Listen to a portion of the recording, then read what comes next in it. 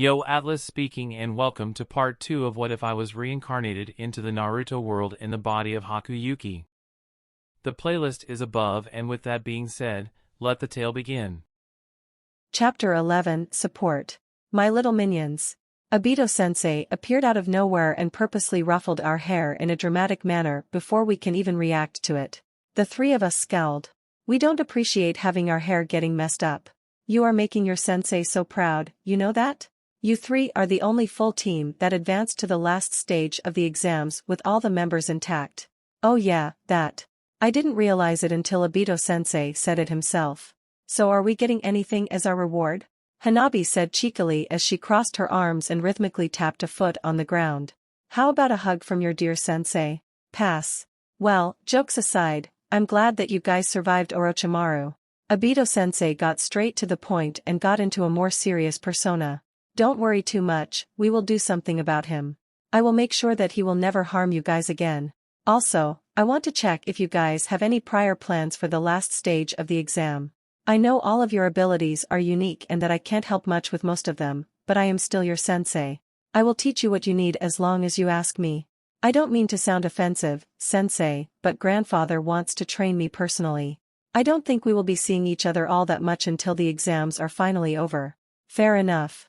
Nabi-chan? Hanabi paused for a moment in thought. Actually, Hanabi started out slow before stating her thoughts. There's something I want to try and I may need your help for it, sensei. But I have to run it through Oto-sama first.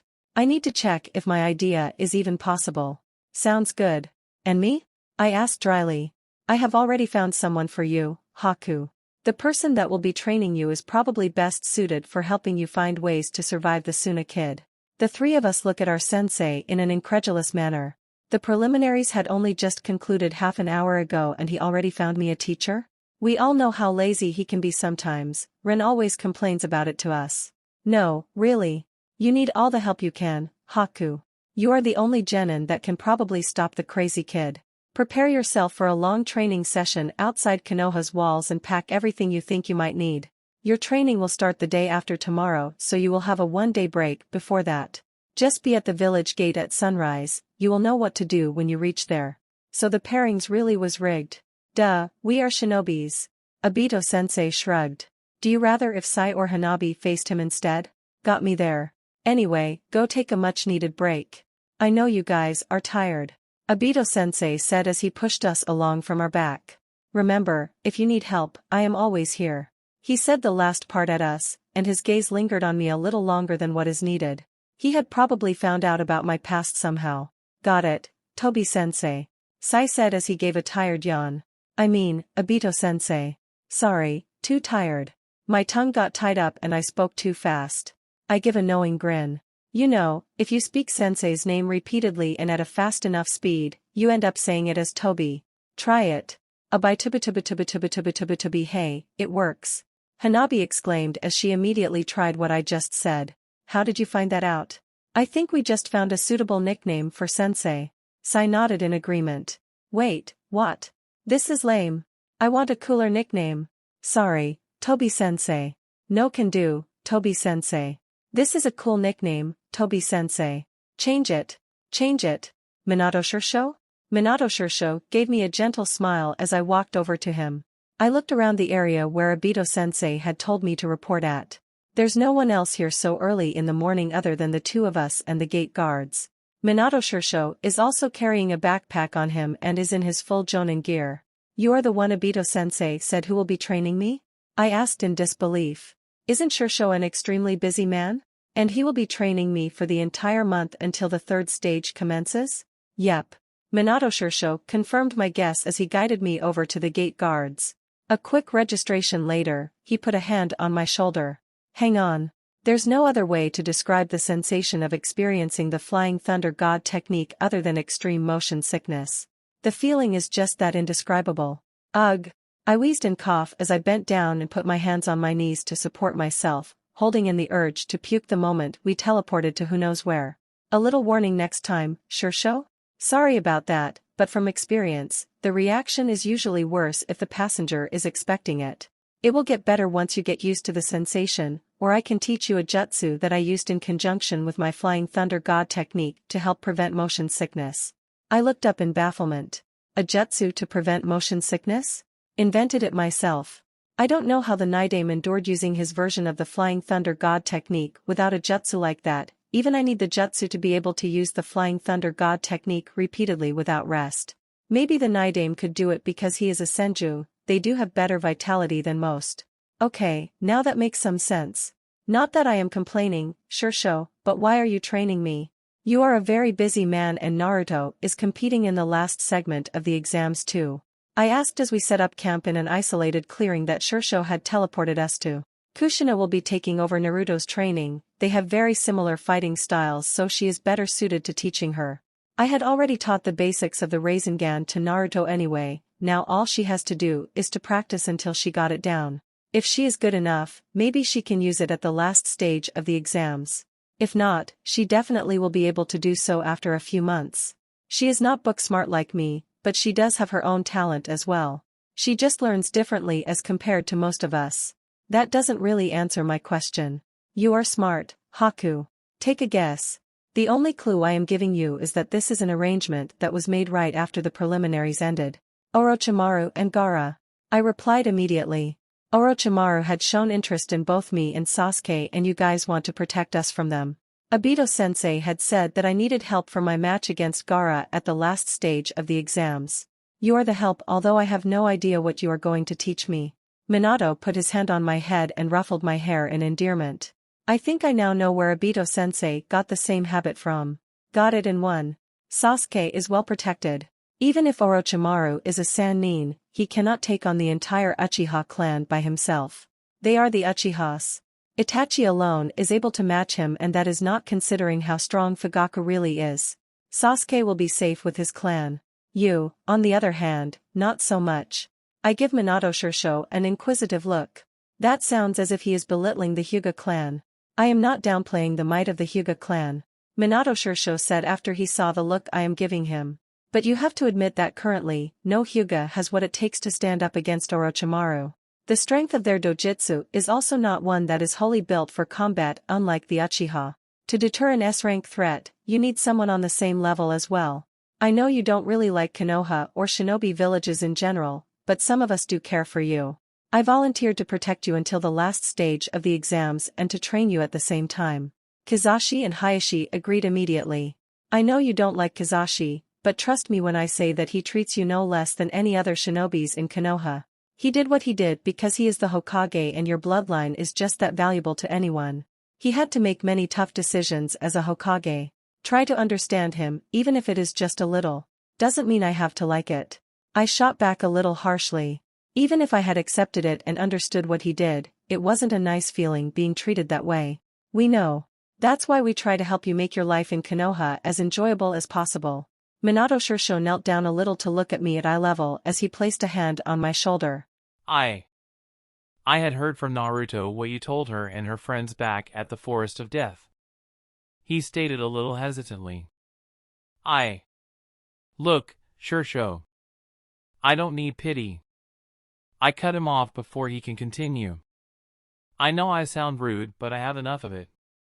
If you are worried that this will sour my friendship with Naruto, then don't.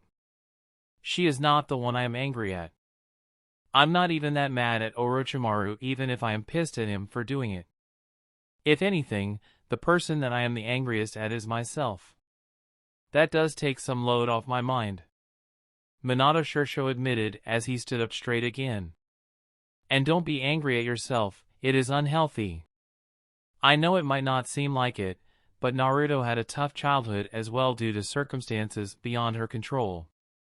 If it wasn't for me and Kushina around her, she might not even have made a single friend. I cannot tell you what the exact dash. I knew a long time ago that Naruto is a Jinchuriki, so you don't need to go around avoiding that topic when it is just us alone. I also know that Kushina Shursho is the previous host to the QB. It is obvious. This time, Minato Shursho seemed genuinely shocked. You look kind of stupid with that look on your face, Shursho. I replied with the driest tone I can manage. Having one of the most dangerous men alive looking at you like that is really making me want to laugh out loud for unexplainable reasons. How? And who else did you tell? No one, not even Hanabi. I know when to keep my mouth shut, and I am not telling anyone unless given permission. This is her secret, and only she has the right to decide who she wants to tell. To answer your first question, you and Kushina are the ones teaching me about seals. You expect me to not find out about the secret? Naruto's birthday and the date of the Kyuubi attack falling on the same day is also too much of a coincidence. There are also many other clues, but I don't think you want to listen to them. Don't underestimate the power of observation, Shursho. You taught me that yourself. Minato Shursho placed a hand on his face and gave a heavy sigh as he shook his head. You are just too smart, Haku. But thank you for befriending Naruto. It means a lot to me and Kushina. It should be the other way round. She is the one doing the befriending. I was, and still am, an antisocial person. Still, thank you. Minato-sensei took out a few sealing tags. Alright, let's start training proper. Since we are on the topic of Jinchuriki, do you know about the existence of the Mindscape? Of course I do. Canon Naruto visits it a lot in the series to talk to the fox, but I shouldn't have that kind of knowledge as Yuki Haku. I will need to dumb myself a little if I don't want to raise unneeded suspicion. I had already given Minato Shursho a huge surprise by blurting out Naruto's status as Konoha's Jinchuriki. Heard about it a little from the Yamanakas. In a Mindscape, time flows differently. Minato Shursho went off to explain something that seems completely unrelated to training, but I still listen patiently. There must be a reason to what he is doing. What you experience in the Mindscape can be as long as hours or days or maybe even months, but only a few seconds in reality. I had heard that there are some Uchihas who are capable of using Jinjutsu to trick their target's mind in experiencing 3 days of torture in their Mindscape when only a few seconds had passed. Fugaku is capable of this. Must be referring to the Tsukuyami. Actually, this is still in the experimental stage. This is a method that I only just managed to invent a few days ago after 2 years of trial and error. I don't know if it will have any serious backlash, but Kushina and I both agree that it should be safe enough for you to try it out. I got this idea after hearing Kushina and Naruto talking about the difference in their Mindscape all the time at home, and this is also inspired from the Shadow Clone's ability to transfer memories since the both of them use it so often. I gave a slow nod of my head to prompt Minato Shursho to continue. However, most people don't have the ability to enter their own Mindscape. Even I cannot do that. So I start to wonder, is it possible to artificially induce a state in a person to help them enter their own Mindscape? Seconds can become days in there. What if those artificial days are used for training? Sure, the training is done in your mind and it will have no visible results on the body, but what if, other than training, you use the extra time to think of ways to improve yourself and come up with new jutsus? The time you spend in reality is now not wasted in thinking of ways to further improve yourself, but instead you can now wholeheartedly use it for training.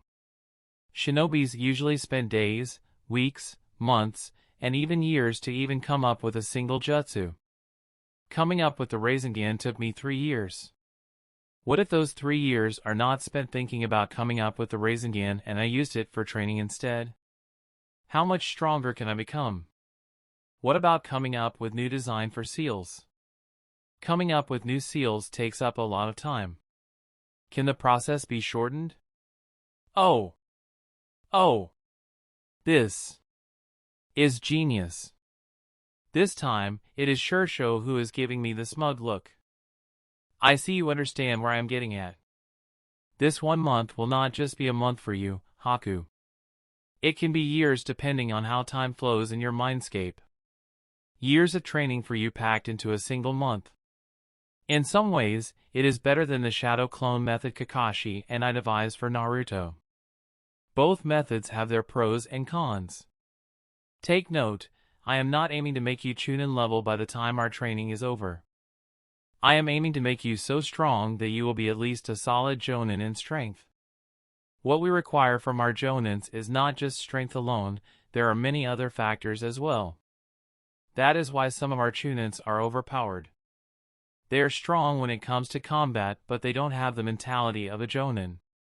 However, we also cannot deny that strength is an important factor in choosing our jonins. You have what it takes to be an S-rank shinobi, Haku. I am just giving you the help you need.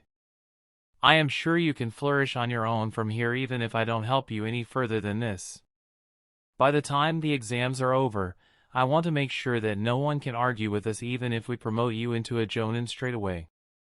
I want you to be that strong by the time the month is up. Why? I asked even before I could filter my words. I think my vision is getting a little blurry as well. Why go so far just for me? Because I am your Shursho and you are my student.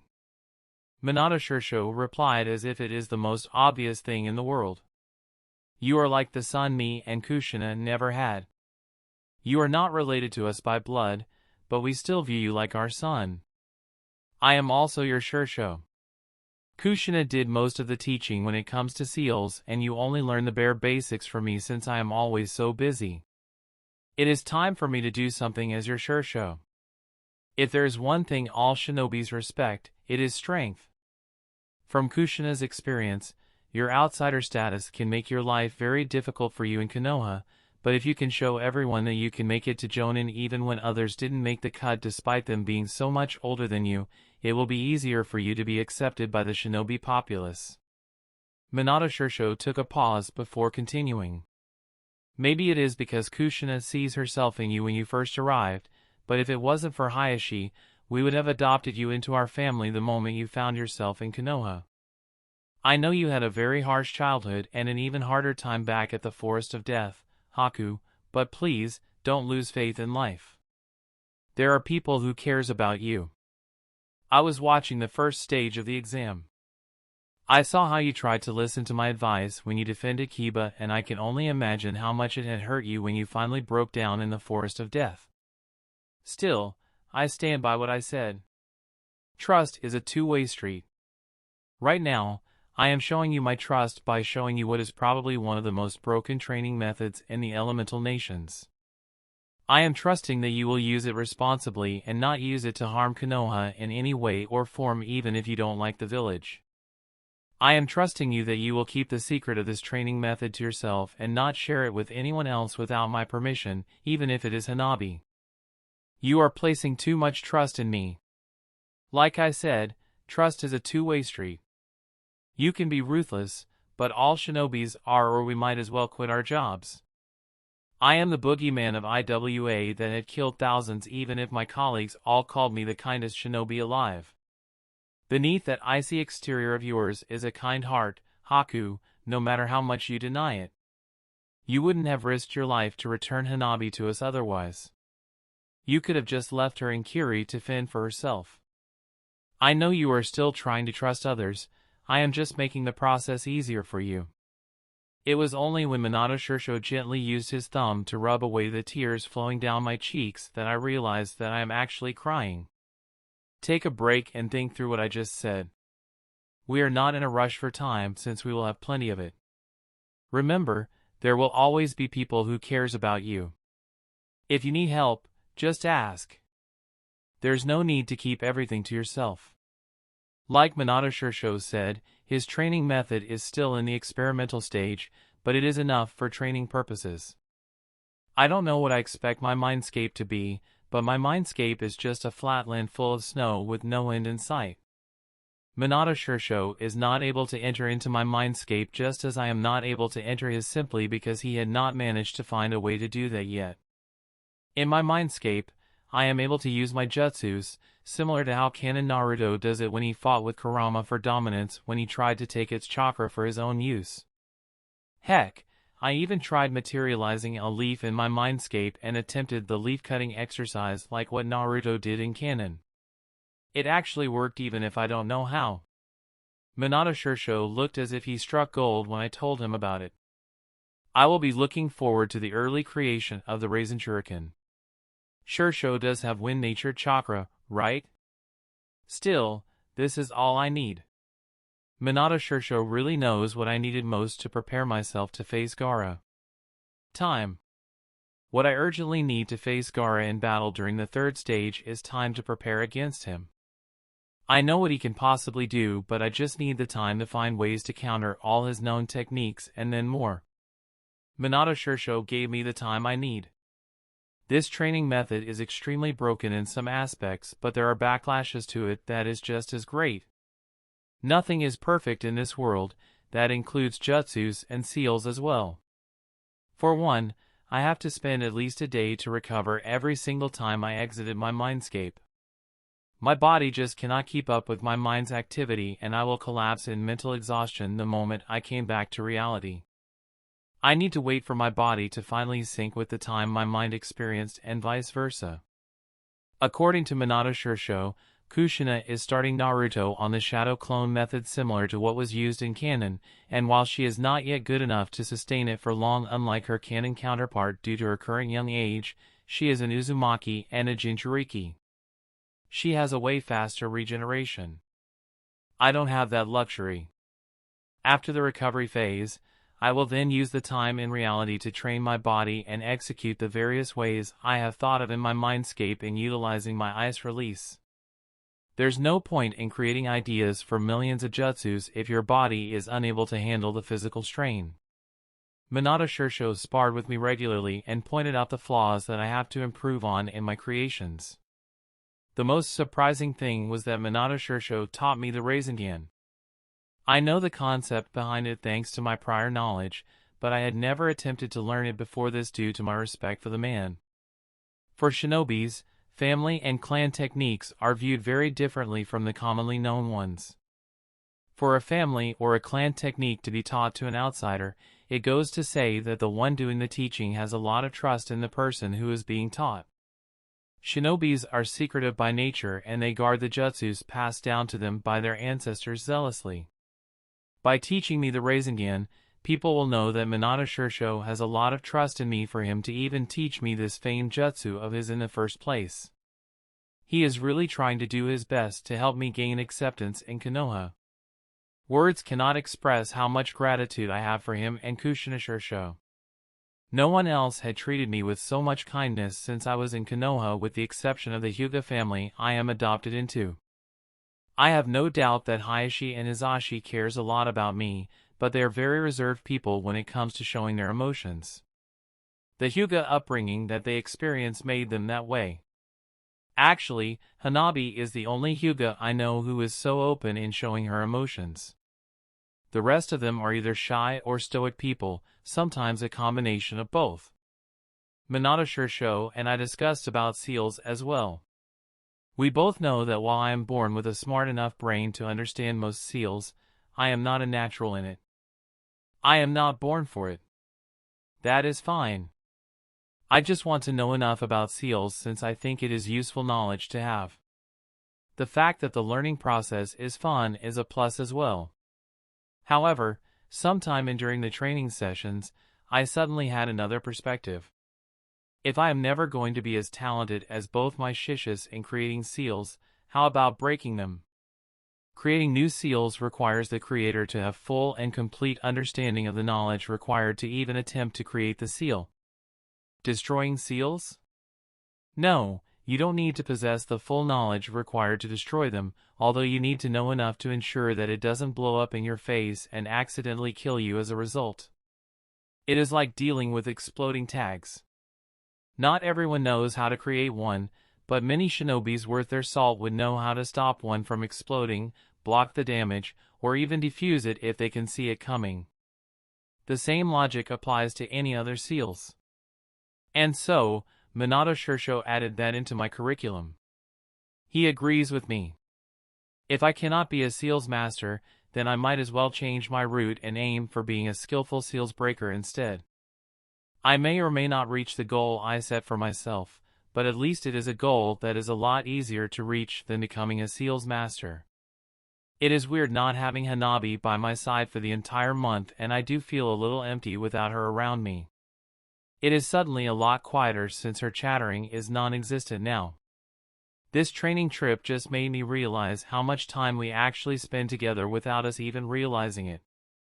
But this is also the most relaxing month I had in a long time. No expectations. No judging eyes. No wagging tongues. No hostile words and hidden jabs. For once in 8 years, I actually felt relaxed. This might actually be good for me and Hanabi. We are too close and we need to learn to deal with being separated from each other. We cannot possibly be together for every mission the moment we became chunin, since we will all have to lead our own squad, depending where the higher-ups slot us to after our eventual promotion, even if some of us do not pass this chunin exam. Not all genin teams stay together after the genin stage simply because of manpower issues. People do die on missions and chunins are often shuffled around to fill up vacant spots. This is a well-known fact. I am actually glad that I had a month-long break from being cooped up in the village. The fact that the person watching over me is someone I trust helps too. I am not sure if the invasion will still happen, and I don't like the idea of a war. I won't bat an eye if the shinobis want to cut each other's throats, since I simply don't care about most of them, but innocents may die. It is always the innocents that suffer. Orochimaru will either be very foolish or extremely confident in taking Konoha on his lonesome if he does go through with the invasion. I also have no idea how to warn Minato Shursho of it without alerting him to my reincarnated status, so all I can do is to pray for the best. At least Konoha is a lot stronger than in Canon right now. We should be alright.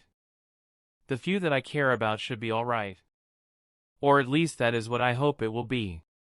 If not, I can always bring about an ice age to help protect those that kept me sane. I am definitely way above chunin level by now, like Gaara is. I am not a Jinchuriki, but I have the experience and plagiarized ideas of many others from my previous world. I have their creativity and their ideas. Strength comes in many different forms, not just by having a legendary beast sealed in your gut, even if that is a terrifying strength to have. Ice is a popular power for fictional characters to have, and many of these characters have their own ways to utilize their powers. I am able to perform most of what I remembered about the applications of ice in the few fictional stories that I have read about in my previous life. The only thing I am lacking now is raw power, since that is the only thing that cannot be hastened, but I do have the versatility part down. Stamina is also an issue, since no matter how much I trained, I am not a chakra monster like Naruto, Kushina Shursho, or Kisame. There is a limit to how much ice I can create before I fall into a state of exhaustion, and the only thing I can do is to try and increase the limit as much as possible. I don't have plot armor to help me too. If anything, the original plot worked against me. Many fictions about the Naruto verse talked about attaining Sage Mode, but in reality, you need to have very large reserves of chakra to even attempt to learn it. I don't have that natural advantage, Minato Shursho had told me, so when I asked him about natural energy, I have to find my own way to overcome my own physical restrictions. Water and air are what created ice, and it is also what creates life. I have the power to control the fundamental elements that supports life itself. It is an overpowered and broken ability if you can use it properly. I don't have full control of my bloodline yet, and I still lack raw power, but when I do achieve it, I can stop even life in its tracks as long as I have the power to back it up. I will bring these fictional abilities to life. It is the only thing I can do that will enable me to survive what is to come. Plot or no plot, canon or no canon, I will survive. I have a reason to try and carry on living now. I don't want to kick the bucket the second time without at least trying my best to keep myself alive.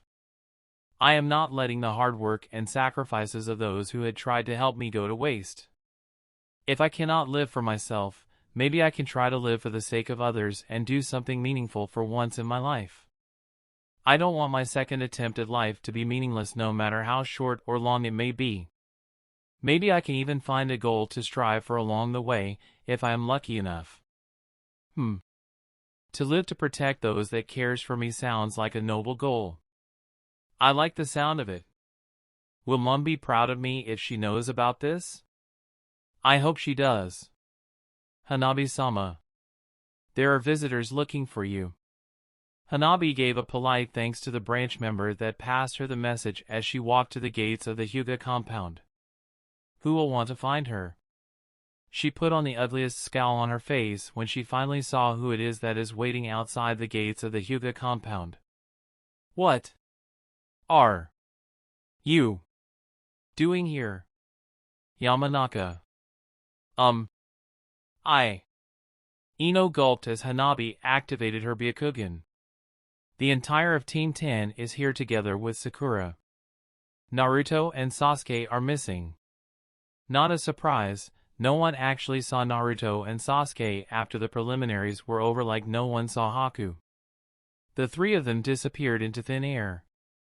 Anyone with a brain and with access to what happened in the Forest of Death will figure out that Sasuke and Haku are being protected from Orochimaru even if they don't know how it is being done. She isn't so sure about Naruto, but maybe she is keeping Sasuke company. The two of them are childhood friends and they are close. Taiga, Shu, see them out. I don't want to see them. They are not welcomed here. Upon the command from their heiress, the two Hyuga guards that man the gates of the clan compound moved towards the quartet as Hanabi turned to leave. You heard Hanabi-sama. Please leave. We just want to apologize to Haku. Shikamaru explained on the group's behalf as he called after Hanabi's retreating form.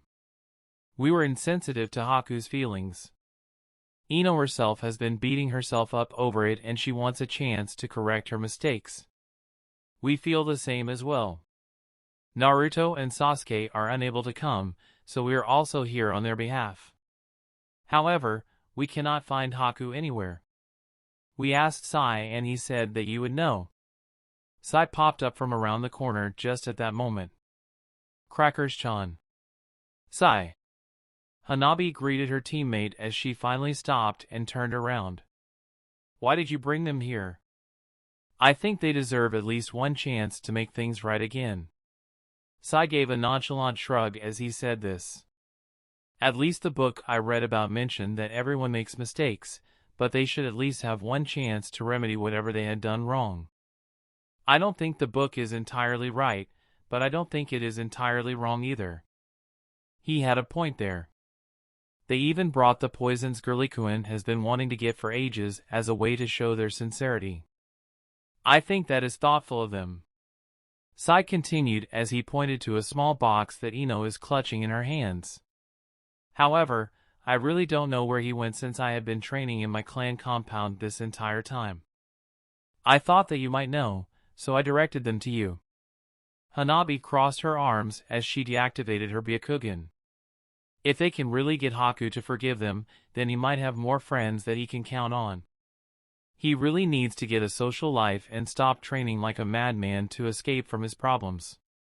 Also, she doesn't think that Haku is truly mad at them, even if he probably has no intentions to repair the friendship between him and the two teams.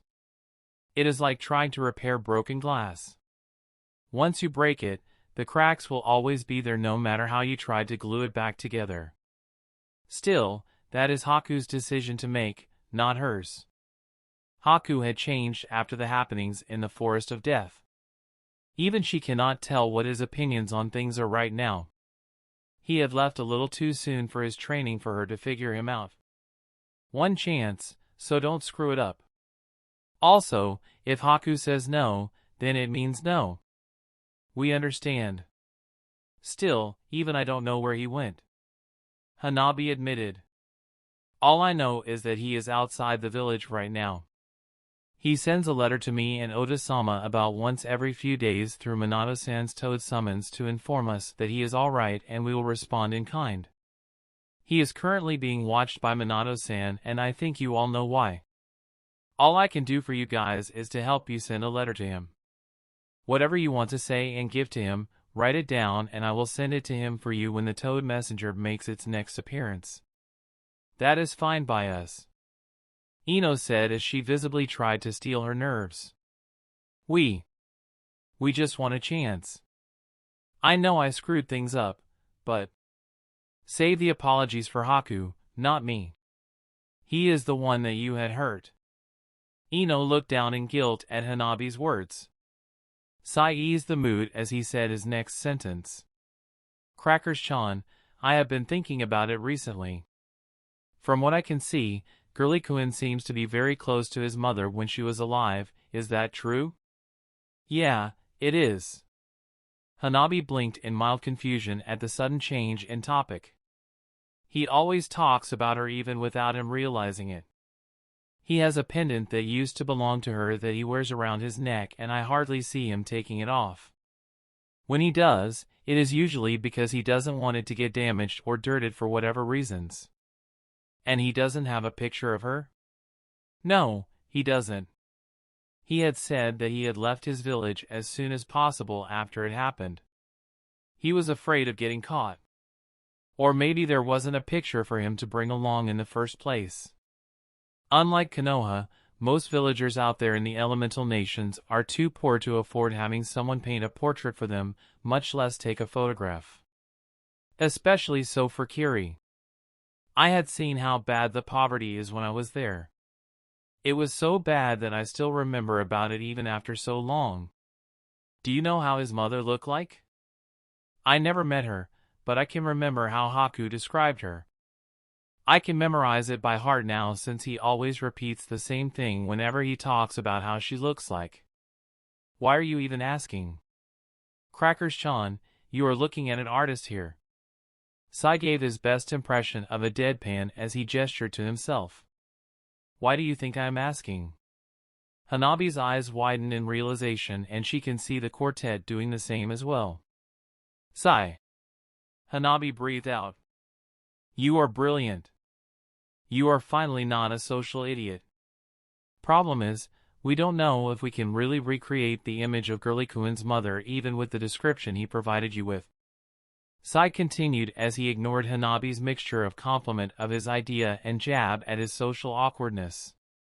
Saying she has almond-shaped eyes, for example, can lead to at least 10 different variations of almond-shaped eyes if we really want to get technical. Still, we can try. Let's just do it. I think Haku will want to have a drawing of his mother to remember her by. He did say that his memory of how she looked like is fading as the days pass. Even if it is not as accurate as we like it to be, he will appreciate it. Then what are we waiting for? Let's get started. It seems you have more letters than usual today. You even have a little box and a scroll. Minato Shirsho passed me the letters, box, and scroll. There are 2 letters. Strange, usually the Hyuga family will just compile into a single letter what they want to write to me about. Why are there 2 today? And what's with the box and the scroll? I opened up the first letter and read through it quickly. This one is from the Hyuga family. Nothing out of the ordinary is written in this letter, although Hanabi had mentioned that she wasn't sure if I would like the contents in the scroll. She said it is a combined effort of her, Sai, and both Team 10 and 7, even if Team 7 is now one person since like me, Naruto and Sasuke are both hidden somewhere due to the threat of Orochimaru. Orochimaru had never expressed an interest in Naruto even back at the Forest of Death, but she is the host of the QB and Orochimaru definitely has ways to break the seal forcefully if he gets his hands on her. Konoha cannot afford the risk. But since when is Hanabi on speaking terms with Team 10 and Team 7? And why is she so unsure whether I will like what she gave me in that scroll? It's not like I will throw her gift away no matter how bad it is. I still remember the girly-looking pink polka dot ribbon she picked out for me when she was 6, and although I never wore it, it is still somewhere in my drawer. I will get to the scroll later. I want to know who sent me the second letter. I opened up the second letter. This one is from both Team 10 and Team 7. They are asking for my forgiveness. It seems the box contains the poison that I was pining for, the one that would be my prize if I won the bet I made with Ino back at the first stage of the exams. I am not exactly mad at them. To an extent, I can understand why Ino reacted that way. She was only trying to protect her teammates the best she knows how, although she should have first tried to understand the full story before jumping to conclusions. Hanabi would want me to make more friends as well. If she had decided to help them send a letter of apology to me, she must have thought that they are at least being sincere in it. I don't know if my friendship with both teams will go back to what it once was, but it never hurts to try. If it doesn't work out, then I will just move on. Still, I am curious at just what Hanabi sent me in that scroll. Is it a storage scroll, or just a normal scroll? She usually just shoves her presents to me without much care whether I like it or not, since she knows I will accept it anyway. I kinda just do the same thing back at her. I had bought her a hair clip that she had thought to be atrocious looking, but she still wears it from time to time when she is at the clan compound. She just never wears it outside of the house because, according to her, it is just that ugly. Why are you staring at the scroll like it is a bomb? Sure, if even Hanabi is unsure whether I will like what is in that scroll, then I think it is a huge cause for concern. Worse still, Sai is involved. Team 10 and Sakura are in it as well, even if I don't know why. For all we know, it may be a bomb. That bad? This is Hanabi we're talking about. Her presence can be really unpredictable. I don't know how she found or made one, but she once gave me an exploding kunai on my birthday without telling me what it really is. The only thing she said was that she was sure I will love it. I nearly died that day. My birthday nearly became the day I passed away at the ripe old age of 10. Should we set up a barrier? Probably. Never mind, I will just open it. She is a genin now, she will know what is dangerous and what is not. Do you want to first write a will before opening it? Kushinashirsho always said that you make bad jokes. She is right. I slowly untied a string that wrapped around the scroll and started to slowly unroll the scroll. It seems to be just a normal scroll. Good. No explosions. Yet. I continue to unroll the scroll, and what is drawn on it stumped me into silence. I shook my head and blinked my eyes. No, I am not dreaming. I am seeing what I am seeing. Haku? I slowly raised my left hand to carefully touch the face of the person that is drawn on the scroll. There are a few small differences to what I remember about her looks, but there is no mistaking the person which was drawn on the scroll. Mum. Haku? Are you all right?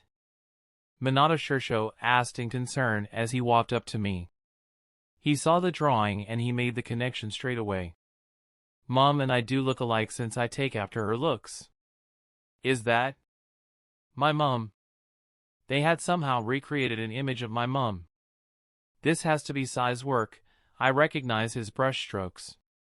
Only Hanabi knows how my mum would look like, since she is the only person who I described her looks to. Team 10 and Sakura had probably helped as well, even if I don't know what they did.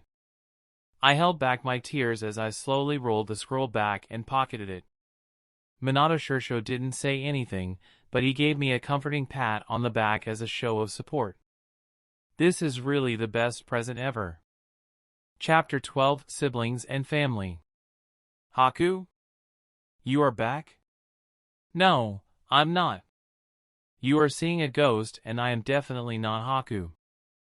Haku replied sarcastically as he walked through the main gates of the Hyuga compound. Hanabi rolled her eyes at his response as she fell in step with Haku and looked at him discreetly. There's a noticeable change about the way he carries himself. You look more relaxed. I guess I am. The training trip felt more like a vacation than a training trip. There's still a few days before the third stage commences. I'm surprised that you came back so early. I was expecting you to only arrive about a day before the exams. Minato Shirsho said that he wants me to take a break from training from now till the end of the exams. I can do some light sparring, but no more training until the exams. He said my body needs the rest. What did you do for your training trip? inventing new jutsus to make sure I can survive in my match against Gaara, and also learning how to break seals. That's it? That's it. What about you? Hanabi spun around and put a hand on her hip as she leaned forward towards Haku. She held out a finger and waved it in front of his face in a secretive manner. Secret. Fine, keep your secrets. Haku replied with a roll of his eyes. You do know that if the both of us beat our respective opponents we will be facing each other, right? Usually, I would have just forfeit if I have to fight you for real, but Obito-sensei and I came up with a way to make the gentle fist even deadlier. Even Oto-sama is impressed. Maybe I can even beat you now. Just don't cry if I freeze you into a popsicle in the exams. They both entered Haku's room as Haku began to unpack the stuffs from his backpack.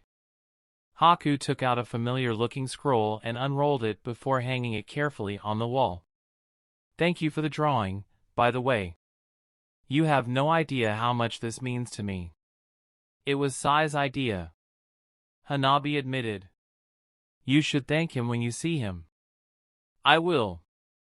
It wasn't long before Haku finished unpacking his things. Do you have anything to do now?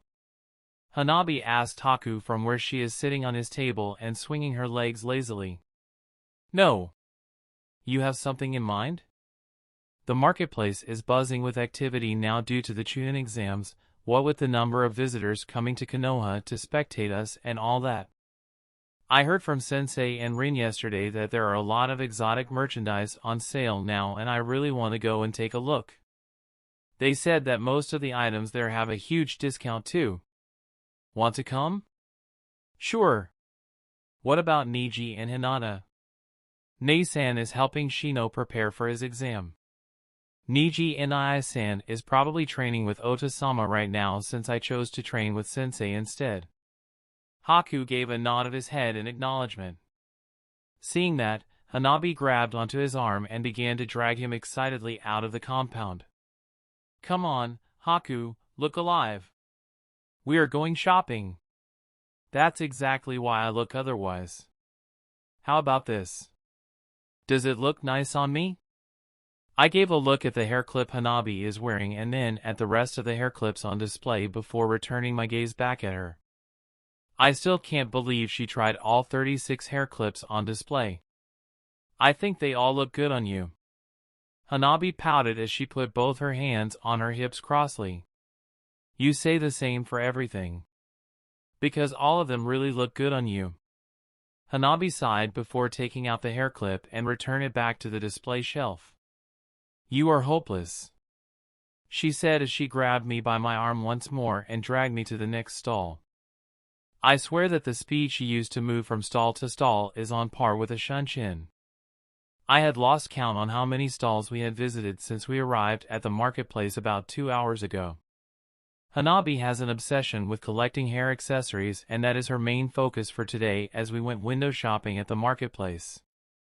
She even has an entire chest drawer in her bedroom that is dedicated to storing all the different types of hair accessories that she had collected over the years.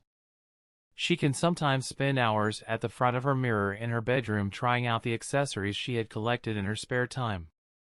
Hinata will sometimes join in as well. Niji and I will usually make ourselves scarce during times like these.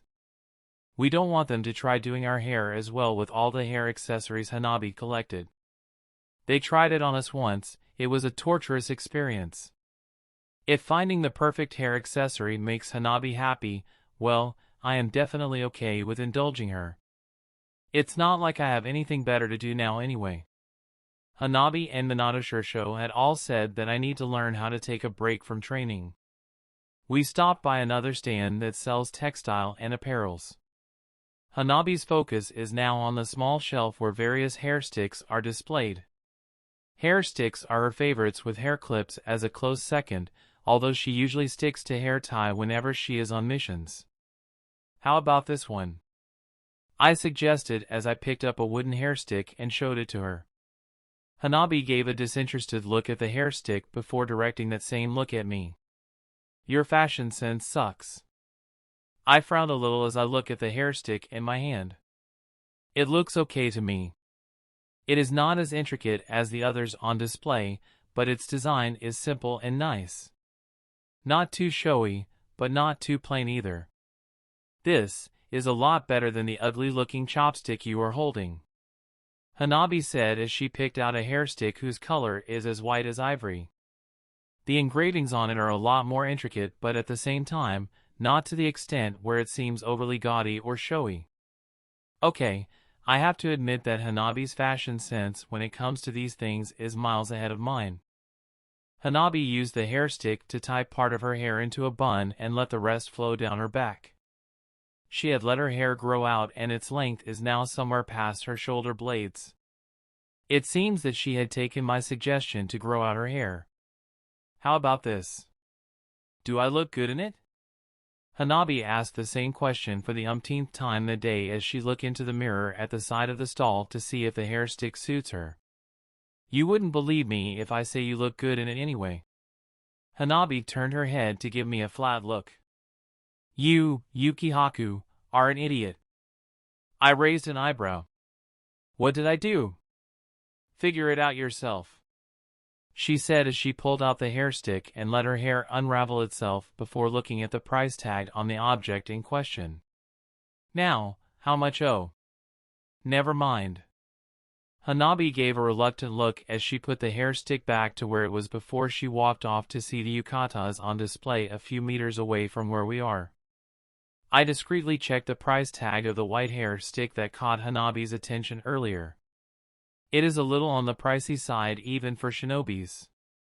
Hanabi may be a heiress and Hayashi definitely will not have any qualms giving her spending money if she asks for it, but like me, she likes to buy her stuffs with her own money.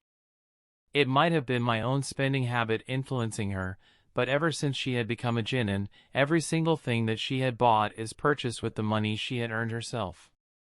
I don't spend as much as the Hyuga siblings since all I do is training. Even Niji has a better social life than me. I hardly touch my money at all because I don't really have the chance to spend it. The only time I do is usually if I eat out with my team after our training sessions, and even then, we don't usually spend much on our meals. I might as well spend my money on this hairstick if it can make Hanabi happy. There's no point hoarding money if you don't get to spend it. It is also a way to show my appreciation for Hanabi and also to thank her for sticking by my side for all these years. Money can never quantify the amount of gratitude I have for her, but it is the thought that counts. I glanced in her direction. Hanabi is still preoccupied at looking through the yukatas on display. I have to make it quick. I hope she likes it. Ah, that felt good. Why am I the one carrying your spoils of war? Why do you think I drag you out here for? Make yourself useful. Haku grumbled inaudibly under his breath as he carried the bags of stuffs that Hanabi had bought. Hanabi is proud of herself. Every single item that she had bought today is definitely a lot cheaper than what it will usually be. Konoha should host the chunin exams more often. The discounts given during this period in the bustling marketplace had made her very happy. A happy shopping experience makes a happy Hanabi. It's still too bad that the ivory hairstick that had caught her eye is still too expensive for her taste.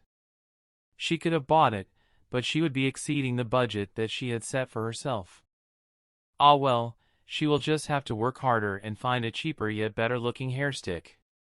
She is sure that there have to be nicer hairsticks somewhere in Konoha that is also cheaper in price. She just needs to search for it. The both of them returned to the compound and they made their way to her bedroom. Haku put down the bags in a corner of her room as Hanabi jumped onto her bed and landed on her back, spreading her limbs out like a starfish. Today is a good day. For you, that is. This is even more tiring than training. Hanabi gave a dismissive wave in Haku's direction from where she is lying on her bed.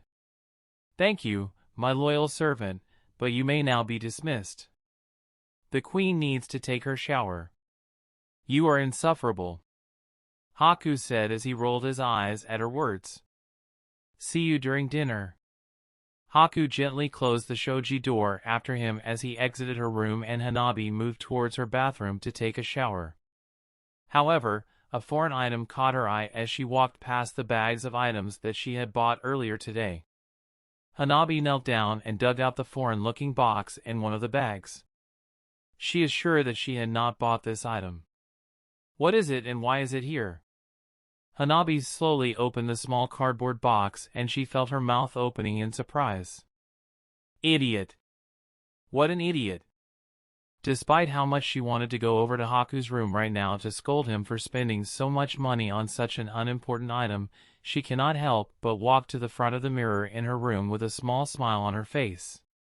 Hanabi did an elegant hairdo with the ivory hairstick and turned her head from side to side to inspect the result. It looks beautiful on her. What will Haku say if he sees this? Hanabi sighed. Knowing him, he will probably just say that the hairstick looks good on her like how he had said for all the different other hair accessories that she had tried out earlier today. What an idiot! Hanabi muttered to herself once more as she carefully took out the hairstick and placed it on her dressing table with a small smile on her face. She will wear it when she goes for dinner later. There isn't a real need to verbally thank Haku, not everything needs to be said out loud. They can understand each other perfectly even without saying anything. What hairdo should she style her hair into later? Maybe she should just ask Haku next time if there is a hairdo that he prefers to see her in. It will be way easier than trying to guess his thoughts. It might get him to change his comment about her from look good to look beautiful. Even look pretty works. If there's anyone who she wants to let see her at her most beautiful, it is him. I was wondering when you would visit, Gaki. Kushina said the moment she opened the door to her house and ruffled my hair with a hand. Feel ready for the exams? As ready as I can be. Minato Shirsho was a great help. Well, he's not at home right now and I will be a little busy in the study room. I need to help the barrier corps with some stuffs regarding seals. Naruto's in her room. Thanks for coming, the whole lot of you. It means a lot to me and Minato. Minato Shirsho had said during the training trip that he and Kushina Shirsho will like it if I can visit them more often. Even if they are not at home, they will appreciate if someone can keep Naruto company. Naruto had always been a little lonely as an only child and both of her parents can be really busy sometimes since they are the only two certified seal masters in Konoha. Despite their best efforts to spend time with Naruto, they can't always be there for her due to their jobs. The Hyuga siblings are with me today as well since we all had nothing better to do. All of us are taking a break since the third stage of the exams is only 2 days away. At this stage, it is better to let our bodies rest instead of doing last-minute training. Haku! Hanabi-chan! Hinata-chan! Niji! Naruto bounced to us the moment she spotted us entering her room. Sometimes, I really wonder how she can remain so cheerful all the time. Hey Haku, Tu-chan said he taught you the Rasengan. Come on, show it to me. We are in your room, Naruto. I don't want to accidentally destroy anything. Haku Nethith. Haku and I. Hanabi parroted with her voice almost an octave higher. Tu-chan taught him the family technique, so that makes Haku my Ni-san. Naruto said proudly as she latched onto my right arm in a death grip, not allowing me to get away. Me as Naruto's brother simply because I learnt the Rasengan? What kind of logic is this? I don't think it works that way, Naruto. Niji added his opinion into the mix with his arms crossed. It does! I asked Tu-chan and Ka-chan and they're both fine with it. Naruto whined as she threw a tantrum by flailing about, shaking me in all sorts of direction in the process. Ka-chan told me to address Haku as my Nizan. I finally have an older brother too. Now that team isn't the only one with an older brother. So this is what the issue is really about? A competition to see who has the better older brother? Really? Come to think about it, we never addressed Haku-kun as our Nizan even if he is legally our brother. Hinata finally spoke up as she looked over to me, a rare mischievous glint in her eyes. Oh no, don't she dare. Hinata, Don't call me by dash. Haku and I. Hinata purred out in an exaggerated manner that got Naruto rolling on the floor in peals of laughter. As the older brother, you need to address me as a Mudo. Since when are you capable of making jokes? I replied with a shudder. Them addressing me as their brother is enough to make me shiver. Considering that I am someone who has the power to control ice, that is something to be worried about. I am a quiet person, but that does not mean I don't make jokes, Haku and I. Hinata said with a sly smile. I hate you guys. Haku and I. Niji interrupted with the same sly smile as he looked at me. This is definitely a Hyuga thing. I will be looking forward to addressing you as such. Not you too, Niji. And we are the same age. Your birthday is earlier than mine. Hanabi is sporting a full-blown grin by now and is also about to call me by that thrice-damned honorific when Naruto slapped a hand over her mouth. Nah, Hanabi-chan. You are the only one that cannot address Haku and I as your Nizan. Why not? Hanabi argued the moment she got Naruto's hand off her mouth. We are dash. You are a special case. You can only address him as Anana. Naruto! Hanabi blushed up a storm and went to grab at Naruto, who simply ducked and hid herself behind Hinata before sticking out her tongue. Haku and Hanabi, sitting on a tree, kiss. Stop it! Hanabi went to wrestle with the newly self-proclaimed blonde-haired younger sister of mine on the floor as I watched on by the side. Me? The older brother to the protagonist of the story? This is wrong on so many levels that it is not even remotely funny. I am fine with being good friends with her, but having her as a sibling? Will this somehow change the storyline? Oh wait, the storyline is screwed to begin with. Now I really don't have a legitimate reason to rebuke Naruto's logic and convince myself that this is a really bad idea. Damn it. Where is Canon when you really need it? Haku and I, are you not stopping them? You are enjoying yourself a little too much by calling me with that honorific, Hinata. There's nothing wrong with me addressing you as my brother. You are our brother, Haku and I. What Hinata-sama said.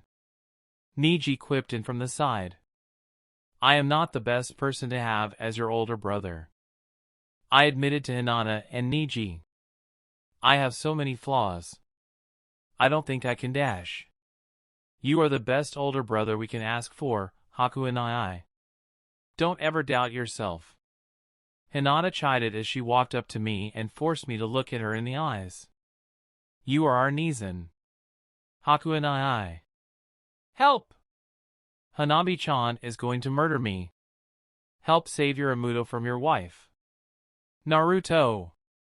Another word out of that mouth of yours and I will sew it shut for you. Just at that moment, the door opened.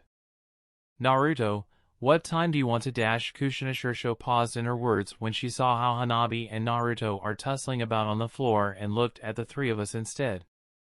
Do I want to know what is going on? Ka-chan! Naruto exclaimed as she finally wriggled herself free from Hanabi's grasp.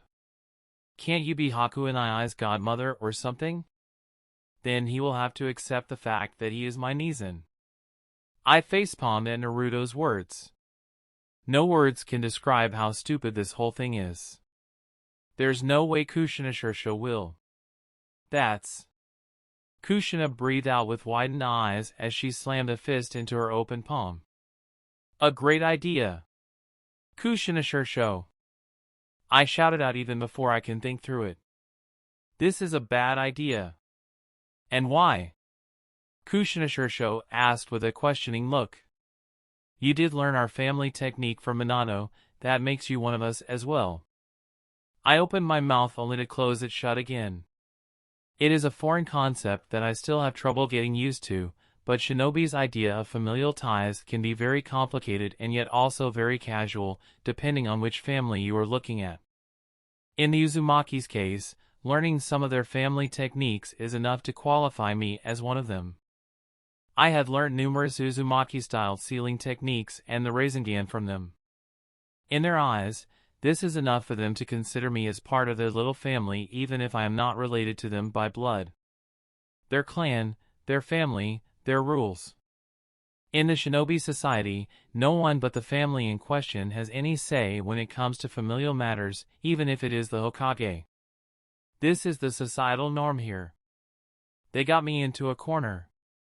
There's no way this isn't planned out beforehand. Minato Shursho, Kushina Shursho, and Naruto had definitely planned a trap for me and I just walked straight into it. Well played. Well played indeed.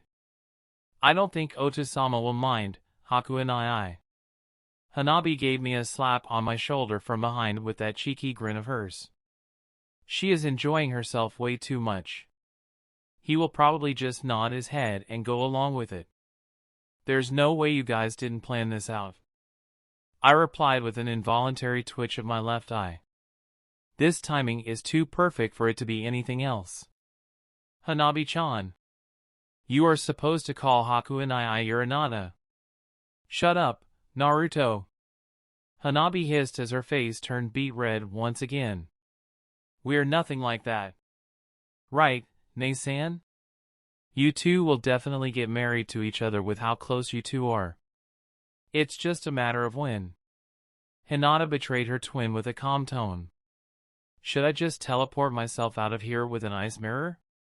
It sounds like a really tempting idea right about now. Kushina Shursho grabbed me by my shoulder as she somehow sensed my thoughts. You are not leaving today until I officially made you my godson.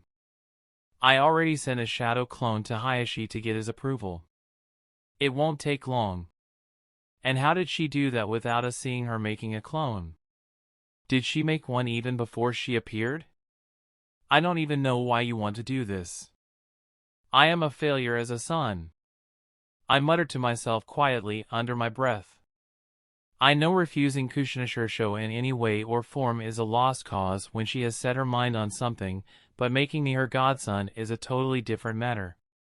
Even if it is one that is not related to me by blood, I don't want to have another mother only to lose her again. Once is enough. You are not a failure. I had never met your mother, but I know she is definitely proud of you, wherever she may be.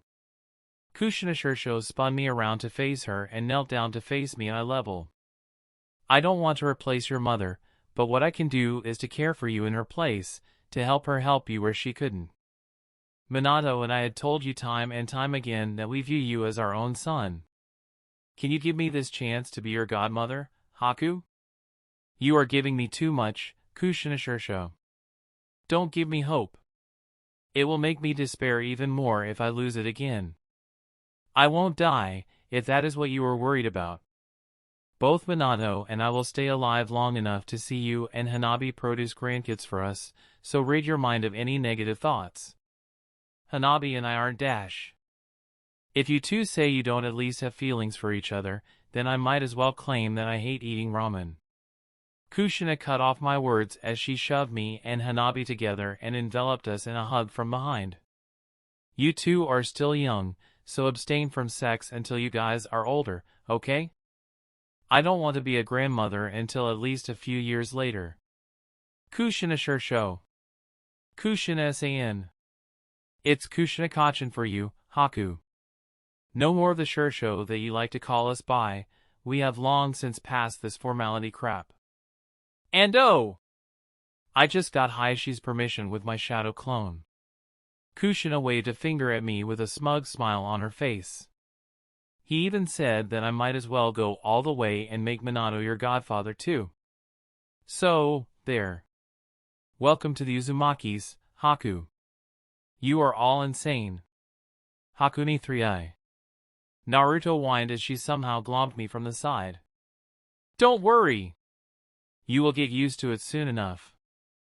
That is exactly what I'm worried about. Does that make us Naruto's siblings too? Hinata asked in curiosity with a tilt of her head. Yup. Kushina nodded her head happily. Might as well. The more the merrier. I continue to let them do the talking as Kushinashirosho, or Kushinakachin now. Damn it, Hayashi, why did you agree to this madness? Continue to hold me in a hug as she chatters on with the Hyuga siblings and Naruto. Despite the initial unwillingness on my part, I cannot stop the small smile forming on my face. I have another family now. I have one in the form of the Hyugas and another in the form of the Uzumakis. This time, I will make sure that my families will live. I won't let the same tragedy happen to any of them again. Haku and I. Don't go! Naruto purposely put on a cute pout on her face as she physically dragged her new brother back to Hanabi's room. She is having a sleepover with new friends/siblings. At their house too. In Hanabi's room no less. She has some of the best hair accessories to try out. It is going to be fun. Okay, they aren't new friends per se, but this is the first time that she is spending time to bond with the Hyuga siblings that isn't time spent studying in the academy or in their study group. It is something to be happy about. Databeo. Before this, the only time she had a sleepover will be at the team's house since their families are so close to each other. Her mother and the team's mother are the best of friends, so naturally, she knew Team and Itachi and I extremely well due to the number of times they visited each other's house. She is good friends with her other fellow Jonin's, but they are not that close to the extent that they will have a sleepover at each other's house. If there is one thing that the team has that she never got, it is having a sibling. The team has an obvious brother complex. He practically idolizes Itachi and worships the ground he walked on. Itachi is also a very good older brother to Sasuke, so Naruto can see why Sasuke adored his older brother so much. The team and Itachi have a very close sibling relationship. A relationship so close that it often left Naruto wondering if she has a sibling, will she be as close to him or her like how the team and Itachi are to each other? Naruto never said it out loud for fear of hurting her mother's heart. She knew that the physical damage her mother experienced from the forceful extraction of the furry fox had left her incapable of producing more children. Naruto had also never blamed her mother for putting a furry legendary beast in her own gut, but living the life of a Jinchuriki still isn't pleasant. It is a lot better now, but Naruto still can't help but think how different life will be for her if it wasn't her parents protecting her from the harsh glares and hurtful remarks for all these years.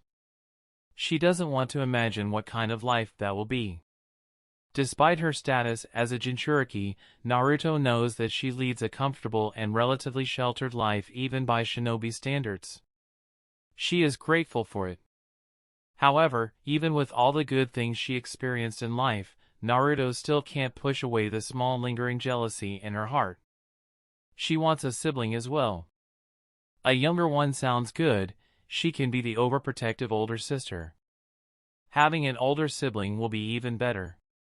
She likes the feeling of having someone slightly older than her looking after her even more. If only she has a brother like Sasuke's Itachi. Life will be perfect. Maybe her longing for a sibling was a little too obvious, but her father had somehow decided to teach Haku the Rasengan, their family technique. The rest fell into place right after she and her mother knew about it. Her mother had always wanted a boy if she ever has the lucky chance to be with child once more, and Naruto herself had always wanted another sibling. They practically jumped at the opportunity to pull Haku into their little family. Now, she has an older brother to call her own, even if it is a very reluctant one that got tricked into being one. Naruto had spotted it immediately on the very first day she had met Haku at the academy. It is all written in his eyes as plain as day, even with that unreadable passive look on his face. He is a very lonely person. It is the same look in her eyes that she had when she was younger. If she didn't have her parents, if she didn't have Makoto Oba-san and Fugaku Aji-san, if she didn't have the team and Itachi by her side when she was younger, that same look would probably still be there. Haku is someone who knows what loneliness is. Thankfully, he has an undying supporter in the form of Hanabi, and she is someone that Haku will trust without question. If it wasn't for her, there's no telling what Haku will become with his self-destructive behavior. Naruto doesn't want someone else to go through what she did before her loved ones pulled her out of the bottomless pit of loneliness. So, she tried. She had tried to be Haku's friend, but Haku was extremely reserved and very antisocial. It takes a lot for him to open up.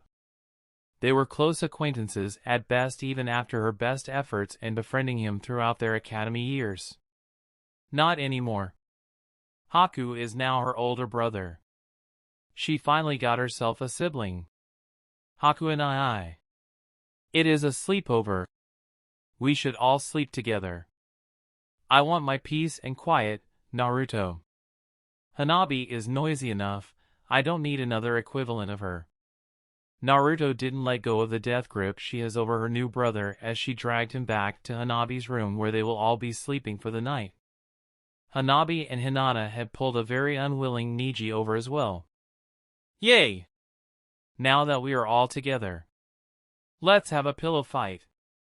A sleepover is not a sleepover without a pillow fight. Hanabi is already raring to go with the number of pillows she had stocked up from somewhere and bouncing up and down on her bed. Hinata just gave the demure giggle of hers, but she took a few pillows for herself as well. Haku and I will destroy the two of you, believe it. Who says I am participating? I did! Haku and I, quick! Grab the good pillows before the twins take them all. Why don't you just multiply your pillows with your shadow clone? I am pretty sure there is an application of the shadow clone technique that allows you to multiply shurikens. You should be able to do the same thing to pillows as well. That's Naruto felt her face lighting up in joy and realization just as she can see Hanabi's and Hinata's jaws dropping in fear at Haku's words. A brilliant idea.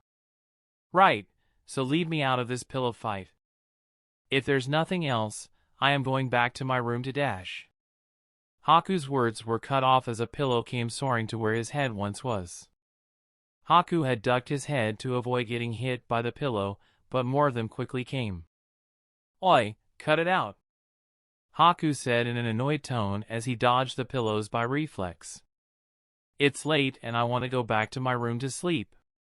It's every man for himself. Hanabi gave an excited cheer before she skillfully threw her pillows at Hinata and Naruto, who wasted no time dodging it and then returning fire. The Fourth Shinobi World War, pillow version, starts now.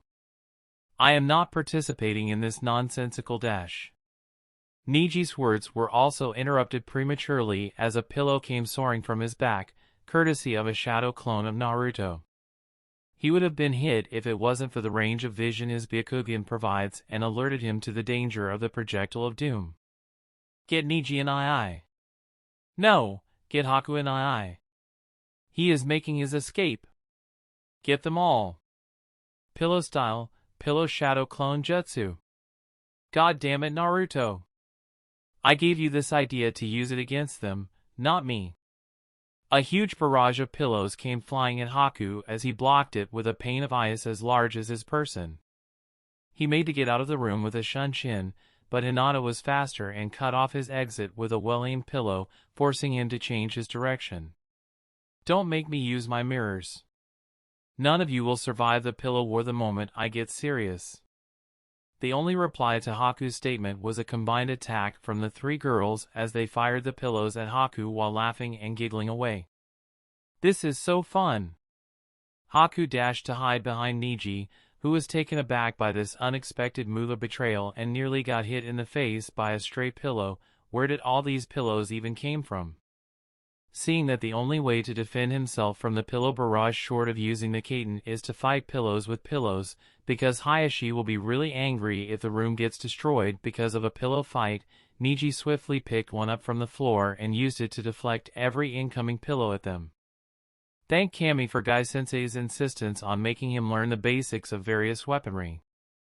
Neji is never going to argue with his idiotic and crazy sensei in this matter anymore, not after this. Neji isn't sure how he would have survived the combined assault from Hinata, Hanabi, and Naruto otherwise. This is absolutely crazy. How can a pillow fight get so intense? Guys versus girls. Let's go! Stop it! We didn't agree to this madness. Too late, Niji and I. Hanabi shot a pillow at Haku with a powerful throw that he was forced to block with another pillow. Hinata jumped up to the ceiling and stuck herself there with an application of chakra before throwing her pillows at the guys from above. Naruto spammed clones of pillows at the two boys, who are forced to dodge the pillows instead of defending with their jutsus if they don't want to blow up the entire room with it. Hayashi will be really angry if that happens. Alright, that's it. I'm ending this. Haku sped forward in a burst of speed and a single pillow in hand. Naruto could swear that her adoptive brother's eyes are glinting with an eerie light as he did that. Bonk! Bonk! Bonk! The three girls clutched their heads as Haku used the pillow in his hand and smacked them at the top of their head. How did he get so fast? They didn't even have the time to react. Haku! Lighter! Do you even have any sense of chivalry? Hanabi, you threw your pillows with the same force as you throw your shurikens. But I am a girl. You are supposed to go easier on us. Bonk! Like I care. Ha dash. Bonk! Haku! Bonk! I think I can now see why you girls enjoy this so much. It is therapeutic. Haku said with a wry grin on his face as he interrupted Hanabi's every attempt to retort with a bonk on her head using the pillow in his hand. Haku and I. Don't go! Naruto latched onto Haku's leg the moment he starts to leave and purposely wailed like a spoiled brat. She finally has an older brother and she will get in to spend time with her dad Abayo. I will be next door. There's no need for me to be here. You girls are crazy. Haku said with an annoyed twitch of his eye and resumed his attempt to leave the room. Niji gave him a pat on the back as a show of agreement and support. However, Haku suddenly found himself unable to take another step. Niji, what did you just place on my back? A ceiling tag that immobilizes the target for a few hours. Naruto passed it to me earlier. Niji replied coolly as he opened the door and made his exit. There, my job here is done. Have fun bonding with your new sister, Haku and I.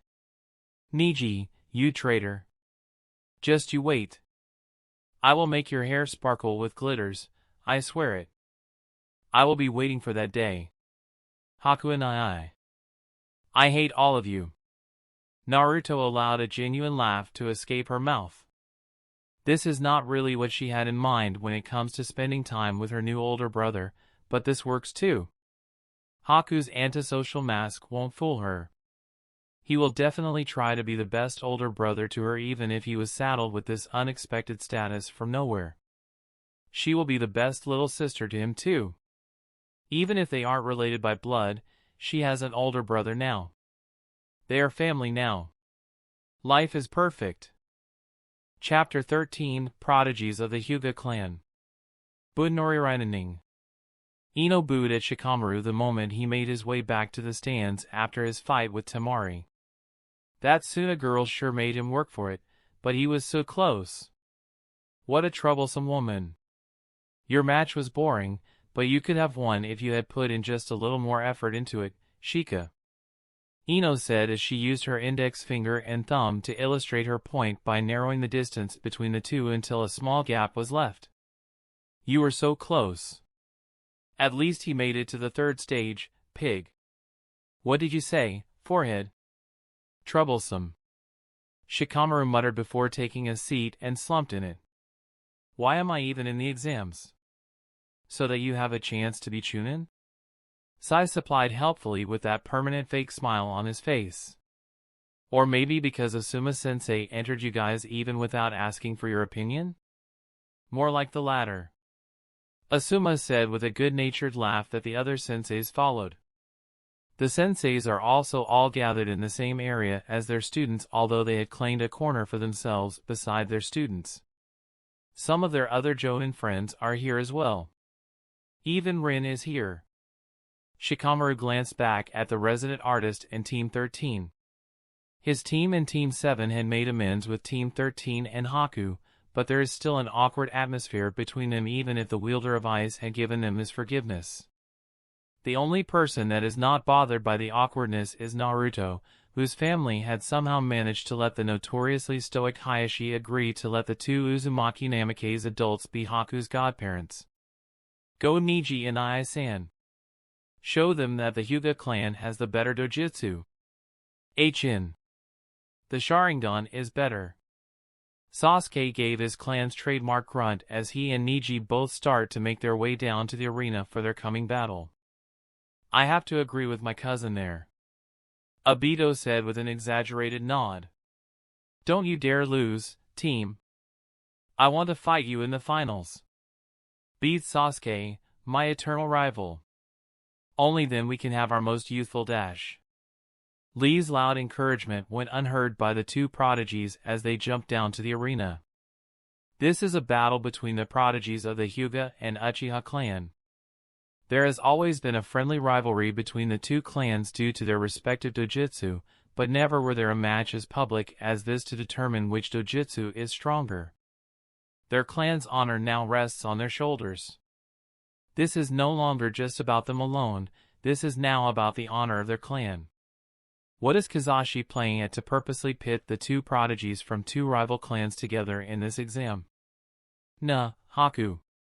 Who do you think will win? I can't say for sure.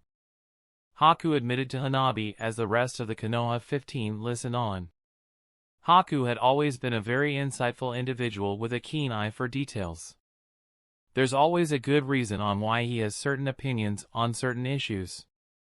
It really boils down to who can utilize their clan techniques better. Both the Uchiha and Hyuga clan techniques have their own strengths and weaknesses.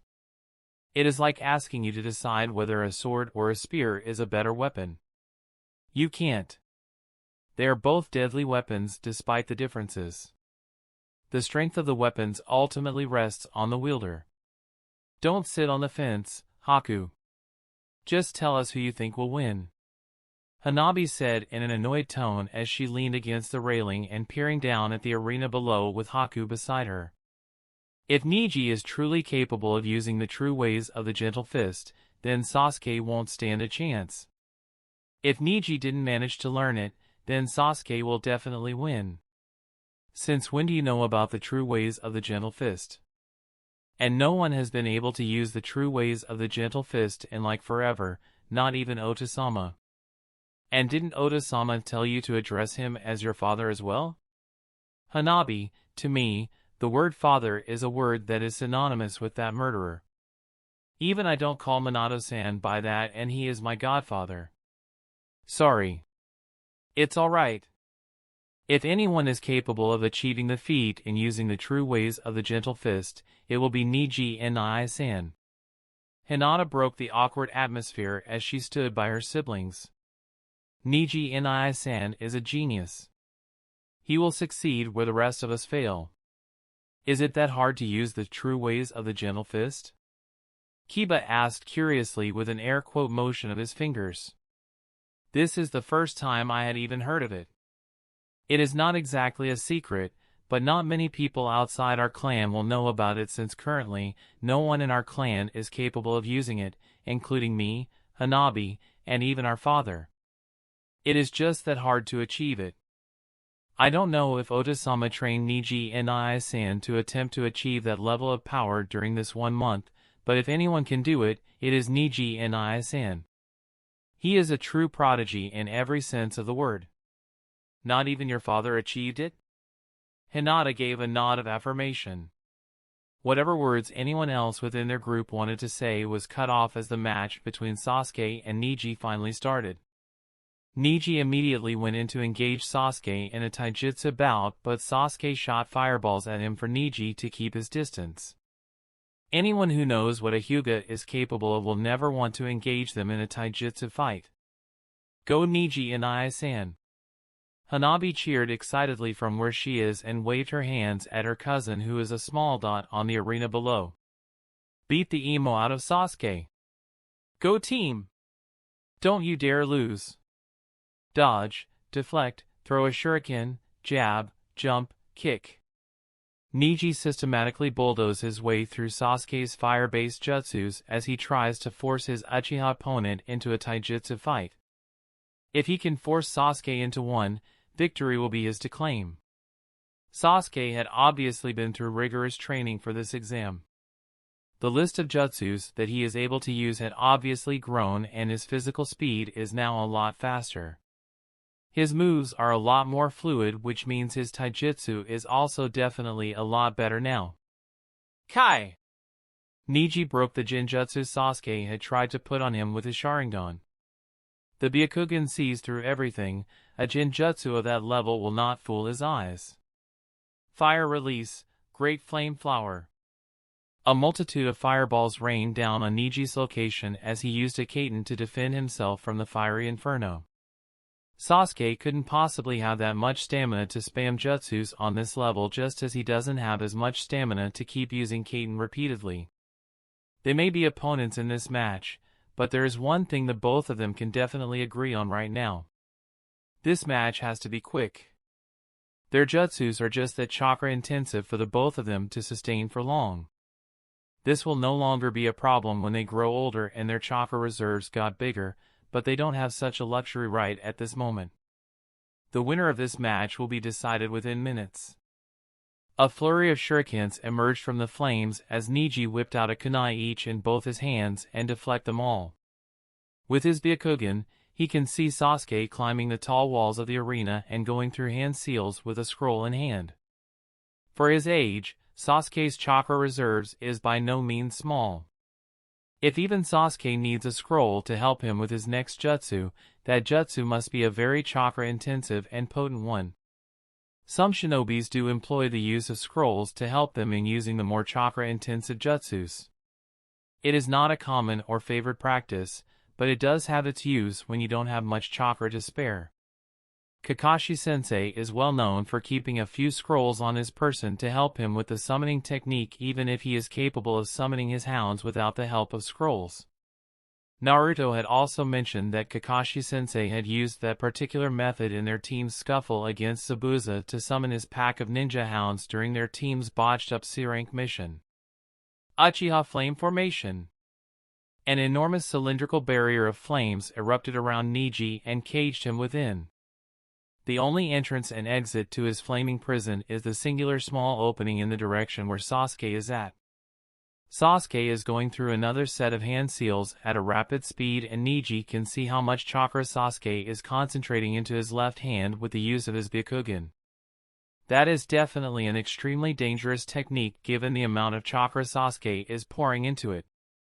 Chidori! Called it. The sound of chirping birds resonated across the entire stadium along with the surprised gasps of the spectators. This is the famed technique of Hatake Kakashi, the purple lightning of Konoha. The destructive powers of his signature jutsu is known far and wide throughout the elemental nations. Neji got himself into a stance as he braced himself. That jutsu is a frightening one to face if you are on the receiving end of it, but this isn't the end of the world. His clan head and uncle had personally trained him for the exams. With his uncle's help, he had finally managed to step into the realms where only a few in their clan before him managed to. With his uncle's help, he had finally begun to grasp and understand the true ways of the gentle fist. It is a power of their taijutsu style that only a select few Hyugas had managed to reach and achieve in their clan's history. You don't need to have overwhelming strength to possess this power. You just need a lot of talent and skill to comprehend it, qualities that only a lucky few are born with in their clan's history. He is one such lucky individual. The true ways of the gentle fist is available to all Hyuga clansmen regardless of their status as a main or branch house member. However, this aspect of their clan technique cannot be truly taught or explained even from those who had achieved it. It must be felt and experienced. It is like coming to a sudden realization, and also a little like achieving nirvana and reaching your inner peace. This elusive and unexplainable aspect of the gentle fist is why only so few of their clansmen throughout their history had managed to learn and use it in combat. As it is, All jutsus will fall before the might of the gentle fist style Niji will be using from now onwards. Currently, the Hyugas may be weaker than the Uchihas when it comes to a contest of strength between the two clans, but that does not mean that the Hyugas' jutsus and techniques are inferior. Their clan's true powers are just that much harder to unlock. Sasuke dashed towards Niji in a burst of speed with lightning crackling in his hand. The Uchiha flame formation had trapped Niji in with no way out, and Niji is not confident that the Canon can stop the sheer offensive power of the Chidori. There is only one way left. Niji met Sasuke's charge with his own, chakra flaring from his hands as his Byakugan revealed to him the best way to stop Sasuke's jutsu. 8 trigrams Mountain Crusher. The more powerful variation of the 8 trigrams vacuum palm unleashed a powerful wave of chakra that sent everything in its way to fly away from the blast. Like Niji had predicted, Sasuke cut through the wall of chakra with his Chidori and continued his charge. Time to pull off the technique that no other Hyuga had managed to pull off in the last 30 years. 8 trigrams Negation Strike. To everyone's else visible surprise, Niji went to jab at Sasuke's Chidori with only a small shroud of chakra coating his hand. The shock got even bigger when the Chidori was forcefully cancelled as it sputtered and died. Niji had stopped the Chidori simply by jabbing his index and middle finger at Sasuke's hand. What? How dash? You are in my range of divination. 8 trigrams 64 palms. Fire release, great fireball technique. Sasuke barely managed to escape as he jumped backwards after he forced Niji to abort his attack. What the hell? How did Niji manage to stop his Chidori with just a simple jab of his fingers? How are his fingers not fried after that? Niji walked out of the flames surprisingly unscathed. Allow me to let you in on something, Sasuke. Niji spoke calmly as he adopted a taijutsu stance. It seems that most of Konoha had forgotten about it since the last known user of this style had passed away more than 30 years ago, but the true strength of the gentle fist is not restricted to simply shutting down our opponent's chakra pathways like what many believed. Sasuke didn't bother replying as he popped a soldier pill into his mouth to replenish his diminishing reserves. He will feel the side effects after the exams are over, but right now he needs all the extra boost he can get. It is time to unleash his more destructive jutsus. The true strength of the gentle fist is to negate all forms of chakra. This is why our clan had never bothered to learn anything outside of our taijutsu style.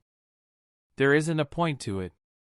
A highly advanced user of the gentle fist can destroy any chakra-based substance with the gentle fist, but a true practitioner of the gentle fist can negate any ninjutsu with a single touch, and our eyes can see through most genjutsus.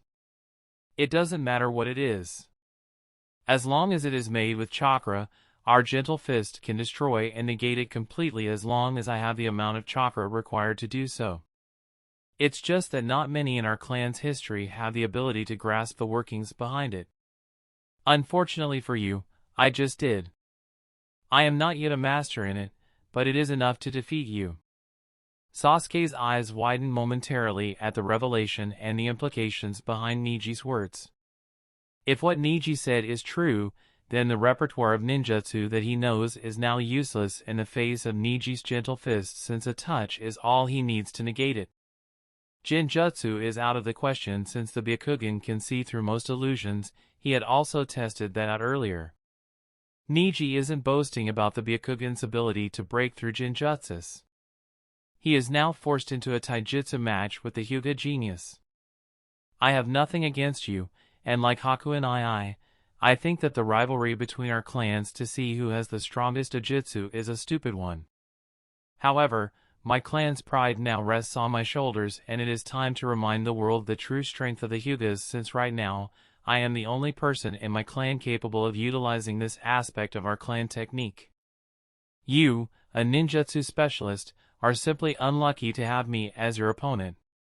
Sasuke prepared himself for the inevitable taijutsu bout that he is forced to take part in as Niji dashed at him with a burst of speed. The flames of the Uchiha flame formation had died down since the chakra used to sustain it from the scroll is now used up. Sasuke fired the first attack as he spits a volley of small fireballs at Neji with fire release, Phoenix Sage fire technique. Neji didn't falter in his charge, but merely coated his hands and chakra once more and diffused each of the incoming fireballs with a single touch. Sasuke's eyes widened at the confirmation of Neji's claim. His fireballs were indeed negated with a single touch. The two prodigies engaged each other in a series of blows the moment Neji closed the distance. Sasuke is able to match Neji briefly due to the enhanced insight provided to him with his Sharingan, but he soon found himself in a disadvantageous position as Neji's blows began to overwhelm him. Neji is known as a taijutsu prodigy for a reason. A jab of Neji's fingers at Sasuke's left arm caused it to go limp immediately. Another few jabs on his torso sent Sasuke flying back and crashing into the ground from the unexpected force. No matter how much he tried, Sasuke is just unable to get back up again. He can't even feel his chakra within him. Damn it! He is his father's son and the child of a clan head. This is making his entire clan look bad. Stand up, Uchiha Sasuke. A tap of Neji's fingers on his shoulder sent him falling down face first into the dirt once more. I'm sorry, Sasuke, but this is what it is. Winner, Hyuga Neji. The crowd roared at the announcement of the victor from the sickly proctor, Gekko Hayate. Neji knelt down and began to undo the damage he dealt onto Sasuke with a few taps of his fingers. In a show of sportsmanship, Neji gave Sasuke a helping hand and helped him stand on his feet once more. The next time we fight, I will not lose. I will be looking forward to our rematch, Sasuke. The crowd exploded into cheers and applause once more as Neji and Sasuke did the seal of reconciliation to show that whatever animosity between them in this match is now gone. The two clan prodigies joined hands and raised it up together as a sign of unity between the two dojutsu-wielding clans, giving the crowd another chance to go wild with their cheers and screaming. Their respective clan members had all stood up and gave their heartfelt applause to both Jonin's for the wonderful display they had just put up. Sasuke heaved a mental sigh of relief when he spotted his parents and brother. His father has a small smile on his face despite his loss. He is not angry at him for losing. Furthermore, the two Jonins can also see their Hokage giving a near unnoticeable yet obvious approving nod at their actions with a small smile on his face. It was only then that the two prodigies realized just what the Hokage is playing at to pit the two prodigies from the rival clans together. It was to show to the world that despite their individual differences and rivalry between their clans, Konoha is united as a whole. Whoever wants to mess with Konoha will have to face the combined might of all of the clans that reside in Konoha. It will be foolish to even think about trying to provoke dissent between clans to cause disharmony in Konoha because it will not work. Konoha is strong. This is the first shinobi village to be founded, and there is a good reason why it still stands at the top of all the other shinobi villages after 3 world wars. Haruno Kazashi is making a statement to the world to tell anyone who has funny ideas to back off. Neji gave another subtle glance at the Kage box.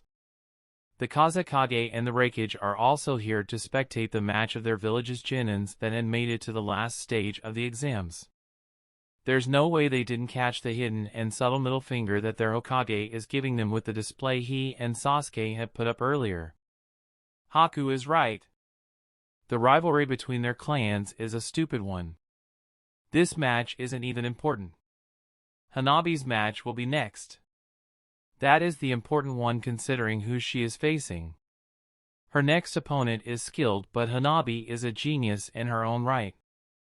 Neji doesn't know what Hanabi had done in preparation for her match, but he doesn't doubt that she will win. Neji, why is there a seal on the back of your neck? Sasuke questioned curiously when a small paper seal revealed itself when Neji's long hair shifted a little from its usual position. Did you put it there yourself? What is it for, if you don't mind me asking? Sasuke's sudden question got Neji very alarmed. Who put a seal on the back of his neck of all places without him knowing? When did this happen? This is dangerous.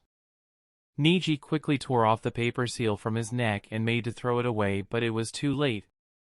Boom! G glitters? Stupid Haku. Hanabi put on her stoic Hyuga mask as she walked to the center of the arena.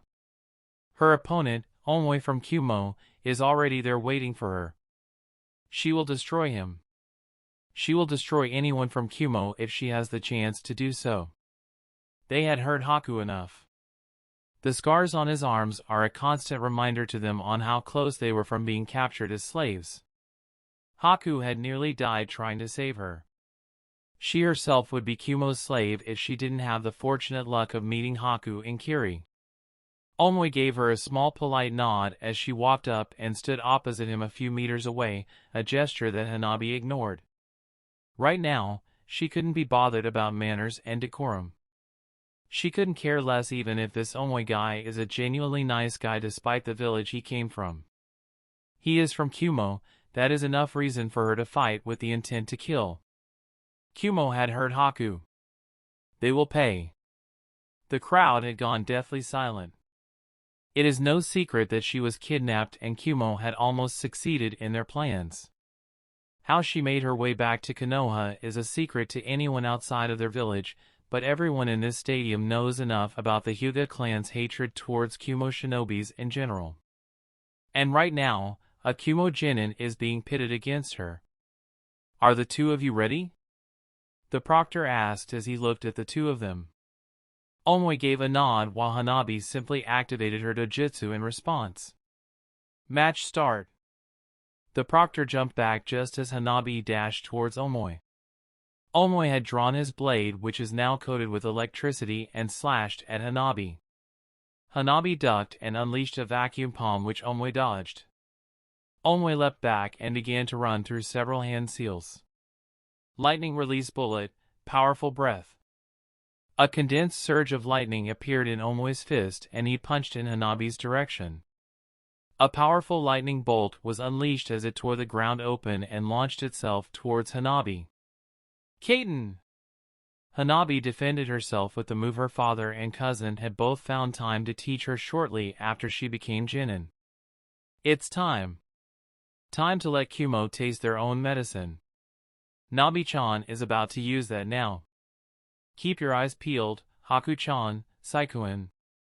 Hanabi is really strong now. She is a genius. She took only 1 month to achieve the same proficiency that I did in 2 years. Just what did you teach her? I asked in curiosity as I looked at my goofy sensei. He is very excited at watching Hanabi's match and had moved out of his seat to lean on the railings to get a better look. Rin is also equally curious. It seems that he had kept this a secret even from her. Their actions had also got the entire group extremely curious. My specialty, fire nature transformation. I taught her a number of fire jutsus as well.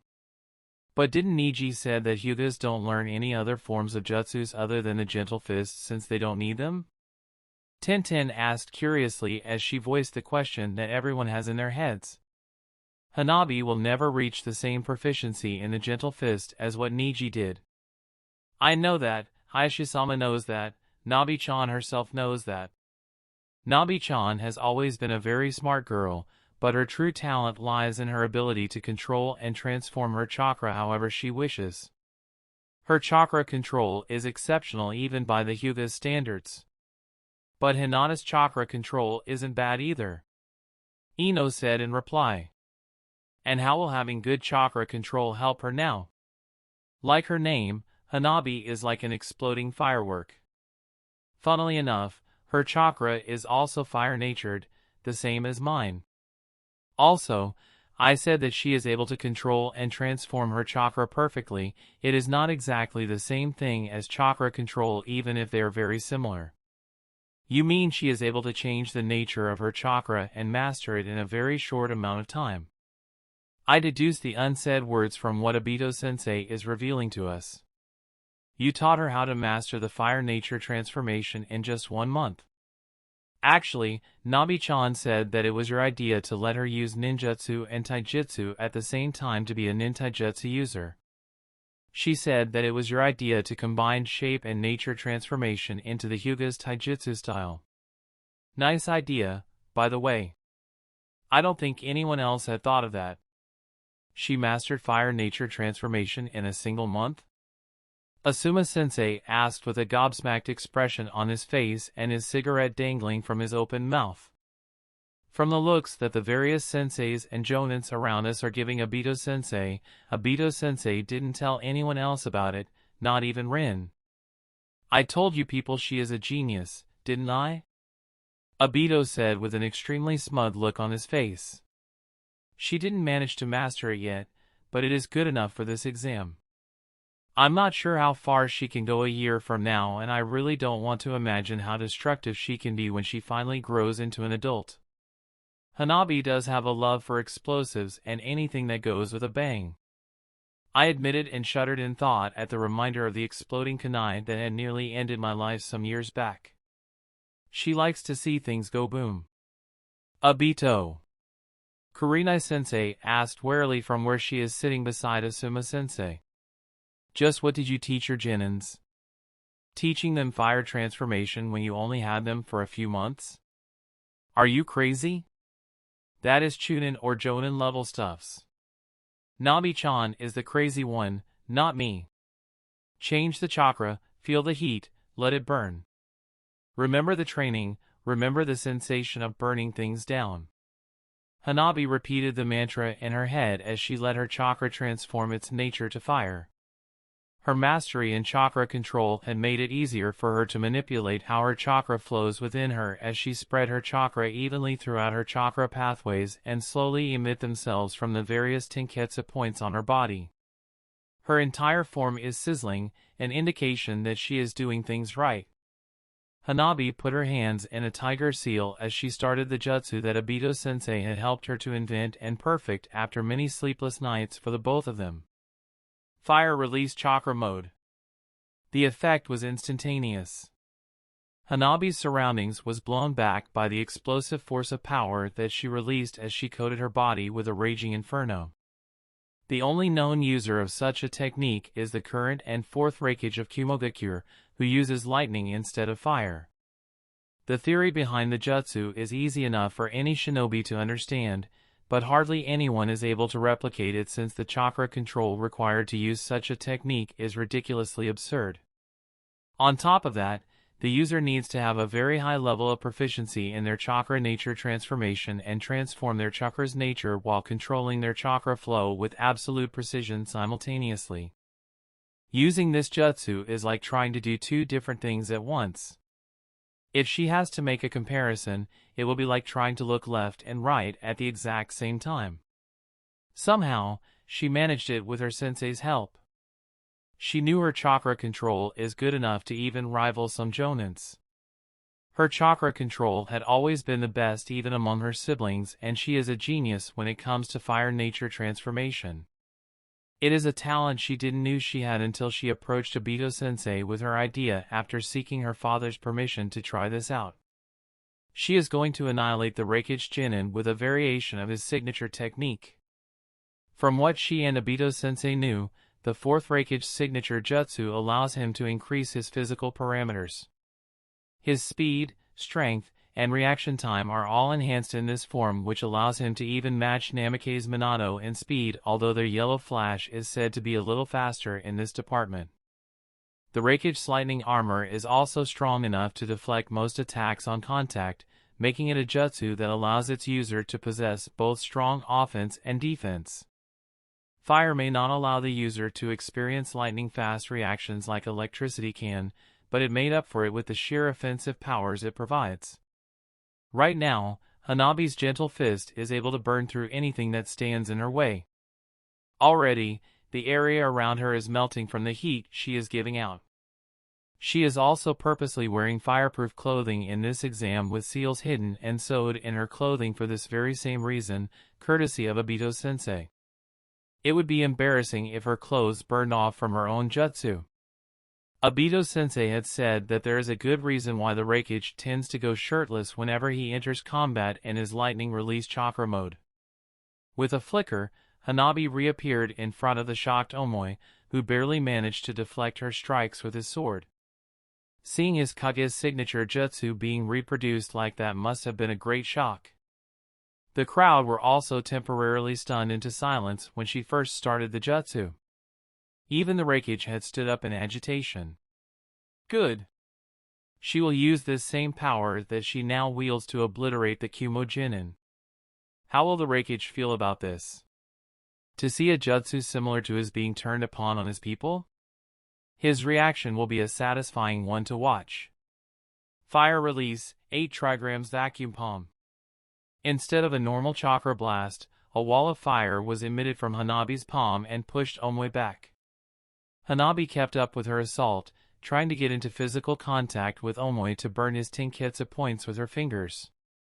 Unlike the usual gentle fist taijutsu style, in this mode, a single touch of Hanabi's fingers will burn her target's tenketsu point and render it useless permanently.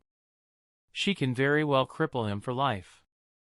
Omoi can say goodbye to his shinobi career once she is done with him. Omoi isn't letting her the chance to do so as he blocked her strikes with his sword, but it is getting increasingly futile. The extreme heat from Hanabi's fire armor is steadily melting the metal blade. Omoi's sword isn't going to hold for long. Omoi let out a blinding flash of light from his body to try and blind her, but Hanabi is not going to fall for such a simple trick. Unlike the stupid Uchihas and some of her equally stupid clansmen, she is not overly reliant on her eyesight in combat. Haku had shown her time and time again in their numerous spars since they were young that it is a bad idea to rely on her sense of sight for everything. She will not lose. Canon! A flaming tornado of flames erupted around her as she blew up the entire area with a casual spin. Omoi got himself caught up in it and landed at the far end of the arena with burns sporting throughout his body. Hanabi didn't waste any time and used a shunshin to close the distance, her fingers burning with intense flames and ready to end her opponent in more ways than one. I forfeit! Hanabi pretended to be unable to stop herself in time as she let her momentum carry her forward. She can always say that it was too late and she was too slow to react anyway. She is pretty sure that the Hokage will back her up on this. No one in Konoha has a favorable view towards Kumo shinobis after the stunt they pulled so many years back. She wants payback for what they did to her and Haku. The proctor had tried to interfere, but even he is too far away. The heat that she is emitting had forced even him to keep a significant distance away from her during the match. The proctor won't be able to stop her in time. Good. Just a little more. There was a sudden presence at her back and Hanabi spun around on reflex to lash out at whoever had sneaked up to her without her realizing until it was too late. Not just any random stranger has the capability to get past the Byakugan. Whoever it is, this person is dangerous. A chilly palm caught her wrist despite the amount of hot flames coating it. Enough, Hanabi. He had forfeited. There's no need to stoop to their level, don't stain your hands with blood unnecessarily. Haku? The shock of Haku's appearance caused Hanabi's mind to come to a standstill. It was only a few seconds later when she finally realized that Haku is holding onto her wrist with his bare hand. Her entire body is still burning with fire. You idiot! Hanabi scolded her crush as she quickly ended her jutsu to prevent it from harming him even further. Who told you to catch my wrist with your bare hands? Your dash. I'm fine, see? Haku showed her his palm, which had somehow remained undamaged from her flames, and Hanabi quickly held it to inspect it further up close.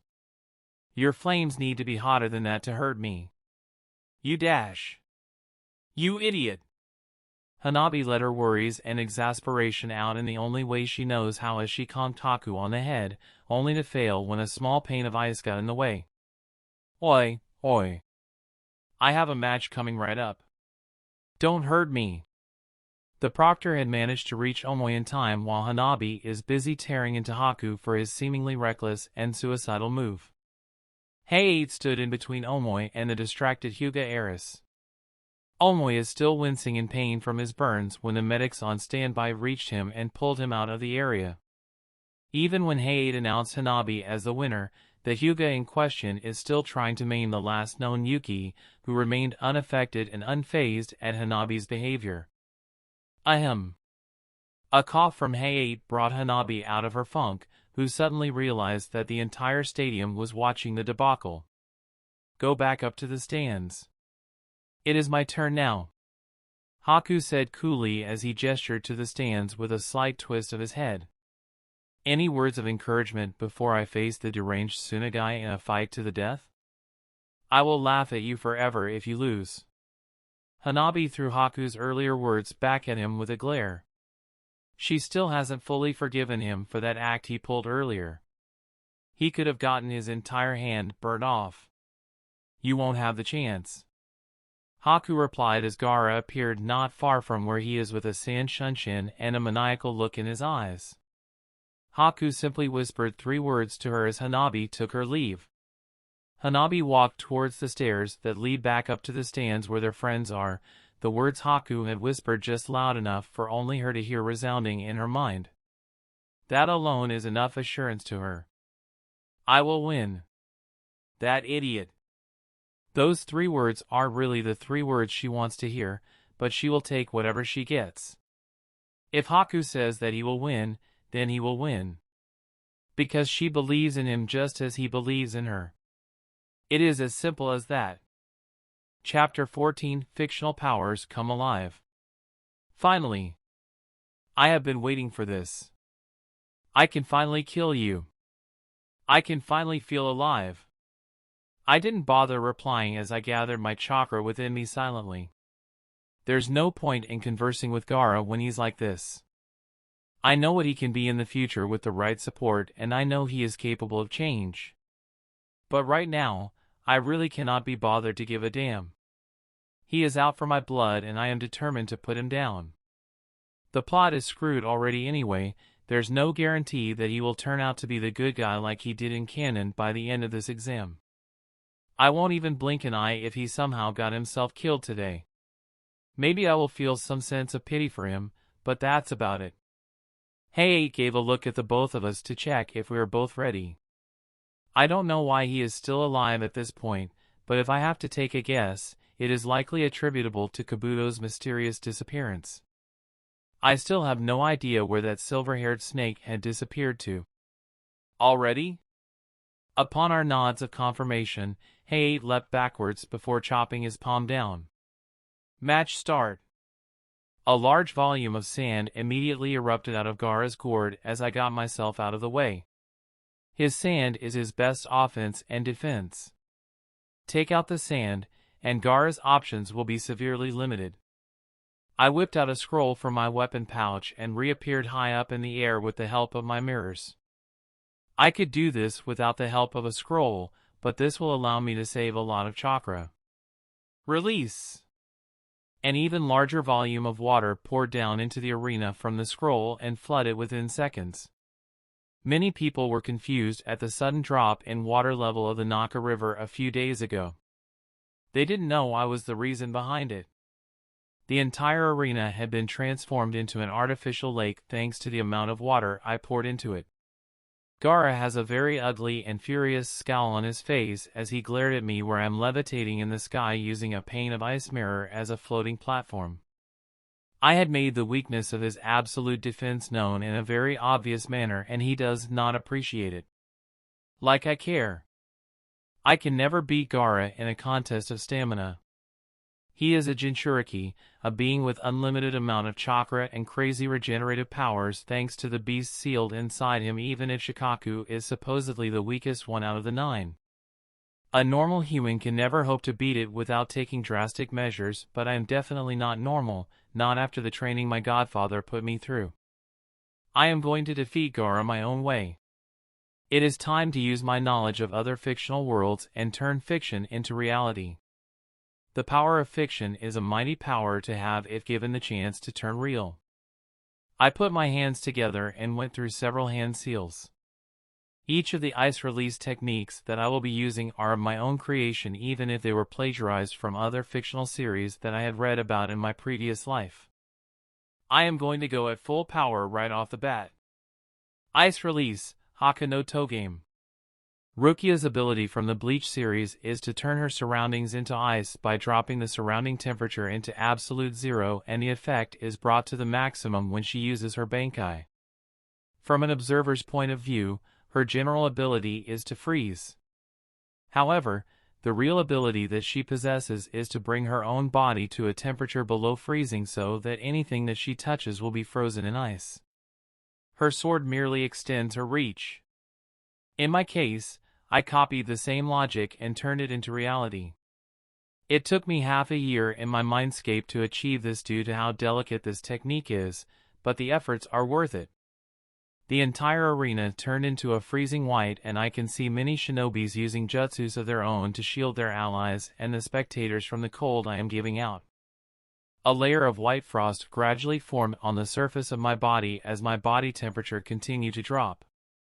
I don't have the same weakness as Rukia when thawing myself out of this technique because unlike her, I can be the ice itself, thanks to the other jutsus that I had invented. Using the time Gaara is spending in getting his sand out of my ice due to the drop in temperature, I quickly went through another set of hand seals. Ice Release, Ice Shell. The original technique is a magic spell that you are from Fairy Tail used to seal Deliora away, saving her pupil, Gray, in the process. When I first created Ice Shell, I had only planned on creating it as a suicide jutsu by transforming myself into ice just in case things ever got that ugly. However, sometime during the creation process, I found another use for it that led to the invention and discovery of another application of ice power from another fictional series. The discovery of the workings of my version of Ice Shell and how it works led me to the invention of another jutsu that mimicked the abilities of another fictional power. Initially, from what I can remember, UR uses a mixture of her spirit and physical body to create unmeltable ice. It is what got me thinking. This world has the idea of spirit and physical energy as well in the form and yin and yang chakra. What if I combine them to create the same effects as Ice Shell? Is it possible to recreate the effects of unmeltable ice by mixing yin and yang chakra into my ice release? After many trials and errors in my Mindscape by combining different ratio of yin, yang, water, and wind nature chakra, I got my results. As it turns out, it is possible. In my case, my ice shell differs from yours as it is a passive technique instead of an active one. My ice shell uses the spiritual and physical energy of the user to give extra freezing powers to the ice release.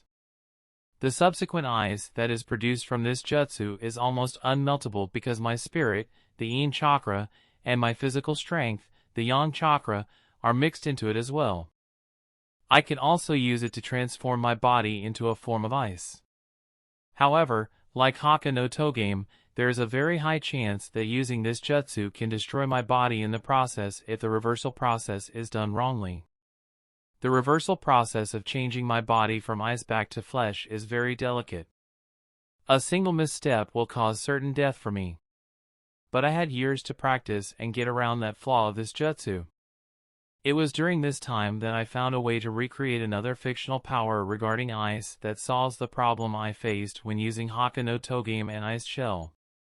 With this jutsu, I can freely change my body from flesh to ice and vice versa without much worry. Ice Release, Ice Body. I whispered out the name of the third jutsu as I felt my body changing from flesh to ice. Now, most physical attacks are unable to harm me. Kuzan from One Piece never had a specific name for his ability to turn his body into ice and then reform it upon getting partially destroyed from a hostile attack, but that doesn't stop me from recreating his ability and then giving it a name of my own liking.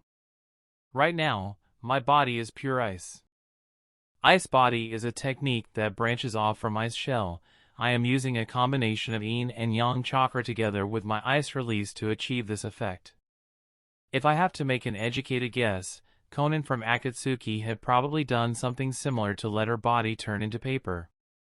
I don't remember her being a part of any clan or having any form of bloodline, so what she achieved should be something that can be done by any other shinobi. I may call it a jutsu, but in actuality, Ice Body is a method I came up with to help me switch my body's constitution between flesh and ice rapidly. With this, Haku no Togame's weakness is now nullified. I also now have the added ability to be invincible against most physical attacks since I can change my body to ice and reform my damaged body whenever I want, similar to how Kazan did in One Piece. I have the power to control ice. I can make them move however I wish. I can even make them hover and fly in the air without conscious effort. With Ice Body, my body is now turned into ice and I have full control over it. I can now control my body however I like it. I can even twist my limbs at unnatural angles like how Orochimaru can when Ice Body is active. With Ice Body active, I can now fly. With that, preparations are complete. Die! A massive wave of sand rose from somewhere like an angry tsunami in an attempt to catch me. It seems that Gaara had somehow managed to get his sand out of its frozen state. Ice release, ice storm. I raised a hand and quickly froze Gaara's huge wave of sand into ice within seconds. I can feel everyone's surprise and awe at what I can achieve even when I am levitating high up in the air above the arena. Even the artificial lake that I had brought about is now frozen.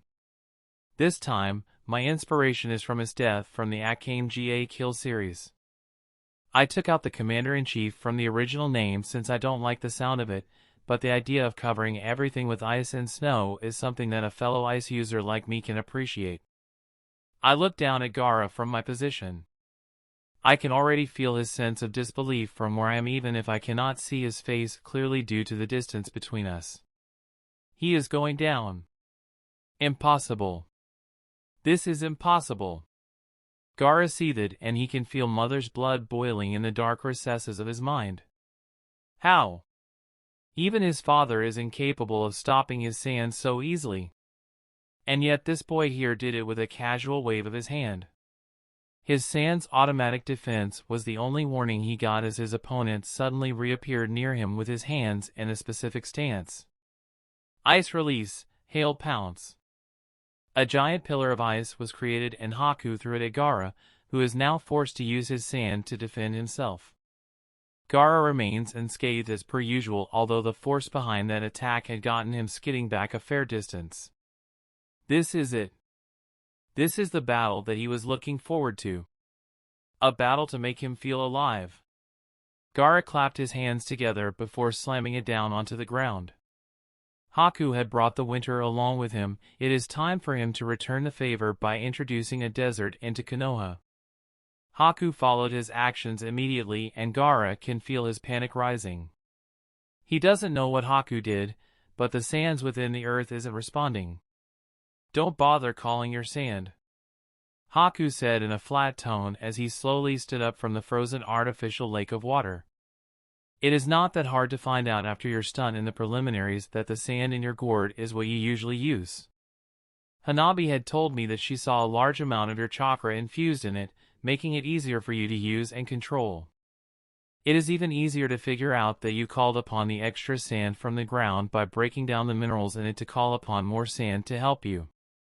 Obviously, I am not letting that happen. I had just frozen everything underground at least 100 meters deep. Your sand won't help you now. You. Yes, me. Haku replied with breaths of white air escaping his mouth. His form is covered in a white layer of frost as he slowly walked towards Gaara. You are strong. You are probably the strongest adversary I had ever faced. You could possibly grow into a Kaguya-level shinobi and I won't be surprised. You said that you wanted my blood. I had warned you that you were going to need to work for it. You obviously didn't heed my warning. Gaara clutched his head in pain. His head is pounding and he can feel the mixture of his mother's lust for blood and the sudden emergence of a sense of fear within him that he hadn't felt in years. Don't come near me. I want to live. I want to live. I want to feel alive. Gaara temporarily tapped into Shikaku's powers as the area behind him managed to burst out of the frozen lake, sending large chunks of ice to rain down upon the arena. Haku remained unfazed at this change of development and stared at Gaara without flinching. I had heard a little of what you experienced. Your father tried to kill you, didn't he? How many times did he attempt? 5. Even if he is now looking down at the ground, Gaara found himself replying to Haku's question in his dry, raspy voice even if he doesn't know why. For some reason, he has a feeling that Haku can understand him. They both have the same look of loneliness after all. 5 times after my own uncle tried to kill me. I killed them all in return. We are actually very similar. My own father tried to kill me once and I killed him in return. Haku's chilly voice got Gaara looking back up in surprise. It is how I unlock my powers over ice. It doesn't really bother me that much now, but back then, every single time I used this cursed power I would have brief flashbacks of how he tried to kill me. I would remember how he killed my own mother. I had hated this power. There was a brief flash of understanding and sorrow in Haku's eyes before it disappeared. The cold, determined gaze returned. Looking at you, I see what I would have become if I didn't have the few people around me that tried their best to care for me. I guess I am luckier than you in this regard. Shut up. Shut up. Quicksand waterfall flow. Didn't I just tell you that this is a futile attempt on your part? Here, let me show you. Haku stood at his position as he watched the sand approach him with an uncaring look. And then let the sand wash over him. Ha ha ha. Gaara laughed manically at the sight of his foe getting taken out so easily. So much for the big talk. Now, die! Gaara's next attack didn't have any effect as his sand suddenly turned into a frosty white mass of ice. The ice slowly cracked and crumbled, revealing an undamaged Haku as he strolled out of his previous confinement. Ice release, Ice Age. If you have any other tricks up your sleeves, I suggest you start pulling them out now. Spears of sand shot into Haku from behind, who had a visible look of surprise on his face at the sudden sneak attack. Gaara continued to laugh with increasing madness as he sent more and more spears of sand piercing into Haku's body until he is nothing more than a pincushion dangling from the spikes of sand. The crowd gasped and cringed at the violent display as Gaara continued to maim the corpse of the ice wielder with a psychotic laugh. I survived. I am alive. I am alive. Hey, what a coincidence, me too. Gaara jumped back in shock at the sound of that damn voice. He looked towards Haku, who is still dangling from the numerous spears of sand that impaled him. There is even one that went through the left side of his face. Somehow, Haku is still trying to make conversation with him in this state. He is somehow still alive and uncaring at how. How is he even still alive? Hanabi is so going to give me a good telling off later for giving her the scare, but meh, whatever. To Gaara's horror and amazement, Haku broke down into pieces of ice.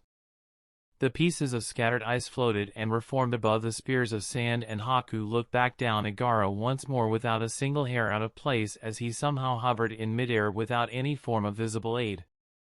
Is that all? I am disappointed, Gaara of the desert. I had expected more from you. Gaara's only reply was a sand drizzle that rained bullets of sand in an explosive manner, shooting holes through Haku once more. However, Haku just remained hovering in the air and let the bullets of sand shoot through him. It didn't take long for Gaara to realize. Haku is incapable of taking damage from his sand. Haku is invincible against everything he can throw at him. Gaara can feel the panic and fear in him rising once more. No matter what he did, this Haku guy just won't go down. He isn't even serious in their fight. For once in a long time, Gaara starts to fear for his life. Should he call upon Mother's help? Release me. You need me. Only I care about you.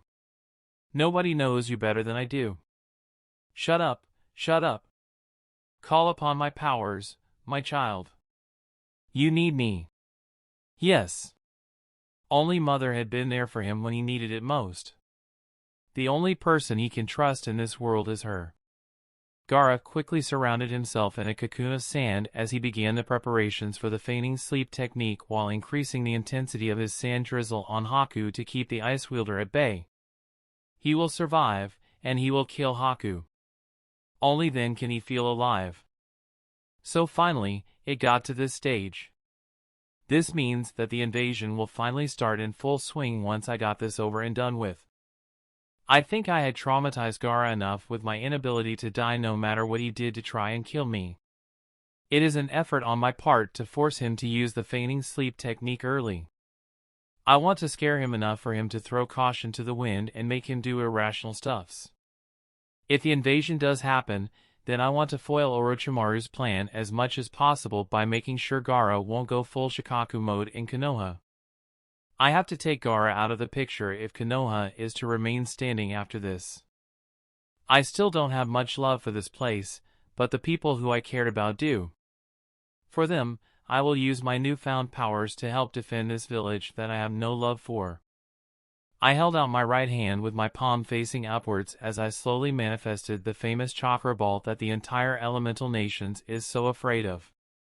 I can hear the shocked and surprised gasps and feel the looks of disbelief being directed at me as I successfully formed the Rasengan in my hands. There is an eyeball of sand above Gaara's sand cocoon, and I have no doubt Gaara is using it to watch my every move. This is a little too similar to what happened in Canon, but at least I know what he is probably trying to do next. Without any prior warning, I flew forward towards Gaara in a burst of speed. Spears of sand sprang up to stop me, but I froze them and then quickly shattered them into pieces with a wave of my left hand as I continued my charge. Gaara's sand cannot stop me and my ice. Maybe he could after a few years, but not now. Thanks to the insanely brilliant invention of my new godfather to enter my own mindscape, I have years of experience over Gaara in trying to learn how to use my powers properly. I can freeze Gaara's sand and then shatter them, negating any attack that he tries to kill me with. I am unstoppable. I gave a brief touch at Gaara's sand cocoon with my left hand and froze it within a split second. Another split second later, the ice shattered into a million pieces, revealing a very fearful Gaara. Rasengan. I slammed my godfather's signature jutsu into Gaara, and soon as Jinchuriki was sent crashing through his own sand and only came to a stop when he got himself embedded deep into the walls of the arena. I can see why Canon Naruto enjoyed spamming this jutsu. It is fun to use, and the damage dealt to your foes is actually pretty huge. Surprisingly, Gaara is still conscious and kicking about after receiving the full brunt of the Rasengan. Is this the power of a Jinchuriki? Arg! Blood! My blood! I couldn't really concentrate on what Gaara is screaming about as my eyelids suddenly have a heavy weight to it. It is only spotting many of the spectators dropping down into a deep sleep from the corner of my eyes that I remember what is about to happen. This isn't the time to fall asleep. The invasion is really going to happen. Kai! I dispersed myself into shards of ice and reappeared next to the proctor with our backs facing each other. He is the closest ally to me right now. He already has his sword drawn out, and all hints of his sickly demeanor is now somehow gone. Right now, he is a deadly shinobi of Konoha ready to defend his homeland. Several parts of the stadium are also now engulfed in flames and explosions. The invasion is really happening. War is here. The worst part? It seems that somehow, Kumo is allying themselves with Suna and Oto.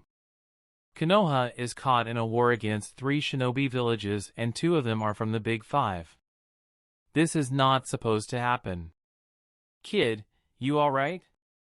Chakra reserves getting low or anything? I will be fine for a while. What about you? No offense, but will your cough suddenly give you a heart attack or anything? None taken, and the answer is no. Hey commented as soon as shinobis started to surround us in a circle together with a few Oto ones in the mix. Hey got into a stance. Watch out, Here they come. Let me handle them. I exploded into shards of ice and tore through the 8 shinobis that leapt at us, killing them instantly. Ugh, not trying that again, I said in disgust as I reformed my body and flicked whatever blood that is still clinging on there off my ice body. I looked up and watched the stadium. Chaos. It is utter chaos. The Jonin senseis are protecting my fellow Jinins as the few that are able to stay awake through the initial Jinjutsu attack quickly woke those that are unable to defend themselves from it. Good, they are all safe. Ice boy, scatter. Hi-8's warning got me turning into my intangible state immediately as a large fist punched into my previous location just right after I dispersed myself into shards of ice. Hey, you are the Raikage. Pick someone your own size. I looked at Ai in contempt as I reformed my body far away from him.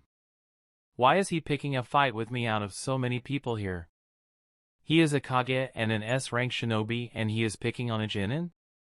You and your little girlfriend are too dangerous to let live with what you two are able to do. Take pride in the fact that I myself had personally come to finish you. Now, die! Too slow. I disappeared into a mirror of ice and let a large number of my mirrors form around the entire stadium. Even I lost count at how many I had created.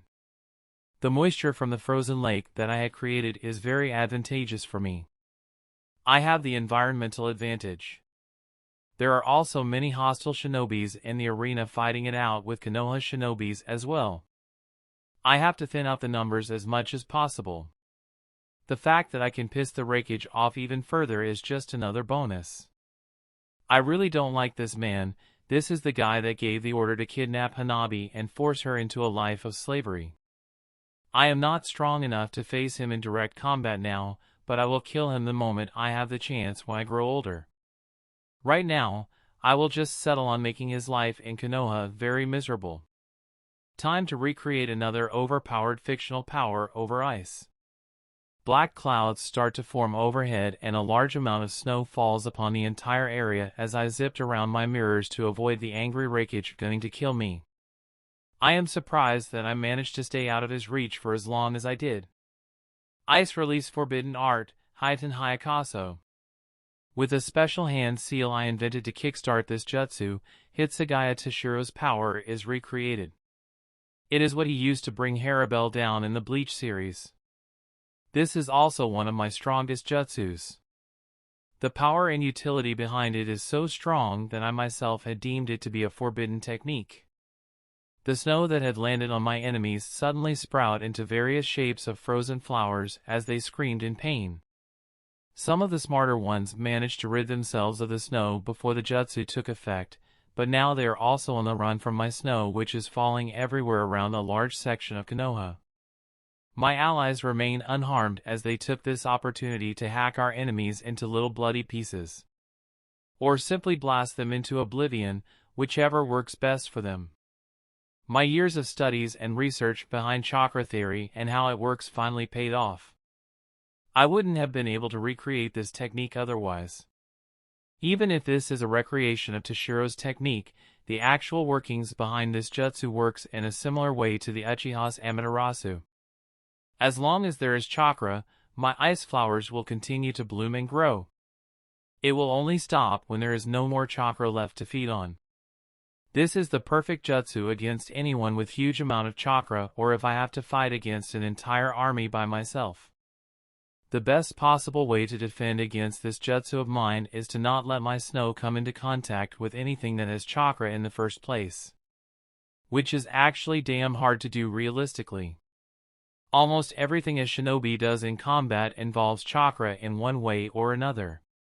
Even Rock Lee uses chakra to strengthen his punches and kicks despite being unable to use ninjutsu or jinjutsu. You damn brat! Ice Release, Ice Cavalry. Armored soldiers of ice appeared and rushed at the Raikage at my command.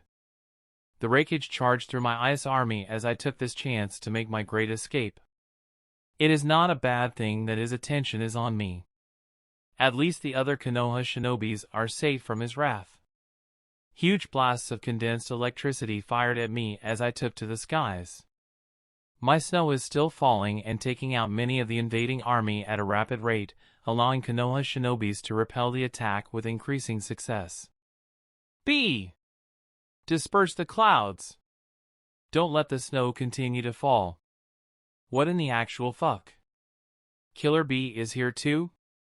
A massive octopus bull creature made its sudden appearance known by destroying a section of Konoha's walls. I can see many of our shinobis moving to stop B as he charged up a massive tailed beast bomb. Even I can't stop that. At least not now. The dark ball of doom flew towards the black clouds that I had summoned to rain snow upon the stadium, and the only thing I can do is to continue running for my life without trying to kill me. I had honestly thought that this is how one of my best jutsus will be stopped. Only for a yellow flash to shine and got in its way. The ball of chakra got sucked into a space-time technique, and I watched in awe as the same dark ball of doom suddenly reappeared before B and collided into him, pushing him away from Konoha's walls. Kushina! I am leaving B to you. I am going in to save Haku. A massive amount of chains was the only response to Minato's words as they lashed out at the Hachibi like angry serpents. I cannot see her from where I am right now, but I can tell that my godmother is angry. Extremely angry. My godfather reappeared beside me in the air. Since when did he place a flying thunder god seal on me without me knowing about it? And wait a sec. You can fly? Of course I can. You think Inoki and you are the only people in the elemental nations capable of doing it? Seals can do anything, Haku. I taught you that. You taught this brat? The Reikage made his presence known as he stood at the top of the highest point of the stadium with his armor of lightning coating him and buzzing with power. He is way out of my league. If it wasn't for the speed and intangibility my powers over ice gave me, I would be dead a long time ago.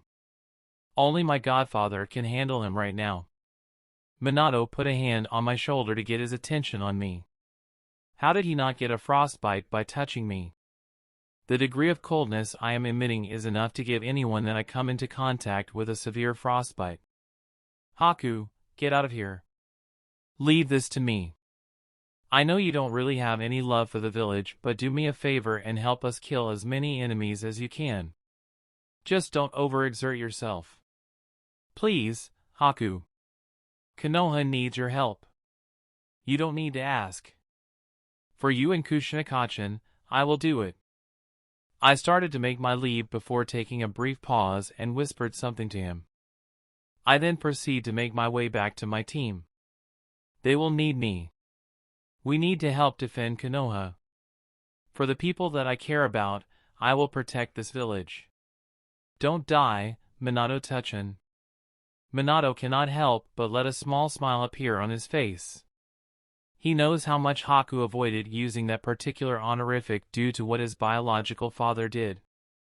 The fact that he called him by that is proof that his godson cares a lot about him as well. Haku is healing and is almost reaching full recovery. It is a good sign. I respect you as a fellow shinobi, but you made a fatal mistake, Minato said as he entered sage mode, and instantly his senses sharpened. Konoha is too strong. As the Reikage, I have to take your village down for the sake of my village. I replied as increasing surges of lightning coated his huge body. The last time they clashed was during the Third War. The victor back then was undecided. It will be decided now. That isn't what I'm talking about. We always knew that such a possibility may happen during the exams. The fact that you are willing to send your genins here is suspicious enough. Konoha is prepared for such a possibility. Regretfully, you went through with it, but this isn't the only reason why I am angry. Minato replied as he disappeared in a flash of yellow the moment I charged at him with a lariat. You dared to hurt my son. Minato uses his ability to tap into the natural force of the world, and the very air itself is now at his command. With a swipe of his hand, numerous waves of wind blades coated with Senjutsu chakra shot at I, forcing him to run for cover from the sheer destructive power of the attack. That is your mistake, and I will make you pay for it. It really isn't hard to spot where Hanabi is. A violent torrent of flames exploded at the side of the stadium, and I quickly rained down shards of sharp ice at anyone who was lucky enough to escape from it. They are not so lucky now that I am here. Haku! You are all right. I saw the wreckage dash. Minato Touchin is handling him in my stead. I replied as I froze a group of Odo shinobis in ice before they could attack us. Are you all right? Any bloody holes in your body that needs to be plugged with my ice? You! That reminds me. What were you thinking, giving me the biggest scare of my life by letting Gaara shooting his sand spikes into you? Do you know Dash? She nearly went down to murder Ibags Kuin. That is basically what happened. Sai summarized Hanabi's words as he slit the throat of a Suna shinobi, and we got into formation with our backs facing each other. Tobi-sensei and I had to physically hold her back. Where is this Ibags Kuin anyway? I lost sight of him the moment the wreckage was trying to kill me. He escaped. Boobless, ugly, and Duck-ass along with Team 10 and Team 8 is hunting him down. It is obvious that he is a Jinchuriki in that previous battle. We cannot allow him to fully transform. One of those is already keeping us very busy. Sai gave a brief jerk of his head towards where he is duking it out with my godmother. From the looks of it, my godmother is somehow able to fight B on equal ground and preventing him from coming near to the village. Do we have any orders from Sensei?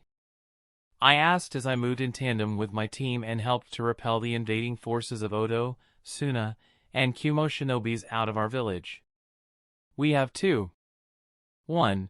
Don't let the enemies in any further than they already are. 2. Don't die. They are the ones who are going to die. Hanabi growled out as she burned a group of unfortunate Kumo shinobis into a crisp with another huge inferno by pulling off a successful sneak attack. Especially the Kumo ones. Now I have the perfect excuse to kill them all. I want payback. Haku! Hanabi! Sai! Team Dai made a flashy entrance as they rammed through their opposition and stood beside us. The 6 of us stood in a circle facing outwards as enemy shinobis surrounded us. They are a little wary of facing us in combat after we proved that no ordinary shinobis can take us down. Hey Niji. We may be stuck in a war right now, but I think we can all afford to take a temporary break to relieve the stress and pressure building up inside us. Tintin's hands are already starting to shake from all the built-up stress this sudden war had brought along. I don't want her to slip up from the intense pressure that she is experiencing that can get her killed. I need to temporarily divert her attention elsewhere. What is it, Haku and I? We are all busy right now. Nice hair. With the exception of Niji, we all allowed a small laugh to escape us as we took this as an unspoken signal to charge in and destroy our enemies. Niji's hair is still covered in those sparkling pink glitter even if he had somehow found a way to get rid most of it from his clothes. His hair wasn't so lucky though. I will have my revenge, Haku and I. Careful there, Ototo, you are falling to the dark side. Seeing that I had succeeded in getting them to calm down and relieve the pressure that they are experiencing, we continued to defend our location as we worked with some of our allies to prevent the invading force from making their way in any further. Haku, are you sure you can hold your jutsu for long? Hanabi asked worriedly as a palm strike from her sent a Suna shinobi flying away from the impact. Your jutsu's got to be chakra intensive. Don't worry about that. I replied as I touched a nearby pillar of ice with many ice flowers growing on it. It seems that someone here was unlucky enough to get caught in my snow. Watch and learn, Hanabi. I can feel the battles around me taking a temporary pause as I did the impossible and sucked the ice into my body through my palm. While the snow was created from my own chakra, it had grown and multiplied the moment it came into contact with these unlucky chaps. My chakra had leached onto theirs and used theirs to grow. The visible end result is the pillar of ice with ice flowers blooming on it. What I just did is to reabsorb the multiplied chakra back into my body. It is difficult to do so, but it can be done. I had spent an entire year in my Mindscape trying to achieve that and reach the level of proficiency that I currently have. With this jutsu active, my stamina will never run out as long as there are pillars of ice around. In this scenario, theoretically, I can hold onto my ice body jutsu indefinitely. The same goes for my height and Hayakaso. It is like having an ice version of Amaterasu at my disposal. As long as there is chakra to feed on, my jutsu will continue to live and grow in a never-ending cycle. It is a jutsu that will never die until its enemies perish. This is the ultimate jutsu that I created to fight Jinchurikis on equal ground by turning their main advantage, their massive chakra reserves, against them. I can turn their chakra and reabsorb it as mine, giving me the chakra and stamina I need to fight against stamina freaks and chakra monsters. Thank you, Kisame, for the inspiration behind this combat style that I came up with. Your battle with B and Canon was very inspiring. The remains of the frozen shinobi fell limply onto the ground the moment I reabsorbed the ice. I can feel my chakra reserves replenishing. Ice release, ice storm. I wasted no time in freezing the shinobis in front of us into a massive iceberg. Any shinobis that managed to get away were quickly hunted down by the rest of my friends and our allies. Yash! Haku-san, it seems that I will have to make you my eternal rival as well. I challenge you dash. Not now, Lee. Niji cut his teammate off with a disapproving tone, but his sparkling pink hair really isn't helping him to bring his point across. Watch out! It's Yujito and I. A blast of blue flames exploded not far from where we are as the Nibi appeared in Konoha in all its glory. The flames incinerated a good portion of Konoha as the monster cat howled its challenge into the sky. What? What the hell is that? Tintin shouted as we all hid ourselves behind a large debris to escape the flames the monster cat is emitting. A Jinchuriki. I muttered just loud enough for my friends to hear. This invasion just went out of control. Konoha is getting itself invaded by Suna, Kumo, and Oto. It will take a miracle for the village to survive this. We practically invited them to our doorsteps with this exam. Konoha will win. Lee exclaimed out loud as he crossed his arms in front of him in an X-shaped stance. I will just dash. Don't bother, Lee. I interrupted Lee before he can even think about using his 8 gates. Unless you are capable of going into the 7th or even the last gate, then don't. You will just be doing wasted actions. Run! Hanabi suddenly shouted as she pulled us along. Her Byakugan must have spotted something we missed. The cat is coming. A large paw smashed down into where we were as the cat screeched at us.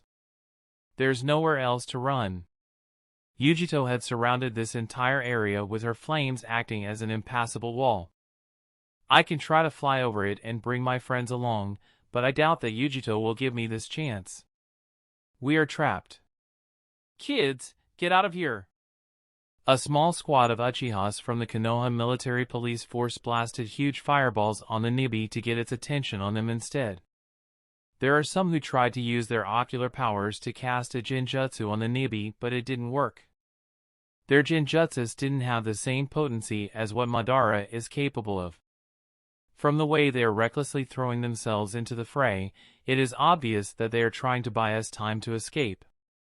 They are sacrificing their lives for us. A powerful swipe of the Nibi's paws sent everything and everyone in the vicinity to fly away from the force of the blow. I used my powers over ice to encase everyone that I can see in a cocoon of ice each, hoping that it is just enough to save them. Thanks, kid, you just saved our hide. One of the Uchihas thanked me as he stood back up and got into a defensive stance, putting himself in between us and the monster cat. But you guys really need to go. We can't have our next generation dying in this war. We don't mean to be rude, Uchiha-san, but there's nowhere to run. Sai very helpfully reminded us of the bleak circumstances that we had got ourselves into as he pointed at the blue flames that surrounded the area that we are in. At this rate, we will all get ourselves cooked alive. I can try to dispel the flames. It may be our only way out of here," Niji stated as he coated his hands in chakra once more. "You need to have at least the same amount of chakra that these flames have to do that." Hanabi shot that idea down as quickly as it had come. "This is one of the weaknesses of your technique. The bigger the technique you want to dispel, the larger amount of chakra you need. Right now, you don't even have a tenth of the chakra that these flames have." "You damn brat! Ice release, ice cavalry!" Armored soldiers of ice appeared and rushed at the wreckage at my command. The wreckage charged through my ice army as I took this chance to make my great escape. It is not a bad thing that his attention is on me. At least the other Konoha shinobis are safe from his wrath. Huge blasts of condensed electricity fired at me as I took to the skies. My snow is still falling and taking out many of the invading army at a rapid rate, allowing Konoha shinobis to repel the attack with increasing success. B. Disperse the clouds. Don't let the snow continue to fall. What in the actual fuck? Killer Bee is here too? A massive octopus bull creature made its sudden appearance known by destroying a section of Konoha's walls. I can see many of our shinobis moving to stop B as he charged up a massive-tailed beast bomb. Even I can't stop that. At least not now. The dark ball of doom flew towards the black clouds that I had summoned to rain snow upon the stadium, and the only thing I can do is to continue running for my life without trying to kill me. I had honestly thought that this is how one of my best jutsus will be stopped. Only for a yellow flash to shine and got in its way. The ball of chakra got sucked into a space-time technique, and I watched in awe as the same dark ball of doom suddenly reappeared before B and collided into him, pushing him away from Konoha's walls. "Kushina! I am leaving B to you. I am going in to save Haku." A massive amount of chains was the only response to Minato's words as they lashed out at the Hachibi like angry serpents. I cannot see her from where I am right now, but I can tell that my godmother is angry. Extremely angry. My godfather reappeared beside me in the air. Since when did he place a flying thunder god seal on me without me knowing about it? And wait a sec. You can fly? Of course I can. You think Inoki and you are the only people in the elemental nations capable of doing it? Seals can do anything, Haku. I taught you that. You taught this brat? The wreckage made his presence known as he stood at the top of the highest point of the stadium with his armor of lightning coating him and buzzing with power. He is way out of my league. If it wasn't for the speed and intangibility my powers over ice gave me, I would be dead a long time ago. Only my godfather can handle him right now. Minato put a hand on my shoulder to get his attention on me. How did he not get a frostbite by touching me? The degree of coldness I am emitting is enough to give anyone that I come into contact with a severe frostbite. Haku, get out of here. Leave this to me. I know you don't really have any love for the village, but do me a favor and help us kill as many enemies as you can. Just don't overexert yourself. Please, Haku. Konoha needs your help. You don't need to ask. For you and Kushinakachin, I will do it. I started to make my leave before taking a brief pause and whispered something to him. I then proceed to make my way back to my team. They will need me. We need to help defend Konoha. For the people that I care about, I will protect this village. Don't die, Minato-chan. Minato cannot help but let a small smile appear on his face. He knows how much Haku avoided using that particular honorific due to what his biological father did. The fact that he called him by that is proof that his godson cares a lot about him as well. Haku is healing and is almost reaching full recovery. It is a good sign. I respect you as a fellow shinobi, but you made a fatal mistake, Minato said as he entered sage mode, and instantly his senses sharpened. Konoha is too strong. As the wreckage, I have to take your village down for the sake of my village. I replied as increasing surges of lightning coated his huge body. the last time they clashed was during the Third War. The victor back then was undecided. It will be decided now. That isn't what I'm talking about. We always knew that such a possibility may happen during the exams. The fact that you are willing to send your genins here is suspicious enough. Konoha is prepared for such a possibility. Regretfully, you went through with it, but this isn't the only reason why I am angry. Minato replied as he disappeared in a flash of yellow the moment I charged at him with a lariat. You dared to hurt my son. Minato uses his ability to tap into the natural force of the world, and the very air itself is now at his command. With a swipe of his hand, numerous waves of wind blades coated with Senjutsu chakra shot at Ai, forcing him to run for cover from the sheer destructive power of the attack. That is your mistake, and I will make you pay for it.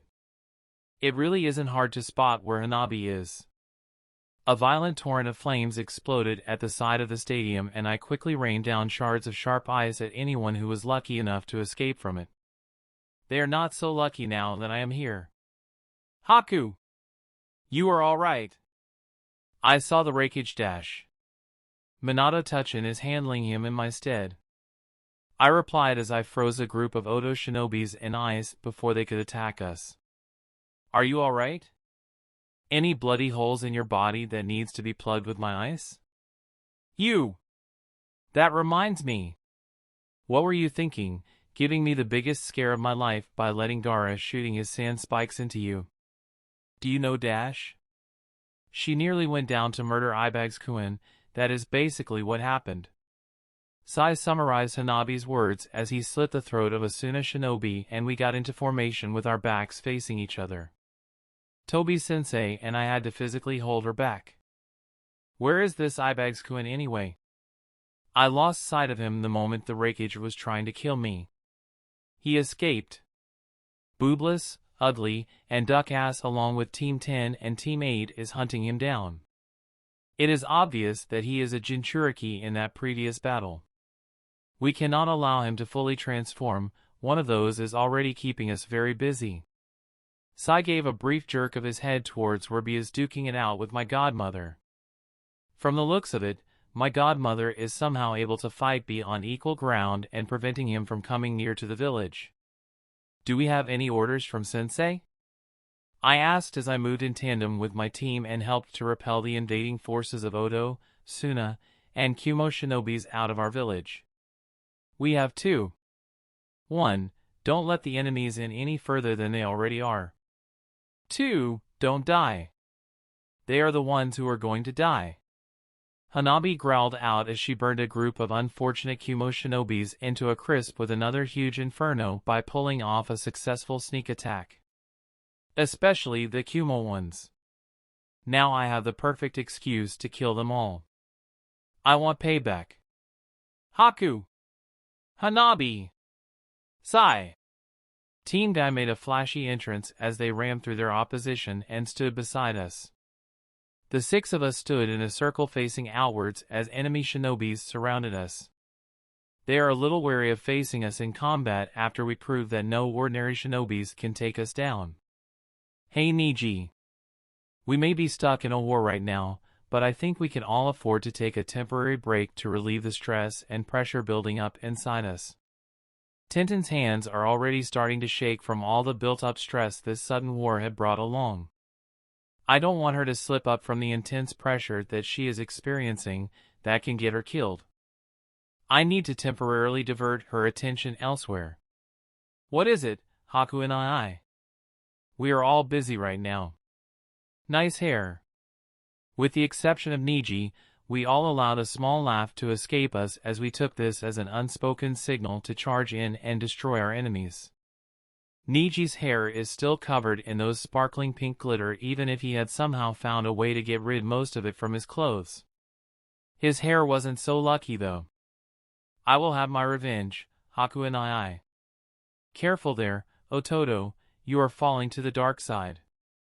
Seeing that I had succeeded in getting them to calm down and relieve the pressure that they are experiencing, we continued to defend our location as we worked with some of our allies to prevent the invading force from making their way in any further.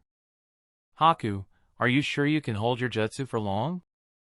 Hanabi asked worriedly as a palm strike from her sent Asuna shinobi flying away from the impact. Your jutsu's got to be chakra intensive. Don't worry about that, I replied as I touched a nearby pillar of ice with many ice flowers growing on it. It seems that someone here was unlucky enough to get caught in my snow.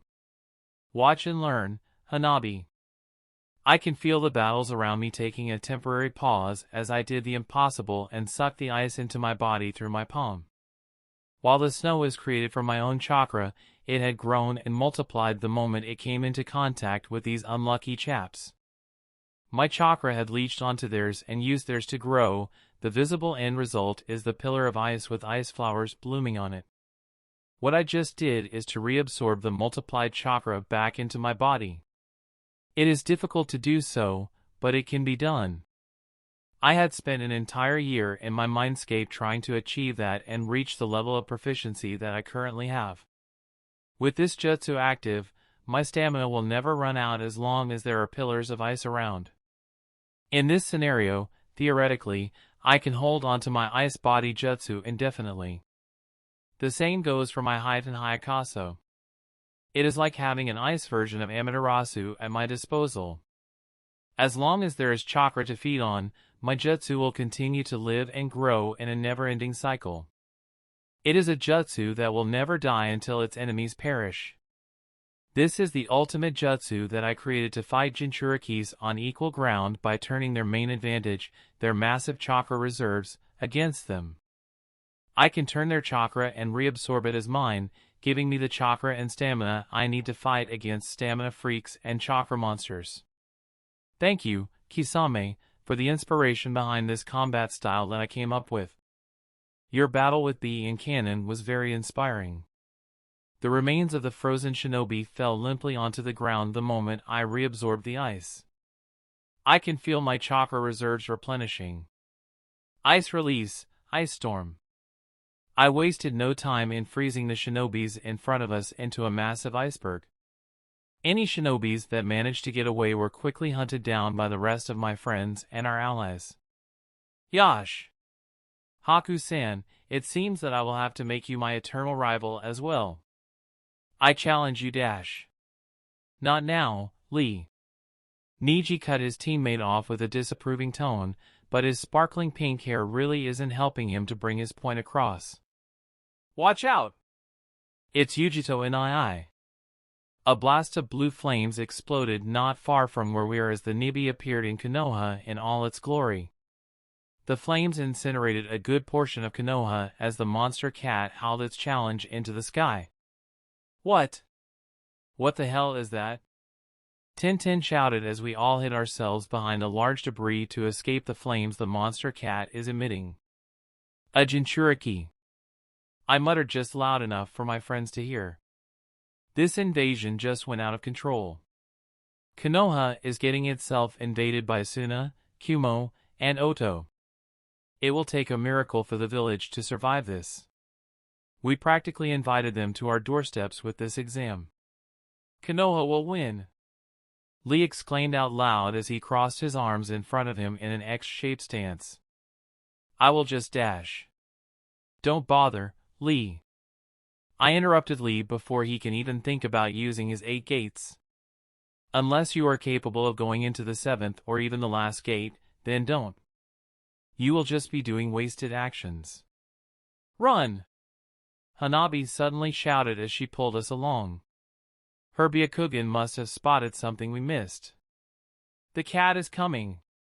A large paw smashed down into where we were as the cat screeched at us. There's nowhere else to run. Yujito had surrounded this entire area with her flames acting as an impassable wall. I can try to fly over it and bring my friends along, but I doubt that Yujito will give me this chance. We are trapped. Kids, get out of here! A small squad of Uchihas from the Konoha military police force blasted huge fireballs on the Nibi to get its attention on them instead.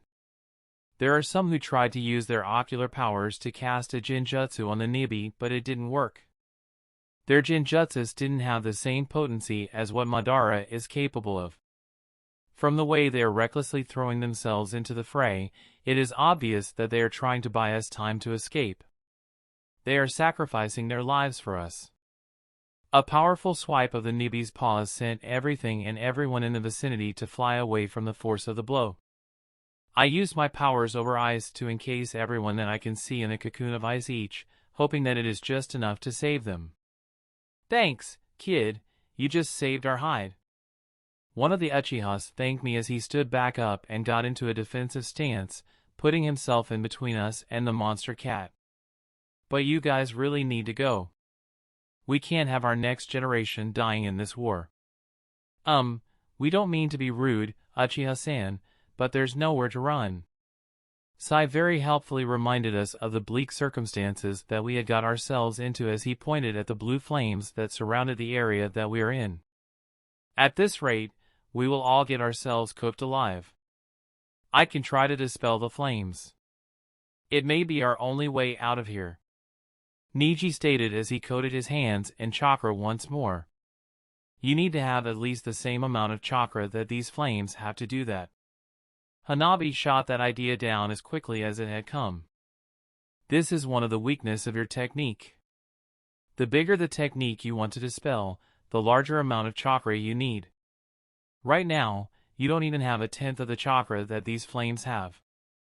I can create an opening for everyone to escape. I said as I raised a palm into the sky to begin calling upon every single ice pillar I can sense with my powers. Everybody, step back. I am going to create something big.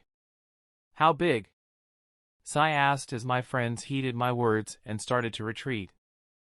Even our nearby allies did so as they chose to place their faith in my words. We don't have a better option against a tailed beast. I didn't reply Sai's question as a massive number of ice pillars floated into the air from all around the stadium and converged onto my location. I flew up and absorbed them all, and I can feel my chakra reserves reaching an all-time high.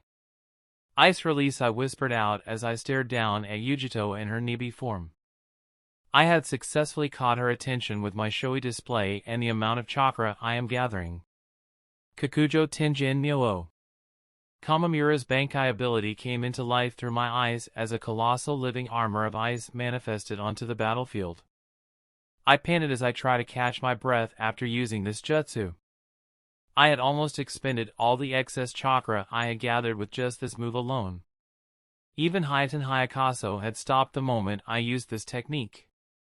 Somehow, I still didn't manage to get Kakujo Tenjin Myo and Hayaten Hayakaso to be able to work with one another simultaneously during my training trip. I need to start and work on that pronto once this invasion is over. Kakujo Tenjin Myo is our last hope in surviving Yujito Ni's attack. Hayaten Hayakaso won't work against her since Matatabi's flames will simply melt my snow even before it reaches Yujito. This is my final option. With a mental command, I set my ice warrior to engage Yujito in her tailed beast form. A heavy punch from my warrior sent her flying out of Konoha's walls at the cost of my construct's entire arm. I made a hand seal and immediately began to repair the damage my ice warrior suffered. The flames from the Nibi is the worst possible matchup for my ice, even with ice shell empowering the ability of my ice to freeze its targets. My ice may not be ordinary ice, but the flames from a tailed beast aren't ordinary flames either. But defeating her isn't what I'm aiming for. With Kakujo Tenjin Myo, I can use it to dig the earth and carve a path open that is free from the hellish blue flames. My friends can escape with our allies tagging along for the free ride. Kid, I will take it from here. Would release, would dragon technique. Would release? Is it Yamato? Or was his name Tenzo? At the same time, the ground behind us parted and revealed an open path for the trapped occupants to run through. A familiar-looking shinobi dashed to the front of the battlefield just as an enormous wood dragon sprouted out from the ground and coiled itself around Yujito, restraining her and suppressing the chakra given to her from her feline friend. It really is him. Was Yamato this strong in Canon? A blur dropped down from the sky and sent Yujito crashing into the ground violently with a dropkick. Senju Tsunade leapt back from the newly formed crater and joined us. The seal on her forehead is already active and is healing the burns she suffered from coming into close contact with Manatabi's flames. Mum, leave the fighting to me. My wood release can handle the Nibi no problems. You are still too young to tell me what to do, Yamato. I gave a look of disbelief at the two elder shinobis from where I am behind them. Yamato is Tsunade's son? He is a Senju? Is this why his wood release is so much stronger than what I remembered it to be? So that means the mysterious son that Tsunade and Dan have is Yamato. Interesting. What else had changed that I don't know of? Kid. Tsunade turned to address me as Yamato went through jutsus to summon more wood to suppress Yujito, who is now screaming furiously and trying to get herself out the bind she found herself in. You think you can stay a little longer to help us out? Your ice giant may be needed to take this overgrown cat down for good. I'm running out of chakra. Fast. I admitted as I floated down to stand beside her. My ice pillars are gone and I don't have enough time and chakra to form more of those. The fact that our enemies are now wary of my snow is also not helping things. If you can spare me some chakra, I can last however long you want me to as long as I have chakra to spend. Take it. Katsuyu. A small slug appeared from the cracks of the debris and latched itself onto me. I can feel my chakra being replenished at a rapid rate. Katsuyu is now spread out across Konoha trying to keep casualties to a minimum. I can only spare you so much, kid. Use it wisely. Follow my lead and we can take this cat down, you get me? Crystal. Tsunade led the charge just as Yujito forcefully tore through the amount of wood binding her. My ice warrior swung its frozen sword down at her head and Yujito moved to jump out of the way. Her plan was foiled as Tsunade's powerful punch sent her back to the path the massive blade of ice took and I struck her down. Tsunade-san, Minato Tuchin taught me several ways to suppress a tailed beast. Let me try it out. That brat did? Tsunade raised a skeptical eye at me but didn't stop what I am going to do. Well, go on. There's only so much Yamato can do. His wood release is not as potent as his great-grandfather. Conan from Akatsuki is able to turn her body into paper just like how I am able to turn my body into ice. The papers she used are riddled with seals. Explosive seals, to be exact. She used this ability to turn herself into a walking bomb. I can do something similar too. I cannot write anything on ice due to its physical properties. Any ink used to write on the surface of my ice will just get itself smudged, but seals can be created in many other ways other than drawing it out with ink. Seals can also be carved into solid objects. It is how the seals on Konoha's walls are able to last as long as they did. Carving seals onto solid objects is a lot harder than writing it out with ink, but the upside is that the carved seals tend to last a lot longer than their written counterparts. If I cannot write seals on my ice, I will just carve it on them. I can simply create constructs of ice with seal markings etched on it. I can do it easily with just a mere thought since I don't need to carve it, but to merely visualize and then create it. Ice is versatile in many ways and I am going to fully exploit this fact. If I want to survive in this insane world, then I will need to do everything I can and squeeze every knowledge I have to become as strong as possible. I will become an S-rank shinobi. Not only to keep myself alive, but to help protect those who care for me and who I care about in return. I will not allow anyone to stand in the way of my goal. Ice release, adamantine sealing chains. As homage to my godmother's signature technique, numerous chains of ice shot out from my ice body and wrapped around Yujito in addition to Yamato's wood dragons. These aren't just normal ice chains, I have created them with seals already etched on it. These are seals that Minato had taught me himself.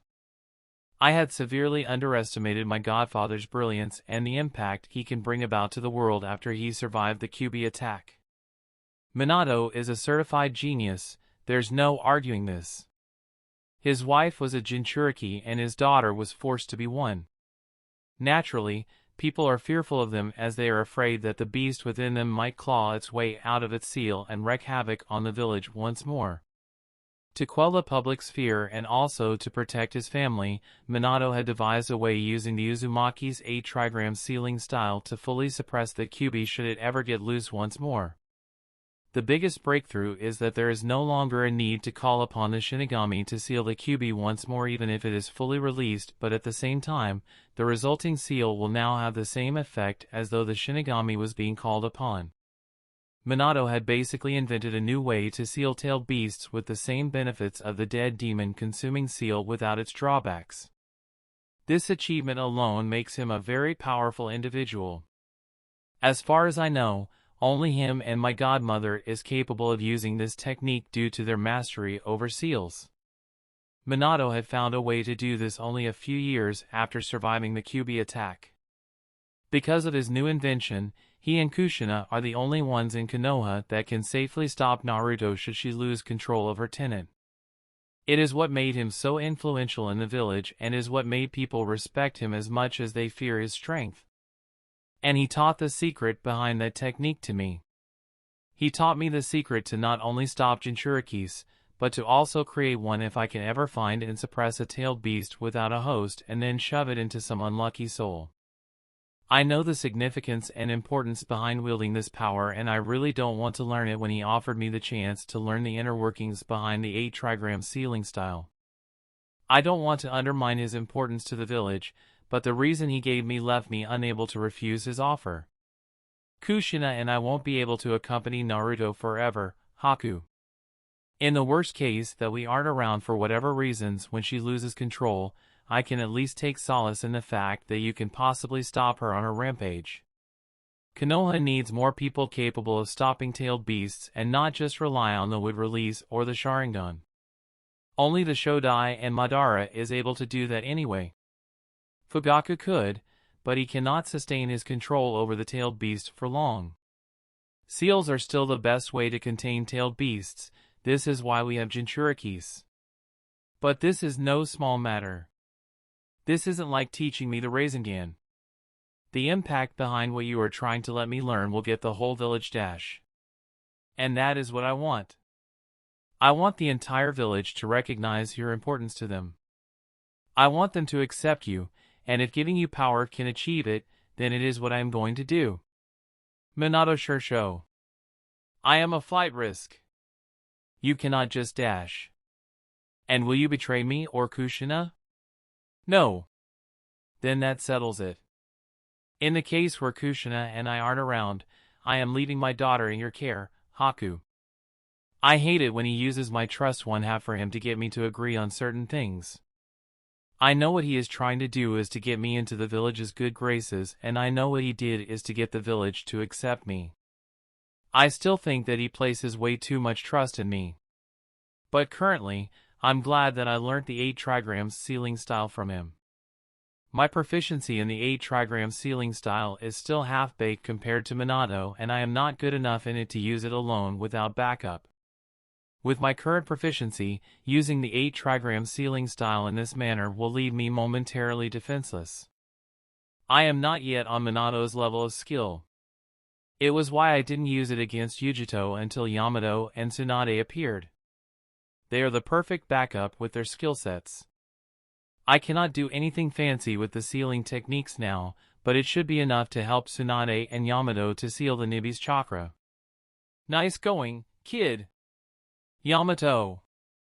We are suppressing the Nibi and then capturing the Jinchuriki alive.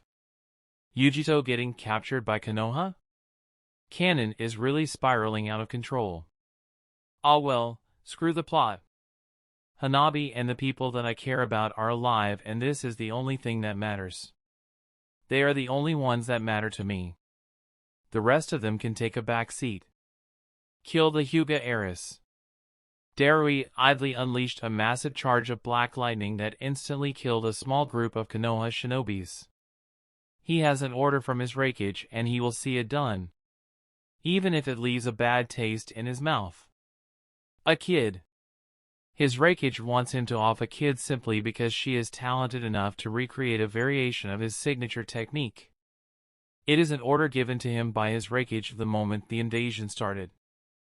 The Reikage will personally go to kill the Yuki boy while he will use the opportunity in this joint invasion to kill the Hyuga girl. Darui cannot deny that Hanabi's feat is a cause of concern for Kumo.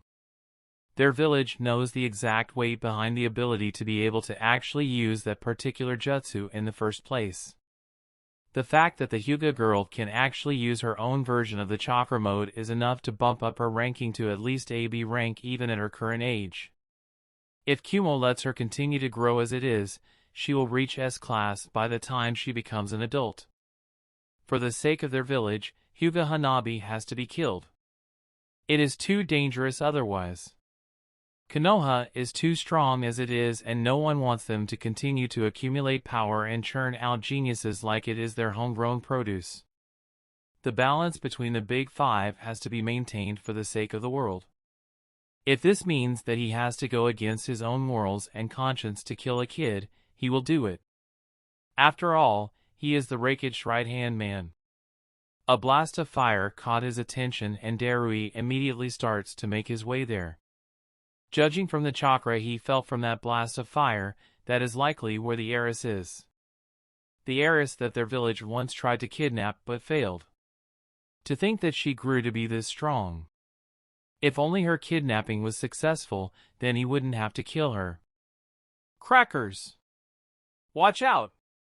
Sai's warning immediately got Hanabi dodging to a side as a huge wave of black lightning tore through the ground that their group was at.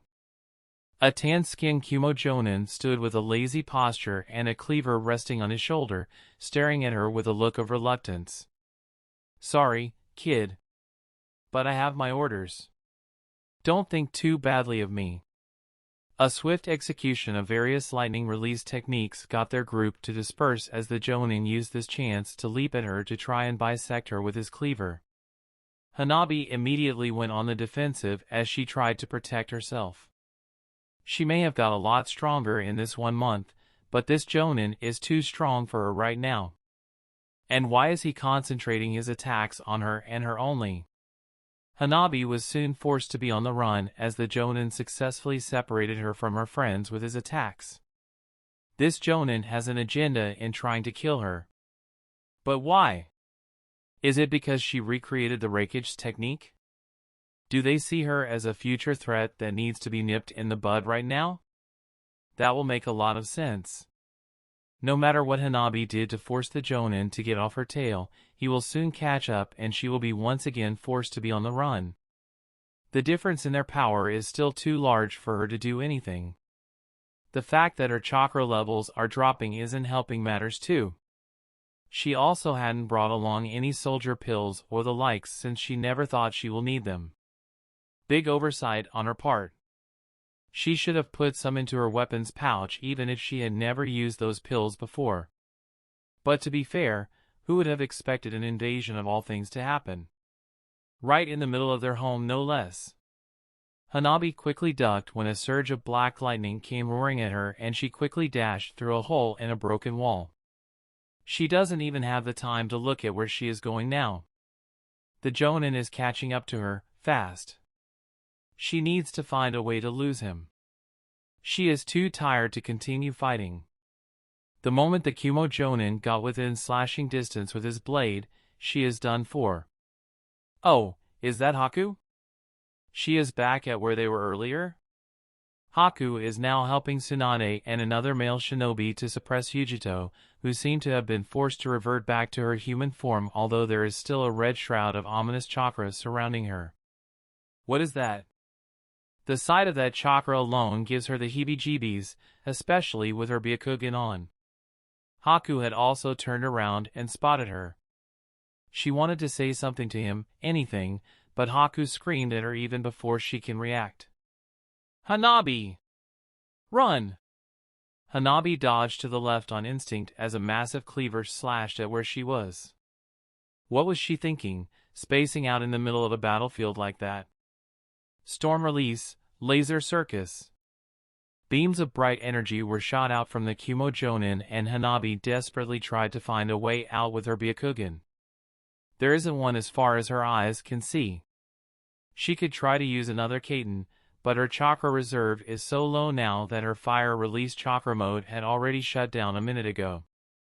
She is barely managing to stand with how exhausted she is now.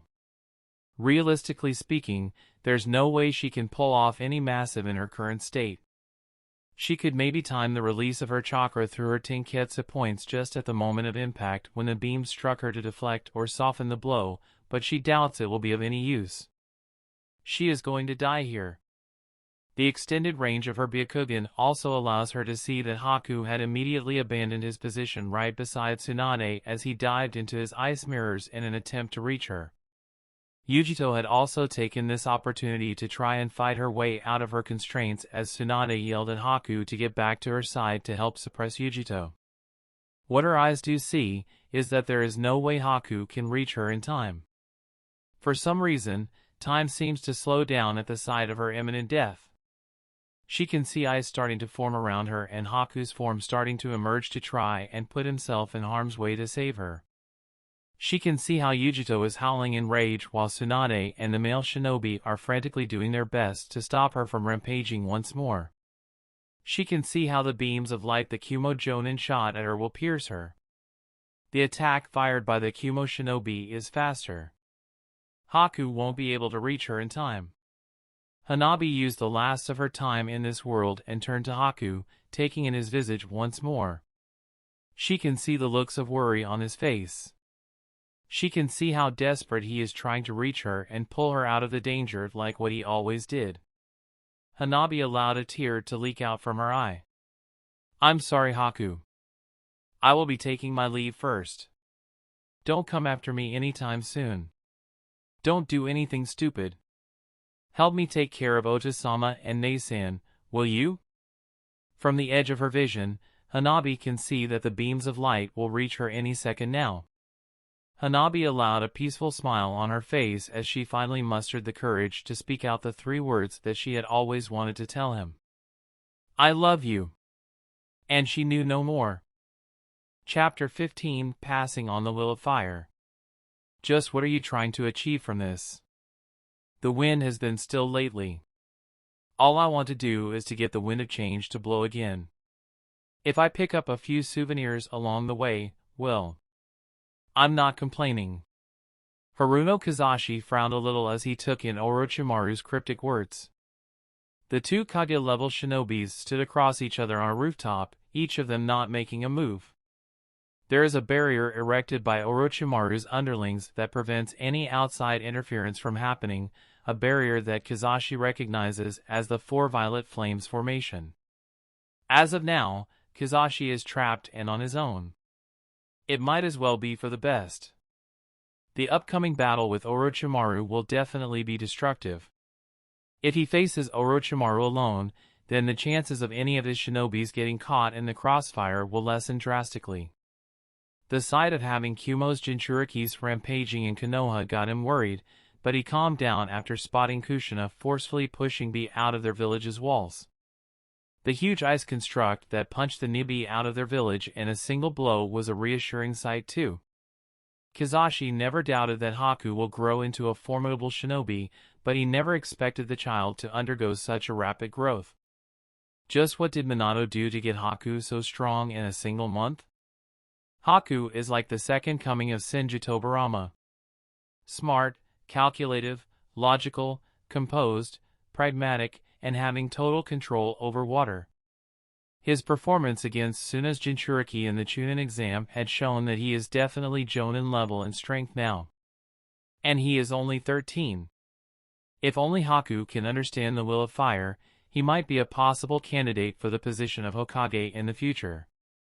Although considering what he did to force the boy to stay here many years back, that might be asking a little too much from him. Orochimaru slowly removed the Kazekage robes on him and tossed it aside. Kizashi did the same and revealed the battle gear he is wearing beneath his Hokage robes. As much as he wants to go out right now to help his fellow shinobis as their Hokage, Kizashi knows that the only thing he can do is to have faith in his shinobis. Konoha is strong and so are its people. He has faith that they will be able to repel the invasion without his help while he dukes it out with Orochimaru. For the Konoha's sake, he will strike the snake Sannin down today.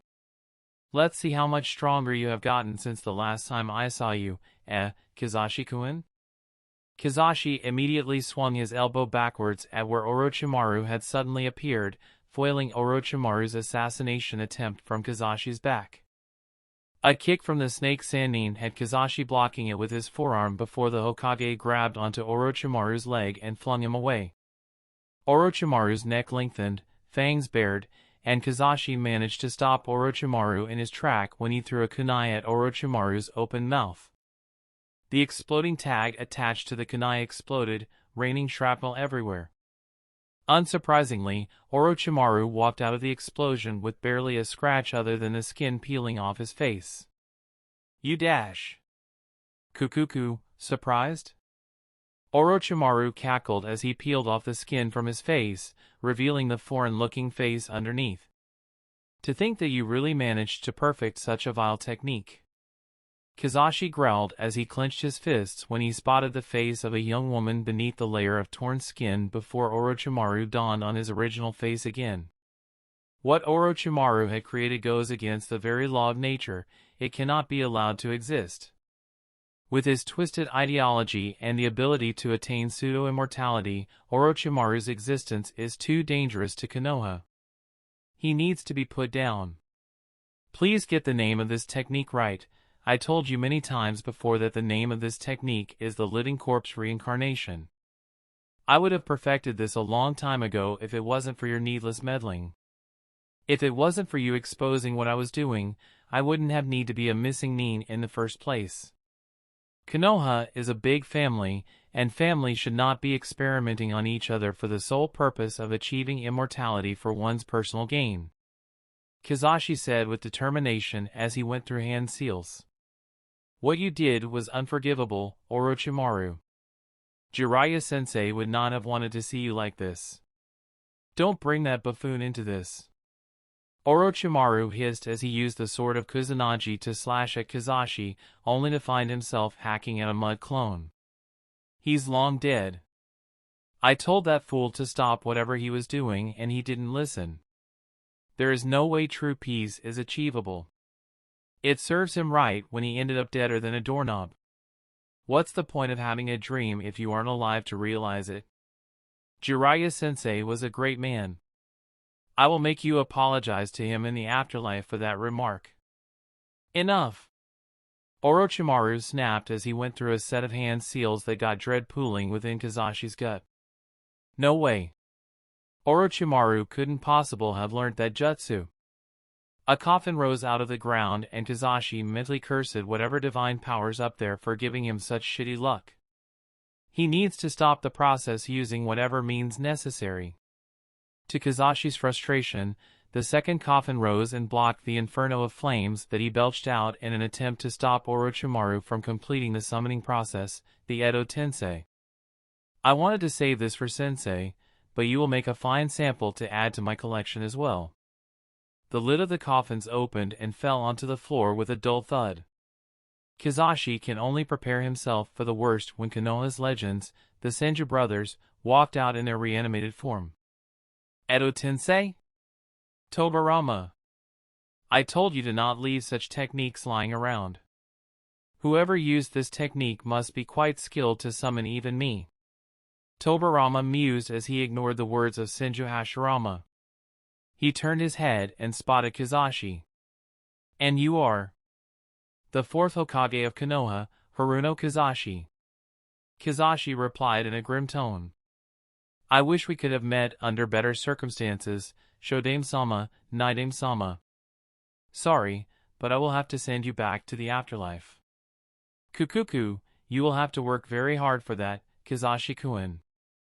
Orochimaru laughed manically as he immediately implanted talismans into the Senju brothers, robbing them of their free will and cutting the conversation off prematurely.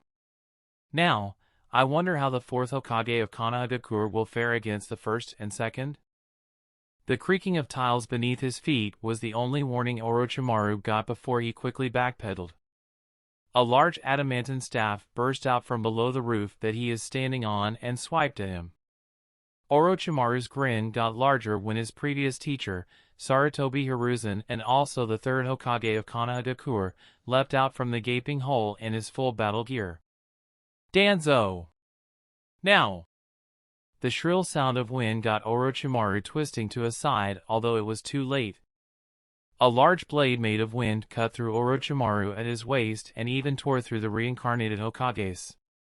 Orochimaru clicked his tongue in annoyance as snakes emerged from his body and stitched the two halves of his body back together. This just got a lot harder.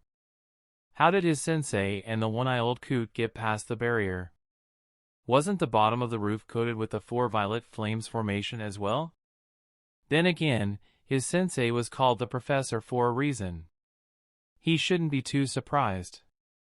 He will also have to serve his subordinates their rightful punishment for their carelessness when they got back later. Your student is still as hard to kill as ever, Hiruzen. Danzo stated nonchalantly as he held a kunai in hand that is coated with such dense wind-natured chakra that it can be visibly seen with the naked eye. If only you could bring yourself to kill him back then, this would not have happened. I know. Hiruzen replied as the reanimated Senju Hashirama had his body reformed and with a clap of his hands, summoned a forest of trees to trap them in. Hiruzen easily destroyed the incoming roots with ease using the adamantine staff in hand. I won't make the same mistake twice. Sanden-sama, Danzo-san. Allow me to handle Orochimaru. Kizashi requested as he gathered a large amount of chakra within him, preparing himself for the inevitable battle. That would be the best arrangement. Danzo gave a small nod of approval, obviously not trusting Hiruzen to be able to kill his ex-student in cold blood.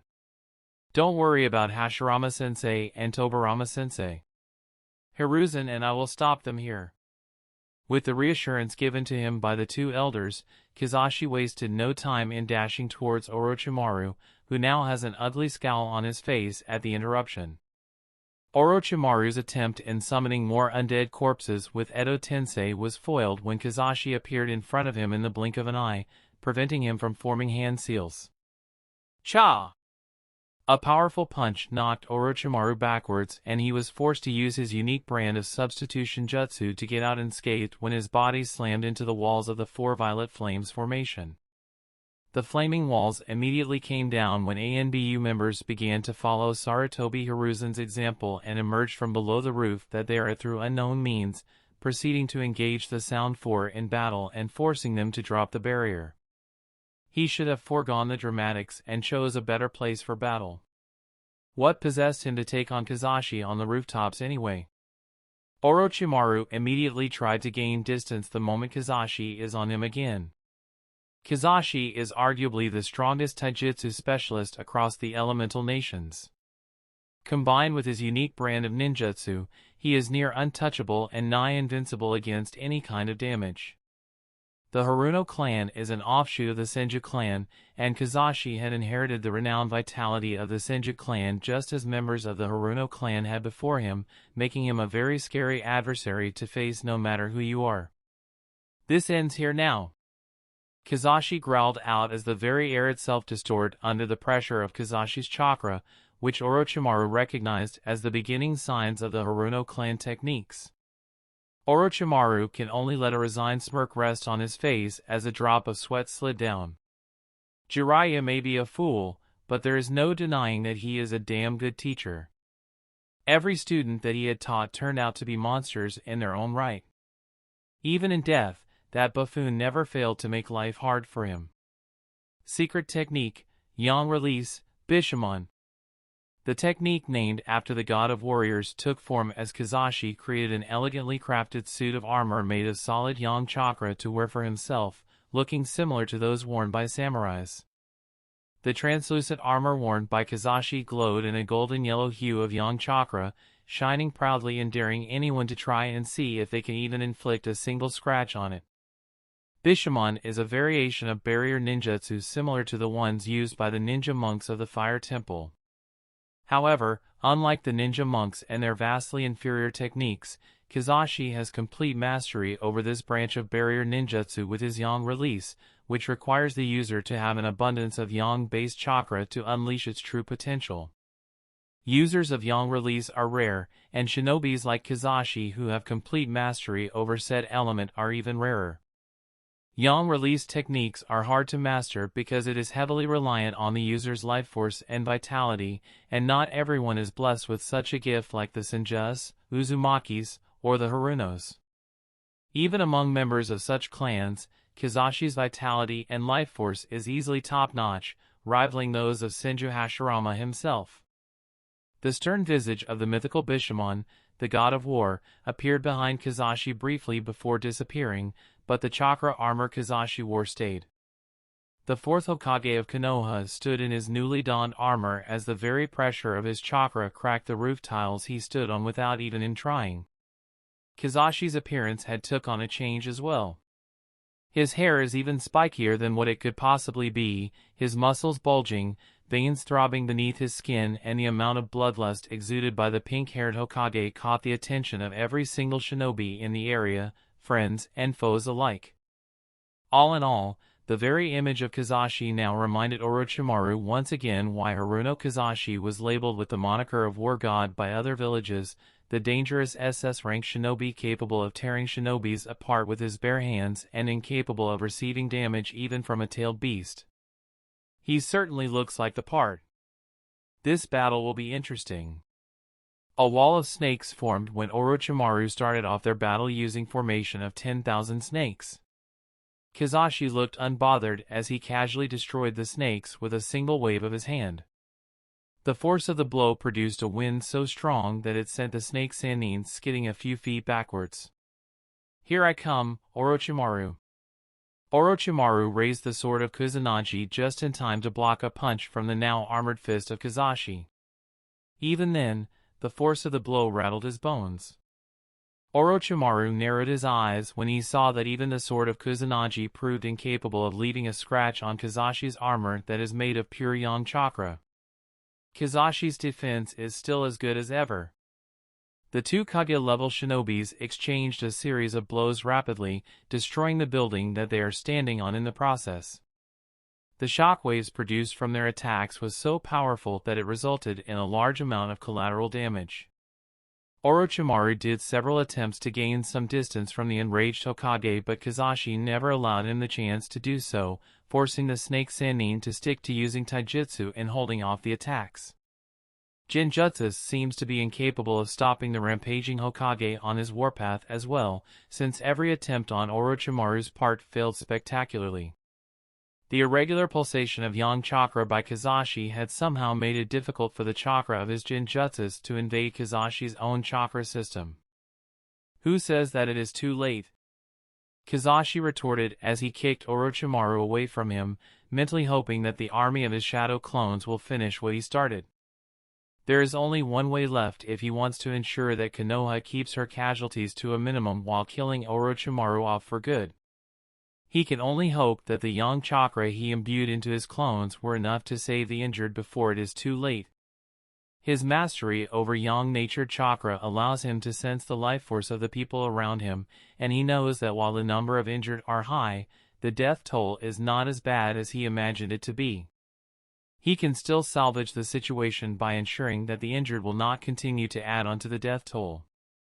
Tsunade's healing capabilities through Katsuyu is also helping in this endeavor, but she is only one person and her hands are currently full in trying to suppress the Nibi. Very likely, he will have to sacrifice his life today to bring Orochimaru down while trying to keep the people of Konoha alive at the same time. That is fine by him. He is the Hokage, the protector of Konoha. The only regret he has is that he will not be able to see his lovely daughter grow up, and he knows that Mabuki will be devastated, but he had made his choice. He can only hope that one of his clones can reach Sakura fast enough before he has no choice but to use that jutsu. The power of the Haruno clan cannot be extinguished at his hands. Like the will of fire, it has to be passed on before his demise. Sakura is the last of his clan and the inheritor of the clan's powers. The last thing he can do as her father is to pass to Sakura her birthright as a Haruno. As a father, he will do all he can to equip his daughter as well as he can to protect herself in this chaotic world. As a Hokage, he will defend Konoha and the next generation of the village no matter what it takes, even if it cost him his life. Sakura spat out some blood from her mouth before going back in to smash an Otonin in the face using her fists, caving his skull in instantly. Her team, together with Team 8 and Team 10, were commanded by their Jonin senseis to hunt Gaara down to prevent him from calling upon the beast sealed within him. It will be disastrous if they have another rampaging Biju going crazy within their village, and they count themselves lucky that Haku had managed to inflict a significant injury on Gaara to stop him before he can go bats hit insane. The three teams were onto Gaara and his siblings immediately, with Team 8 leading the way due to their expertise in tracking. However, they were intercepted by groups upon groups of Oto, Suna, and Kumo shinobis along the way, and some of them were forced to stay behind so that the rest can continue their pursuit of Gaara without interference. Sakura knows that she is far from being the fastest in their group and she might drag down the group's speed as a result, so she volunteered to stay behind to intercept their pursuers, allowing the rest to go on ahead unhindered. Her clan's unique techniques in manipulating yang-natured chakra proved to be invaluable as she used it to mitigate most physical damages she received. The unnatural strength she inherited from her father allows her to brute force her way through their opposition, smashing anything she comes across into paste with her fists alone. However, she knows that she is still young and inexperienced, and she is starting to feel the fatigue from holding onto her clan techniques for so long. Yang-release jutsus are not easy to learn and control. She had barely skimmed the surface of such techniques even with the guidance her father had provided since young. It is just that hard to master. She clads her fist with a solid shroud of yang-natured chakra as she ended another Oto shinobi with a single punch. Team 10 had stayed behind as well since they cannot keep up with the pace of their friends who are a lot faster in speed. Choji is surprisingly good in wiping out a huge number of their enemies with his multi-size technique. The Akimichi clan techniques are also largely based around yang-natured chakra, but the way Sakura's clan utilize it takes it to the extreme as the Haruno clan techniques requires the yang-natured chakra to be so dense that it can be visibly seen with the naked eye. Other people will not be able to achieve it unless they are born with superior vitality like she is. As far as she knows, her jutsu is a brand of jutsu that only the Senjus, Uzumakis, or the Harunos can possibly achieve. To date, only her father and her were able to use yang release in this manner. At least, that was what her father told her. Sakura barely managed to get Shikamaru out of harm's way when a lightning-based jutsu nearly found its target on the shadow user. Shikamaru has the smallest chakra reserves among them, and it is not hard to see that he is utterly spent. Furthermore, he had already expended most of his chakra in his fight against Temari during the exams earlier, making this even harder for him. The list of battle plans that the Nara genius had thought up had allowed them to survive as long as they did, holding such a large group off with only 4 people, but all of them are starting to run on fumes. At this rate, their enemies would not be the one to do them in, exhaustion will. Forehead. Shika. We are fine. Sakura called back before throwing a kunai which found its mark in the skull of a Kumo shinobi. We need to retreat. There's too many of them. I will clear the way. With a roar that Sakura had never heard the gentle boy cry out before, Choji batted away a large group of enemies with an enlarged fist. The 4 of them wasted no time in running for their lives. They did their best, but their best is still not enough in this case. They can only hope that they had weakened the invading force enough on their part and someone more qualified in Konoha can finish the job for them. They are still too slow. Their enemies had caught up again. Damn it! We are surrounded. Shika. You got a plan? I'm trying to think, woman. Stop your harping. Shikamaru looked visibly stressed out as his mind undoubtedly went through numerous scenarios and possibilities on how they could get themselves out of this bind. Even Choji is running out of chakra, and they have no one that they can count on right now. All of their Jonin senseis are busy in trying to repel the invasion. Asuma, Kurenai, and Guy had stayed behind to clear the stadium of any hostile shinobis. Obito had said that he will go and assist Kushina to suppress B. Sakura knows that Kakashi-sensei himself had gone to hunt Darui down the moment he spotted the renowned Kumo Jonin chasing after Hanabi for reasons unknown. She can only hope that her perverted and lazy sensei reaches Hanabi in time. Just when Sakura thought that all hopes are lost, visions of translucent fists made up of solid yang chakra rained down from the skies, taking out all of the invading forces surrounding the four of them in an instant. Sakura's eyes widened. She knew that jutsu. Dad! Have no fear, for the gallant Haruno Kizashi is here. Sakura cannot help but groan the moment she spotted her father walking up to them in that goofy persona. He can be the stern and strict Hokage in public, but back home, his goofiness really makes her want to strangle him at times. It can be so embarrassing. Can he at least don't act in this manner in front of her friends? You guys alright? The four of them nodded, too tired to be feeling anything but relief at this moment. You are a clone, aren't you?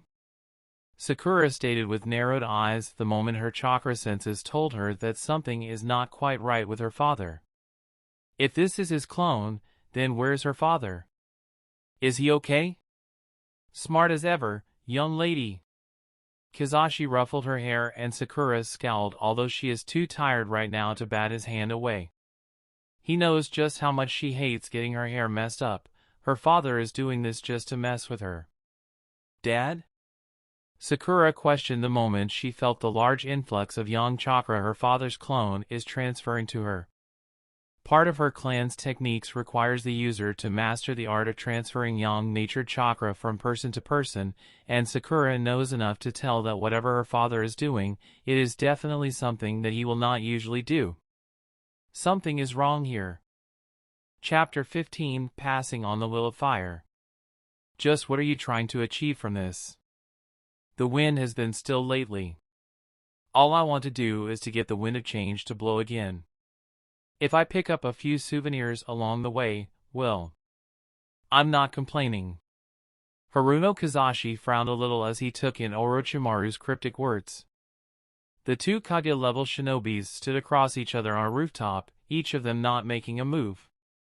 There is a barrier erected by Orochimaru's underlings that prevents any outside interference from happening, a barrier that Kizashi recognizes as the Four Violet Flames formation. As of now, Kizashi is trapped and on his own. It might as well be for the best.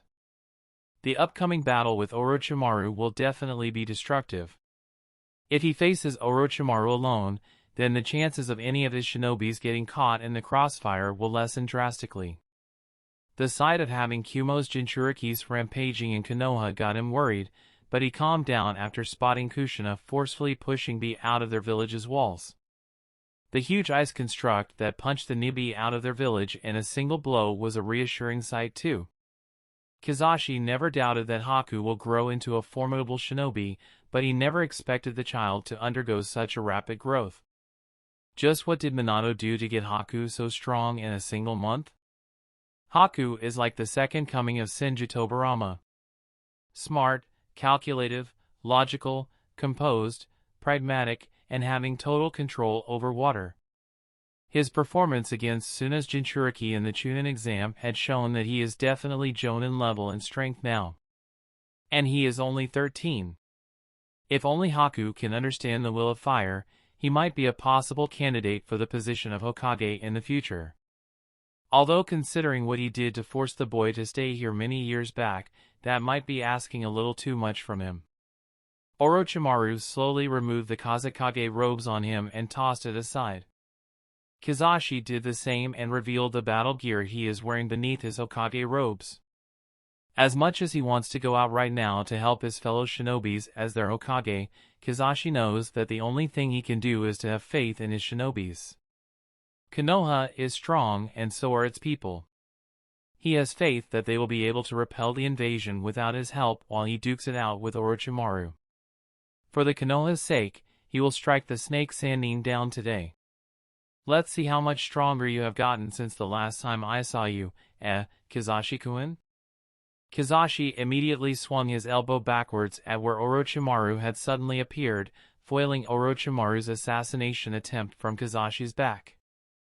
A kick from the snake Sannin had Kizashi blocking it with his forearm before the Hokage grabbed onto Orochimaru's leg and flung him away. Orochimaru's neck lengthened, fangs bared, and Kizashi managed to stop Orochimaru in his track when he threw a kunai at Orochimaru's open mouth. The exploding tag attached to the kunai exploded, raining shrapnel everywhere. Unsurprisingly, Orochimaru walked out of the explosion with barely a scratch other than the skin peeling off his face. "You dash." "Kukuku, surprised?" Orochimaru cackled as he peeled off the skin from his face, revealing the foreign-looking face underneath. "To think that you really managed to perfect such a vile technique." Kizashi growled as he clenched his fists when he spotted the face of a young woman beneath the layer of torn skin before Orochimaru dawned on his original face again. What Orochimaru had created goes against the very law of nature. It cannot be allowed to exist. With his twisted ideology and the ability to attain pseudo-immortality, Orochimaru's existence is too dangerous to Konoha.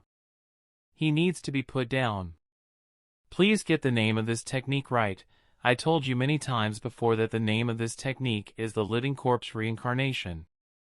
I would have perfected this a long time ago if it wasn't for your needless meddling. If it wasn't for you exposing what I was doing, I wouldn't have need to be a missing nin in the first place.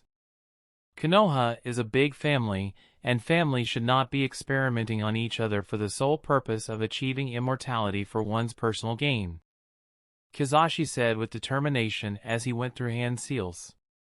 "What you did was unforgivable, Orochimaru. Jiraiya-sensei would not have wanted to see you like this. Don't bring that buffoon into this." Orochimaru hissed as he used the sword of Kusanagi to slash at Kizashi, only to find himself hacking at a mud clone. "He's long dead. I told that fool to stop whatever he was doing and he didn't listen. There is no way true peace is achievable. It serves him right when he ended up deader than a doorknob. What's the point of having a dream if you aren't alive to realize it? Jiraiya-sensei was a great man. I will make you apologize to him in the afterlife for that remark." "Enough!" Orochimaru snapped as he went through a set of hand seals that got dread pooling within Kizashi's gut. No way. Orochimaru couldn't possibly have learned that jutsu. A coffin rose out of the ground and Kizashi mentally cursed whatever divine powers up there for giving him such shitty luck. He needs to stop the process using whatever means necessary. To Kizashi's frustration, the second coffin rose and blocked the inferno of flames that he belched out in an attempt to stop Orochimaru from completing the summoning process, the Edo Tensei. "I wanted to save this for Sensei, but you will make a fine sample to add to my collection as well." The lid of the coffins opened and fell onto the floor with a dull thud.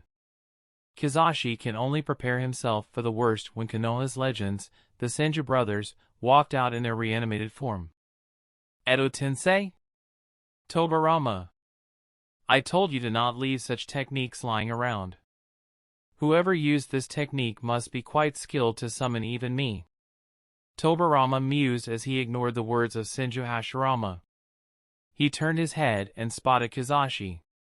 "And you are?" "The fourth Hokage of Konoha, Haruno Kizashi." Kizashi replied in a grim tone. "I wish we could have met under better circumstances, Showdown-sama, Naidame-sama. Sorry, but I will have to send you back to the afterlife." "Kukuku, you will have to work very hard for that, Kizashi-kun." Orochimaru laughed manically as he immediately implanted talismans into the Senju brothers, robbing them of their free will and cutting the conversation off prematurely. "Now, I wonder how the fourth Hokage of Konohagakure will fare against the first and second?" The creaking of tiles beneath his feet was the only warning Orochimaru got before he quickly backpedaled. A large adamantine staff burst out from below the roof that he is standing on and swiped at him.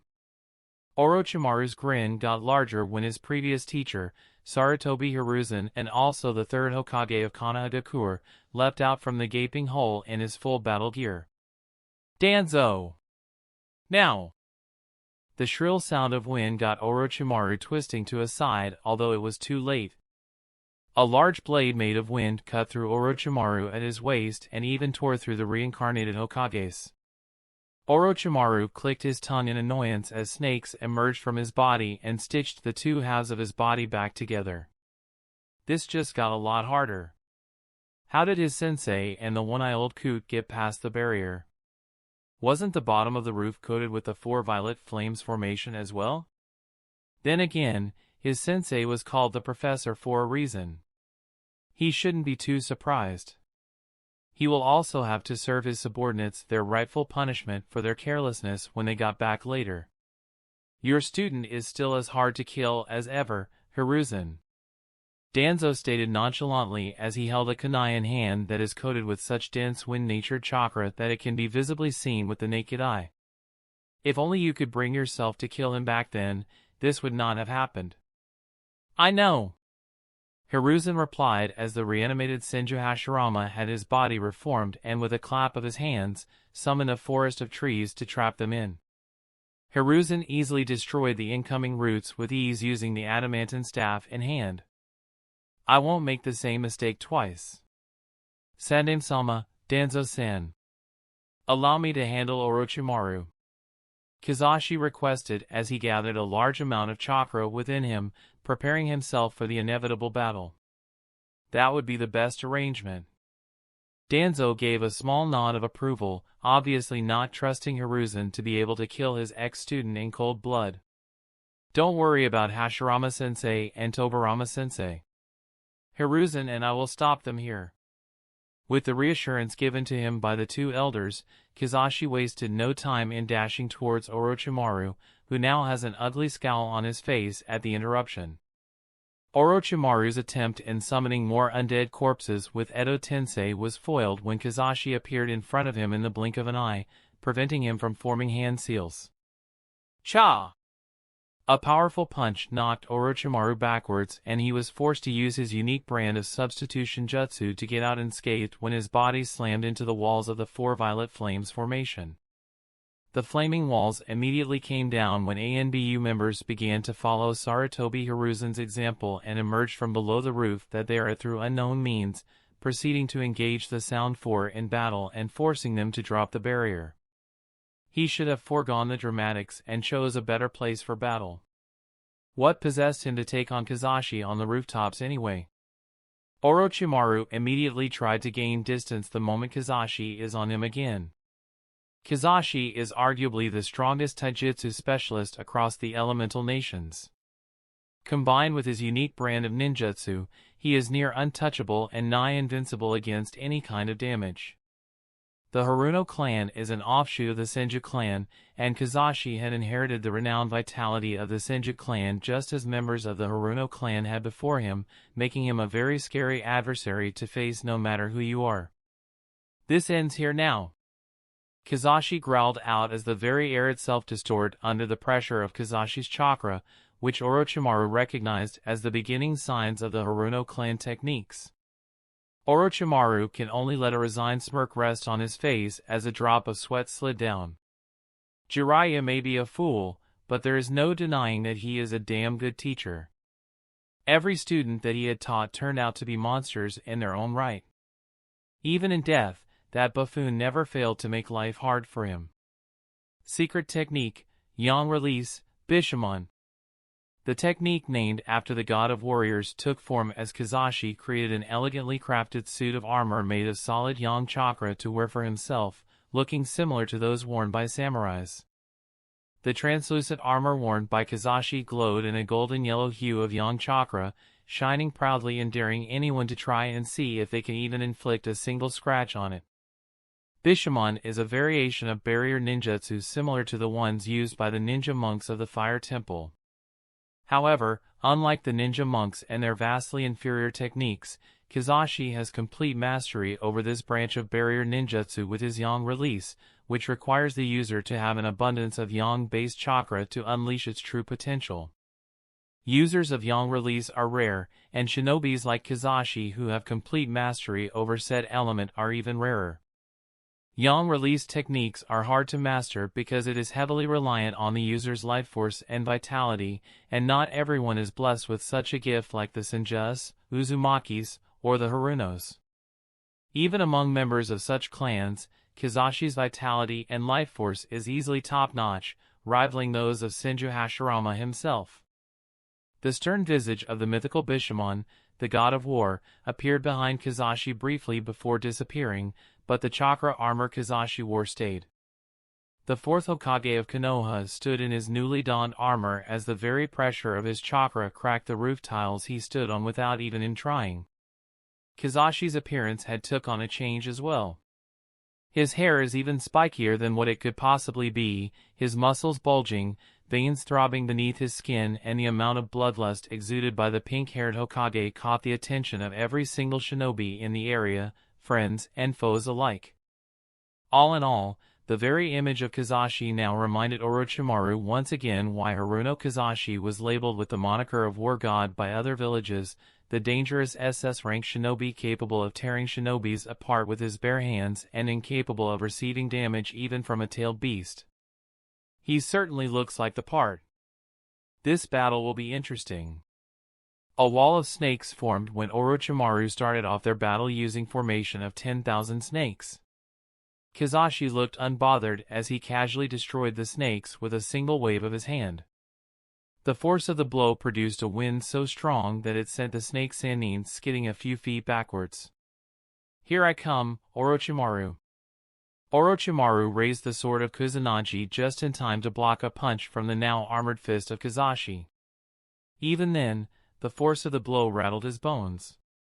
Orochimaru narrowed his eyes when he saw that even the sword of Kusanagi proved incapable of leaving a scratch on Kizashi's armor that is made of pure yang chakra. Kizashi's defense is still as good as ever. The two Kage-level shinobis exchanged a series of blows rapidly, destroying the building that they are standing on in the process. The shockwaves produced from their attacks was so powerful that it resulted in a large amount of collateral damage. Orochimaru did several attempts to gain some distance from the enraged Hokage, but Kizashi never allowed him the chance to do so, forcing the snake Sannin to stick to using taijutsu and holding off the attacks. Genjutsu seems to be incapable of stopping the rampaging Hokage on his warpath as well, since every attempt on Orochimaru's part failed spectacularly. The irregular pulsation of yang chakra by Kizashi had somehow made it difficult for the chakra of his genjutsus to invade Kizashi's own chakra system. Orochimaru has some theories of his own on how that worked. He will have to test it out in his lab once this invasion is over. Directing chakra to his fingertips on his right hand, Orochimaru slammed his fingers against Kizashi's fist in an attempt to disrupt the chakra flow of the yang chakra armor coating Kizashi's body. The entirety of Orochimaru's right arm was blown away from the impact, which he quickly regenerated with snakes growing out of the stump of his right arm. The armor of solid chakra only flickered slightly as the potency of Kizashi's yang chakra quickly burned away the five-element seal that Orochimaru had attempted to imprint on the armor created by the Bishamon technique. Well, there goes another of his options. Time for Plan C. Wind release, great breakthrough. Seeing an opportunity, Orochimaru created a huge gust of wind that tore everything in front of him and blasted them into the air. Kizashi merely cocked his arm back before punching at the air in front of him, the speed of the punch producing a vacuum that collided with Orochimaru's jutsu in a shockwave and canceling the attack. "Surrender, Orochimaru, and I can grant you a quick death." "Quite full of yourself, aren't you?" Orochimaru taunted, although he knows Kizashi has the right to be arrogant. The Bishamon technique is indestructible. None of the techniques that Orochimaru knew have offensive capabilities strong enough to tear through the armor of solid chakra that Kizashi wore. Kizashi's abundance of yang chakra and mastery over the yang release meant that he can sustain the technique for long periods of time. There is also the fact that even his sword of Kusanagi is incapable of scratching it, and there are rumors that even the Kyuubi didn't manage to destroy Kizashi's armor during the Kyuubi attack many years ago when Kizashi was defending the village from the fox. Combine the Bishamon technique with Kazashi's expertise in taijutsu, the result is an unstoppable warrior in the form of Haruno Kazashi, the fourth Hokage of Konoha. Namake's Minato was a candidate for the position as well, just like Orochimaru was, but none of their attacks back then have the sheer offensive power needed to tear through Kazashi's defenses. If given time, Minato could probably counter the Bishamon technique with some sort of seal, but that is only if the Namake's brat had time to prepare. Orochimaru knew from the start that in terms of raw combat strength alone, close to no one is able to match Haruno Kazashi, even the Kages of other hidden villages. However, he is not here to win the battle. He is here to win the war, and simply by holding Kazashi here, the tides of the war are turning in his favor. In the end, he will still be the overall winner. After all, no matter how strong Konoha may be, even the strongest hidden village will incur great loss and casualties in repelling an invasion launched in collaboration by two of the Big Five and the Hidden Sound. Furthermore, the invasion took place right in the village itself.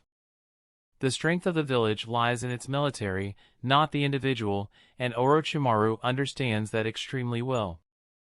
Kazashi can be the strongest shinobi in the history of the elemental nations, but if he is incapable of defending his shinobis from harm, then all is for naught. By reducing Konoha's military strength and killing off the next generation of Konoha's shinobis, even Konoha will have problems to continue holding onto its seat of power as the strongest hidden village in the elemental nations. Things will get interesting once more the moment the power dynamic between the Big Five changes after this war. It doesn't matter if he can defeat Kazashi or not, his objectives in getting the wind of change to blow again had been met. Orochimaru has this win in the bag. Things will start to get interesting once again. Judging from the look on Kazashi's face as the cries and screams of the numerous battles that dotted Konoha reached their ears, the Hokage had realized it as well. Kukuku, what will you do now, I wonder? Will you continue to try and kill me? Or will you be the benevolent Hokage that you are to try and reduce the casualties to a minimum? At this rate, I won't be surprised if Konoha loses at least half their military strength. All of your S-rank shinobis have their hands tied and there is no one left to finish the war in one decisive blow. Right now, the outcome of this invasion can only be decided through a battle of attrition. Orochimaru substituted himself with a mud clone when Kazashi's fist of fury launched at him again, although Orochimaru cannot help but smirk. Minato is busy fighting I. Kushina is dealing with B. Kato Dan is battling the entire regiment of Suna's puppet brigade and he can sense Tsunade near the area where the Nibi is at.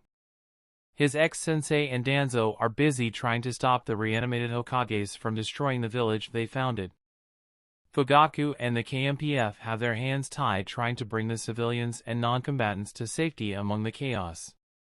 Other notable shinobis that are left are shinobis such as Itachi, Obito, and Kakashi, and even then there is only so much they can do against an entire army. To add on, Suna and Kumo have powerful shinobis in their ranks as well, such as Baki and Darui. There is no way Konoha can get out of this invasion unscathed. Kazashi can destroy armies easily, but choosing to do that will mean letting Orochimaru get away scot-free, and Orochimaru knows that there is no way Kazashi will allow that to happen. Kazashi is forced to fight Orochimaru himself if he doesn't want to risk the Snake Sannin escaping and causing more harm to the village in the future. With this, Kazashi is stuck in between a rock and a hard place, and they both knew it. Orochimaru cannot help but let a snakish smile creep up his face. This is the start of Konoha's decline, whether it be today or the near future. Kazashi had a thoughtful look on his face before he took a stance and went through hand seals. I won't let your plan succeed, Orochimaru. Shadow clones of Kazashi in the Bishamon armor appeared by the dozens as they quickly split up and headed towards the different parts of the village which are engulfed in battle. So that's Kazashi's plan? Sending clones of himself to the different battlefields to lessen the casualties? The number of clones Kazashi created is enough to fill at least half the stadium. Surely such a feat has to come at a cost? It's too late to be sending reinforcements to your fellow Konoha Nins now, Hokage-sama. Orochimaru sneered as their battle resumed. The shine of Kazashi's armor had dulled significantly after the move he pulled, and Orochimaru noted with delight that his sword of Kusanagi is now able to damage the armor, even if the results are only scratches against the armor of solid chakra. The number of clones must have consumed a large part of Kazashi's chakra, indirectly weakening Kazashi's hold on his infamous Bishamon technique. Who says that it is too late? Kazashi retorted as he kicked Orochimaru away from him, mentally hoping that the army of his shadow clones will finish what he started. There is only one way left if he wants to ensure that Konoha keeps her casualties to a minimum while killing Orochimaru off for good. He can only hope that the yang chakra he imbued into his clones were enough to save the injured before it is too late. His mastery over yang-natured chakra allows him to sense the life force of the people around him, and he knows that while the number of injured are high, the death toll is not as bad as he imagined it to be. He can still salvage the situation by ensuring that the injured will not continue to add on to the death toll. Tsunade's healing capabilities through Katsuyu is also helping in this endeavor, but she is only one person and her hands are currently full in trying to suppress the Nibi. Very likely, he will have to sacrifice his life today to bring Orochimaru down while trying to keep the people of Konoha alive at the same time. That is fine by him. He is the Hokage, the protector of Konoha. The only regret he has is that he will not be able to see his lovely daughter grow up, and he knows that Mabuki will be devastated, but he had made his choice. He can only hope that one of his clones can reach Sakura fast enough before he has no choice but to use that jutsu. The power of the Haruno clan cannot be extinguished at his hands. Like the will of fire, it has to be passed on before his demise. Sakura is the last of his clan and the inheritor of the clan's powers. The last thing he can do as her father is to pass to Sakura her birthright as a Haruno. As a father, he will do all he can to equip his daughter as well as he can to protect herself in this chaotic world. As a Hokage, he will defend Konoha and the next generation of the village no matter what it takes, even if it cost him his life. Sakura spat out some blood from her mouth before going back in to smash an Otonin in the face using her fists, caving his skull in instantly. Her team, together with Team 8 and Team 10, were commanded by their Jonin senseis to hunt Gaara down to prevent him from calling upon the beast sealed within him. It will be disastrous if they have another rampaging Biju going crazy within their village, and they count themselves lucky that Haku had managed to inflict a significant injury on Gaara to stop him before he can go bats hit insane. The three teams were onto Gaara and his siblings immediately, with Team 8 leading the way due to their expertise in tracking.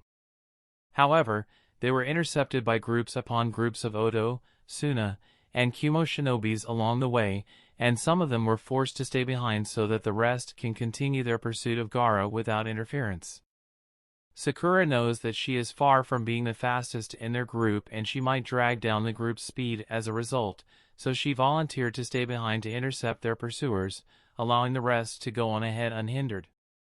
Her clan's unique techniques in manipulating yang-natured chakra proved to be invaluable as she used it to mitigate most physical damages she received. The unnatural strength she inherited from her father allows her to brute force her way through their opposition, smashing anything she comes across into paste with her fists alone. However, she knows that she is still young and inexperienced, and she is starting to feel the fatigue from holding onto her clan techniques for so long. Yang-release jutsus are not easy to learn and control. She had barely skimmed the surface of such techniques even with the guidance her father had provided since young. It is just that hard to master. She clads her fist with a solid shroud of yang-natured chakra as she ended another Oto shinobi with a single punch.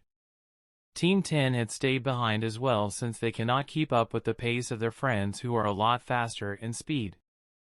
Choji is surprisingly good in wiping out a huge number of their enemies with his multi-size technique. The Akimichi clan techniques are also largely based around yang-natured chakra, but the way Sakura's clan utilize it takes it to the extreme as the Haruno clan techniques requires the yang-natured chakra to be so dense that it can be visibly seen with the naked eye. Other people will not be able to achieve it unless they are born with superior vitality like she is. As far as she knows, her jutsu is a brand of jutsu that only the Senjus, Uzumakis, or the Harunos can possibly achieve. To date, only her father and her were able to use yang release in this manner. At least, that was what her father told her. Sakura barely managed to get Shikamaru out of harm's way when a lightning-based jutsu nearly found its target on the shadow user. Shikamaru has the smallest chakra reserves among them, and it is not hard to see that he is utterly spent. Furthermore, he had already expended most of his chakra in his fight against Temari during the exams earlier, making this even harder for him. The list of battle plans that the Nara genius had thought up had allowed them to survive as long as they did, holding such a large group off with only 4 people, but all of them are starting to run on fumes. At this rate, their enemies would not be the one to do them in, exhaustion will. Forehead. Shika. We are fine. Sakura called back before throwing a kunai which found its mark in the skull of a Kumo shinobi. We need to retreat. There's too many of them. I will clear the way. With a roar that Sakura had never heard the gentle boy cry out before, Choji batted away a large group of enemies with an enlarged fist. The 4 of them wasted no time in running for their lives. They did their best, but their best is still not enough in this case. They can only hope that they had weakened the invading force enough on their part and someone more qualified in Konoha can finish the job for them. They are still too slow. Their enemies had caught up again. Damn it! We are surrounded. Shika. You got a plan? I'm trying to think, woman. Stop your harping. Shikamaru looked visibly stressed out as his mind undoubtedly went through numerous scenarios and possibilities on how they could get themselves out of this bind. Even Choji is running out of chakra, and they have no one that they can count on right now. All of their Jonin senseis are busy in trying to repel the invasion. Asuma, Kurenai, and Guy had stayed behind to clear the stadium of any hostile shinobis. Obito had said that he will go and assist Kushina to suppress B. Sakura knows that Kakashi-sensei himself had gone to hunt Darui down the moment he spotted the renowned Kumo Jonin chasing after Hanabi for reasons unknown. She can only hope that her perverted and lazy sensei reaches Hanabi in time. Just when Sakura thought that all hopes are lost, visions of translucent fists made up of solid yang chakra rained down from the skies, taking out all of the invading forces surrounding the 4 of them in an instant. Sakura's eyes widened. She knew that jutsu. Dad! Have no fear. For the gallant Haruno Kizashi is here. Sakura cannot help but groan the moment she spotted her father walking up to them in that goofy persona. He can be the stern and strict Hokage in public, but back home, his goofiness really makes her want to strangle him at times. It can be so embarrassing. Can he at least don't act in this manner in front of her friends? You guys alright? The 4 of them nodded, too tired to be feeling anything but relief at this moment. You are a clone, aren't you? Sakura stated with narrowed eyes the moment her chakra senses told her that something is not quite right with her father. If this is his clone, then where's her father? Is he okay? Smart as ever, young lady. Kizashi ruffled her hair and Sakura scowled, although she is too tired right now to bat his hand away. He knows just how much she hates getting her hair messed up. Her father is doing this just to mess with her. Dad? Sakura questioned the moment she felt the large influx of yang chakra her father's clone is transferring to her. Part of her clan's techniques requires the user to master the art of transferring yang-natured chakra from person to person, and Sakura knows enough to tell that whatever her father is doing, it is definitely something that he will not usually do. Something is wrong here. You are old enough to inherit the clan's power, Sakura. Her father's uncharacteristic serious tone got Sakura snapping her head up in alarm. Right now, the last thing I can do as your father is to ensure that you are as well equipped as you can be for what is to come. There is a possibility that another war might break out after this invasion is over, and I want you to survive, no matter how hard things can be. Can you do that for me? Dad? Sakura asked in a shaky voice. What's going on? Her father is the fourth Hokage of Konoha, the war god Kizashi. She knows that while Orochimaru is strong, the chances of the Snake Sannin defeating her father in a straight-on fight is slim to none. Her father's and their clan's signature technique, the Bishamon, makes him nigh invincible. According to her mother, even the Kyuubi was unable to put a scratch on her father's chakra armor during the Kyuubi attack. Her father's defense is just that strong. Combined with the lethality of his taijutsu, his near-endless stamina and enormous reserve of yang chakra, there is nothing she knows that can put her father down. It is my fault. I shouldn't have allowed Kumo to take part in the exams, and I should have recognized Orochimaru's disguise sooner. I cannot allow Konoha to suffer any more casualties as it is. At this rate, even if we successfully repel the invasion, Konoha would be too weak to defend itself against other external threats once this is over. IWA is still watching us like hawks. The situation in Kiri is still a huge question mark, and no one truly knows what is going on in there. I also know that there are many smaller villages out there who want to do us harm. For the sake of Konoha's future, I have to ensure that Konoha's strength does not dwindle any further. I don't know how many of our comrades had already died, but I can at least ensure that nobody else dies under my watch starting from now. You don't mean Dash? Kizashi's solemn nod told Sakura everything she needed to know. Our clan's secret technique. Yang Release, Life Transference Jutsu. It is similar to what Lady Chiyo Osuna had invented as far as I know, with a few differences. Even as we speak, I can feel many of our comrades' lives slowly fading. With this jutsu, I can at least help them last long enough until I kill Orochimaru and force our enemies to retreat, buying time for medical help to arrive and save the lives of our shinobis. There is a high chance that I might not live to see the next sunrise, so I am passing on our clan's secret to you, right here, right now. Team 10 got the hint, and after giving the Hokage a respectful bow, quickly made themselves scarce to give the Harunos some privacy. I don't need any clan techniques, Dad. I dash. I know, Kizashi said gently as he pulled Sakura into a hug. But we can't get everything we want. I am the Hokage. It is my duty to protect the village and its people. Besides, you inherited my will of fire. Kizashi poked at where her heart is. As long as you have it, then I will always live within you. Anyway, can you feel it? The chakra I am transferring over to you? Sakura nodded mutely, but no matter how hard she tried, she cannot stop the tears streaming down her face and the choked sobs that escaped her mouth. She doesn't want to accept this. She doesn't want her father to die. She doesn't want to inherit her clan's secret techniques. All she wants is for her father to return back to her side alive. This is the true secret behind our clan techniques. The chakra I am giving you is the product of the chakra nurtured by the first head of the Haruno clan ever since he split off from the Senju. Since then, every head of the clan will receive the chakra nurtured by his predecessor and continue to nurture it, and then he will pass a portion of the combined efforts of the nurtured chakra down to his successor when his time is up.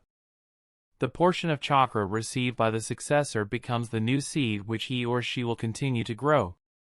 The cycle continues, so that the resulting chakra accumulated over the years will grow stronger and stronger the longer the chakra is passed down from one Haruno to the next. What you are receiving now is the strength that every head of the Haruno clan, me included, had accumulated. The potency of our yang chakra has no rivals in the elemental nations. When the time comes, you will pass this strength to your children as well, along with your own. The method which our clan used to nurture, cultivate, and pass on our chakra to our next generation is the reason why my Bishamon technique is so formidable, because I have the combined strength of my predecessors at my disposal. Kizashi enveloped his only child and daughter in a hug, and like a dam had broken, Sakura bawled her eyes out and hugged her father tightly, not wanting to let go of her father even if it is just a clone. "You are a strong child, Sakura. I love you so very much, you know? I know you can survive this and whatever challenges you may find yourself in. Can you stay strong for me?" Sakura's hold on Kizashi tightened. "Sakura. Please. I don't have much time left. I will try. That's all I ask from you. Thank you." Kizashi planted a kiss on her forehead as both father and daughter look at each other for the last time. "Try to not make your mother burst a blood vessel or two while I'm gone, and don't hog Couchcoon too much. Seriously, you need to stop being a couch potato." Sakura choked out a laugh at the memories of her and her father fighting for the rights to use the couch in the living room all the time. She wouldn't have a chance to fight for such rights again after today. Like you have the right to speak. Is that sass I am hearing, young lady?" Kizashi admonished in mock anger before another bright smile crossed his face. "I have to go now, Sakura," he said as his large hand rested on the top of her head for the last time. The physical form of the clone is fading as a large amount of foreign yang chakra flowed into Sakura's chakra network. "Stay safe, and take care of your mother for me." I love you, Dad." Sakura choked out her last words to her father, wanting her father to know just how much she loves him and how proud she is of him before they are separated worlds apart. Kick Orochimaru's ass for me, show the world how great of a Hokage you are." Kizashi grinned. "I promise. I love you too, sweetheart." With that, the clone disappeared in wisps of yellow golden yang chakra, which swirled protectively around her before entering Sakura's body. Sakura used her arms to wipe away the tears from her face. She is Haruno Sakura, daughter of the Yondaime Hokage, Haruno Kizashi, the war god. She will grieve later. Right now, she has to help defend the village that her father is protecting at the cost of his life. Her chakra reserves had filled up once again thanks to her father, and she can feel a new power welling within her. It is foreign yet warm, like it is supposed to be a part of her all along despite only receiving it recently. Sakura ran to reunite with her friends and growled in anger when she saw Team 10 getting attacked from all sides by hostile shinobis. Sakura leapt up high into the air, fist cocked back like what her father had taught her the moment he deemed her old enough to learn how to fight. She gathered a dangerous amount of yang-natured chakra into her fist, larger and more potent than she had ever managed to do, before letting gravity pull her down as she prepared to destroy the very ground itself, and with it the shinobis who dared to even invade her home and harm her friends. This invasion had already taken her father away from her. She will be damned if it takes her friends away as well. Shinanaro. Her fists connected. The earth ruptured. Chapter 16, With My Life. No. Please, no. Hanabi! I reached Hanabi's side and quickly erected a dome of ice around who I identified as Darui, trapping him in there for now. I will deal with him later. Hanabi's condition takes precedence. There is a hole bigger than the size of my fist on the left side of Hanabi's torso, just right below her ribcage. My ice had managed to deflect the laser beam just enough to miss Hanabi's heart, but it still wasn't enough. She is dying. What do I do? What do I do? Blood is still pooling out of her. Snap out of this, Yuki Haku. Calm down and think. What can you possibly do right now? I snapped my mind back into working order upon seeing the pool of blood that is steadily growing larger beneath her. I need to save her. I need to save her. I can hear the sound of battles occurring near me. I can hear Darui trying to blast a way out of his temporary confinement. I can hear Tsunade and Yamato working on trying to contain Yujito, who is taking advantage of my absence to try and break free. I can hear the shouts and screams amidst the destruction. But now, I couldn't care. The only thing I care about is to try and save Hanabi. If she dies... No, she won't die. Not on my watch. Blood is largely made of water. It is not the best option I have, and definitely not sanitary, but I cannot think of anything else in such a short period of time. Using my control over water, I took control of the blood spilled out of her and forcefully shoved it back into her body where it should belong. I filled the gaping hole in her body with solid ice to plug it, hoping that it is sufficient to buy enough time until a skilled mednin is able to arrive and fix her. Wait, there's something else. Katsuyu! Save her, please! My orders are to dash. Just save her. I detached the slug summon on my shoulder and placed it on Hanabi's injury. Her breathings are getting weaker by the second. I need to do something, there must be something I can do. Katsuyu didn't say another word, but the greenish glow is all I need to know as I slowly unfreeze the hole I plugged with my ice for Katsuyu to try and close it with medical chakra. This injury is too severe for me to heal properly. I can stop bleeding and heal cuts, yes. But closing a hole as big as this located next to many of her vital organs is not what I am good at. She's missing a few of her organs, child. They are fried. One misstep on my part is all it takes to kill her. Tsunade-sama might be able to do something, but she isn't free now. My dome of ice shattered as Darui emerged from it. He went through several hand seals as I vengefully sent spears of ice his way with a snarl, forcing him to dodge before he can complete his jutsu. Still, we are at a disadvantage. I cannot move Hanabi from where she had fallen for fear of worsening her condition. We are sitting ducks. Lightning release, Black Panther. Katsuyu, I will defend you and Hanabi.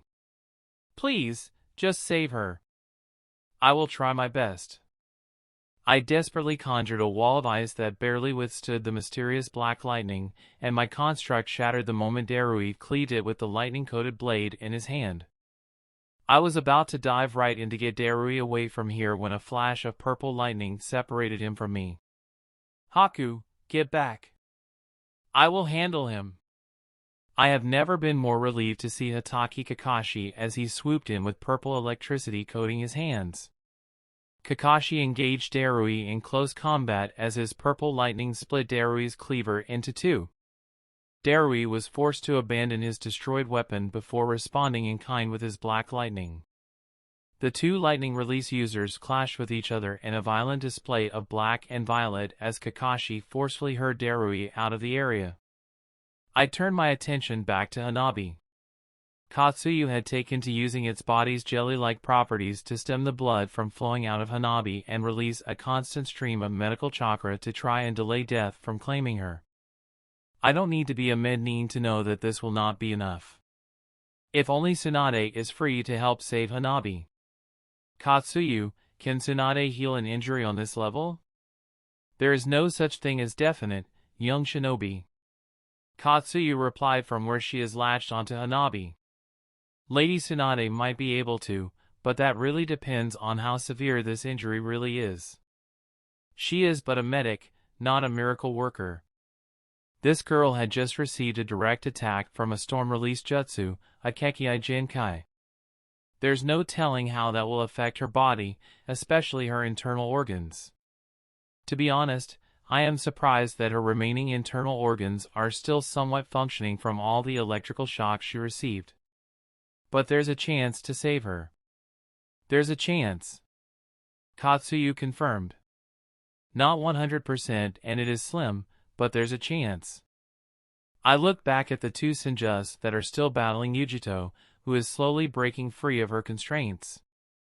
I can see Yamato stabbing the Kumo Jinchuriki with sharp spikes of wood to put her down, but Yujito simply forced it out of her body with a sheer blast of raw reddish-tailed beast chakra.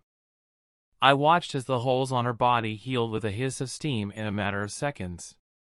My eyes widened at the sight.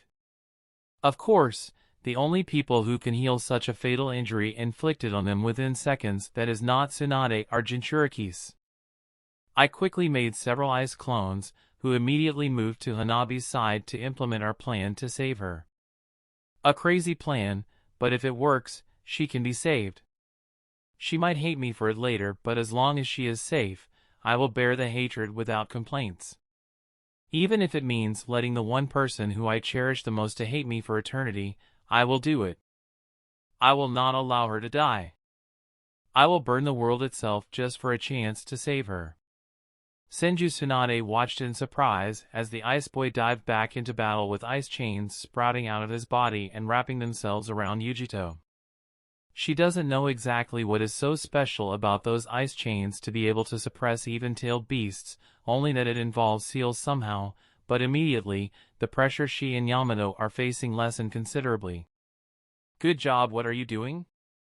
Tsunade screamed in worry, shock, and rage as the ice boy threw all caution to the wind and headed straight for Yujito, who is still covered in the one-tail version of her chakra shroud. The fingertips of his left hand are flaring with chakra while his right is manifesting the signature jutsu of the Namikaze brat. She would have jumped in and pulled the boy back, but she is currently too busy with supplying chakra to her son to allow him to continue to suppress Yujito's tailed beast chakra with his wood release. "A Rasengan won't take her down, boy. Get back here." Her words went unheeded as the boy forcefully slammed the chakra ball into Yujito's gut. Yujito raised her arms to slash at the boy with her elongated fingernails, only for Yamato to sprout more wood from the ground to restrain them, allowing Haku to have his way. With a shout that sounded more like an animal's than a human, the boy's Rasengan managed to grind through Yujito's chakra shroud temporarily despite having the skin on his right forearm burnt from the contact with Yujito's corrosive chakra. Yujito's chakra shroud near her gut dissipated for a short while, but it was enough time for the boy to now slam his other chakra-coated hand on the unprotected area. And everything went wrong from there. Yujito howled painfully as the Nibi's chakra burst out in even larger waves and destroyed all forms of containment on her, including the ones she and Yamato had painstakingly set up earlier. "What did you do?" "Saving Hanabi." The boy replied as he ignored the state of his partially burnt right arm. His right sleeve had been burnt off. His skin had nearly suffered the same fate if it wasn't for the boy's quick thinking in coating it with a layer of ice for extra protection before his insane act. Another unearthly howl shook the earth.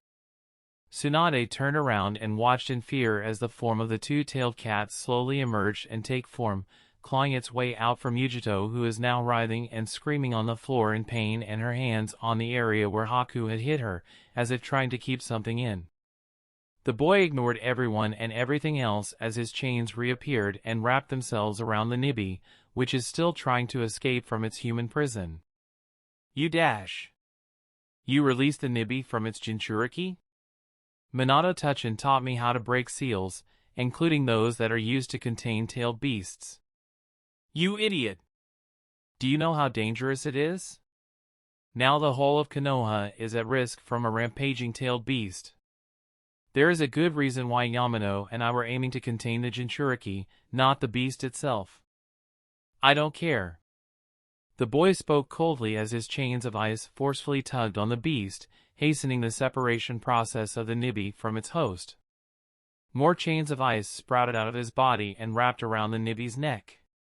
"You dash.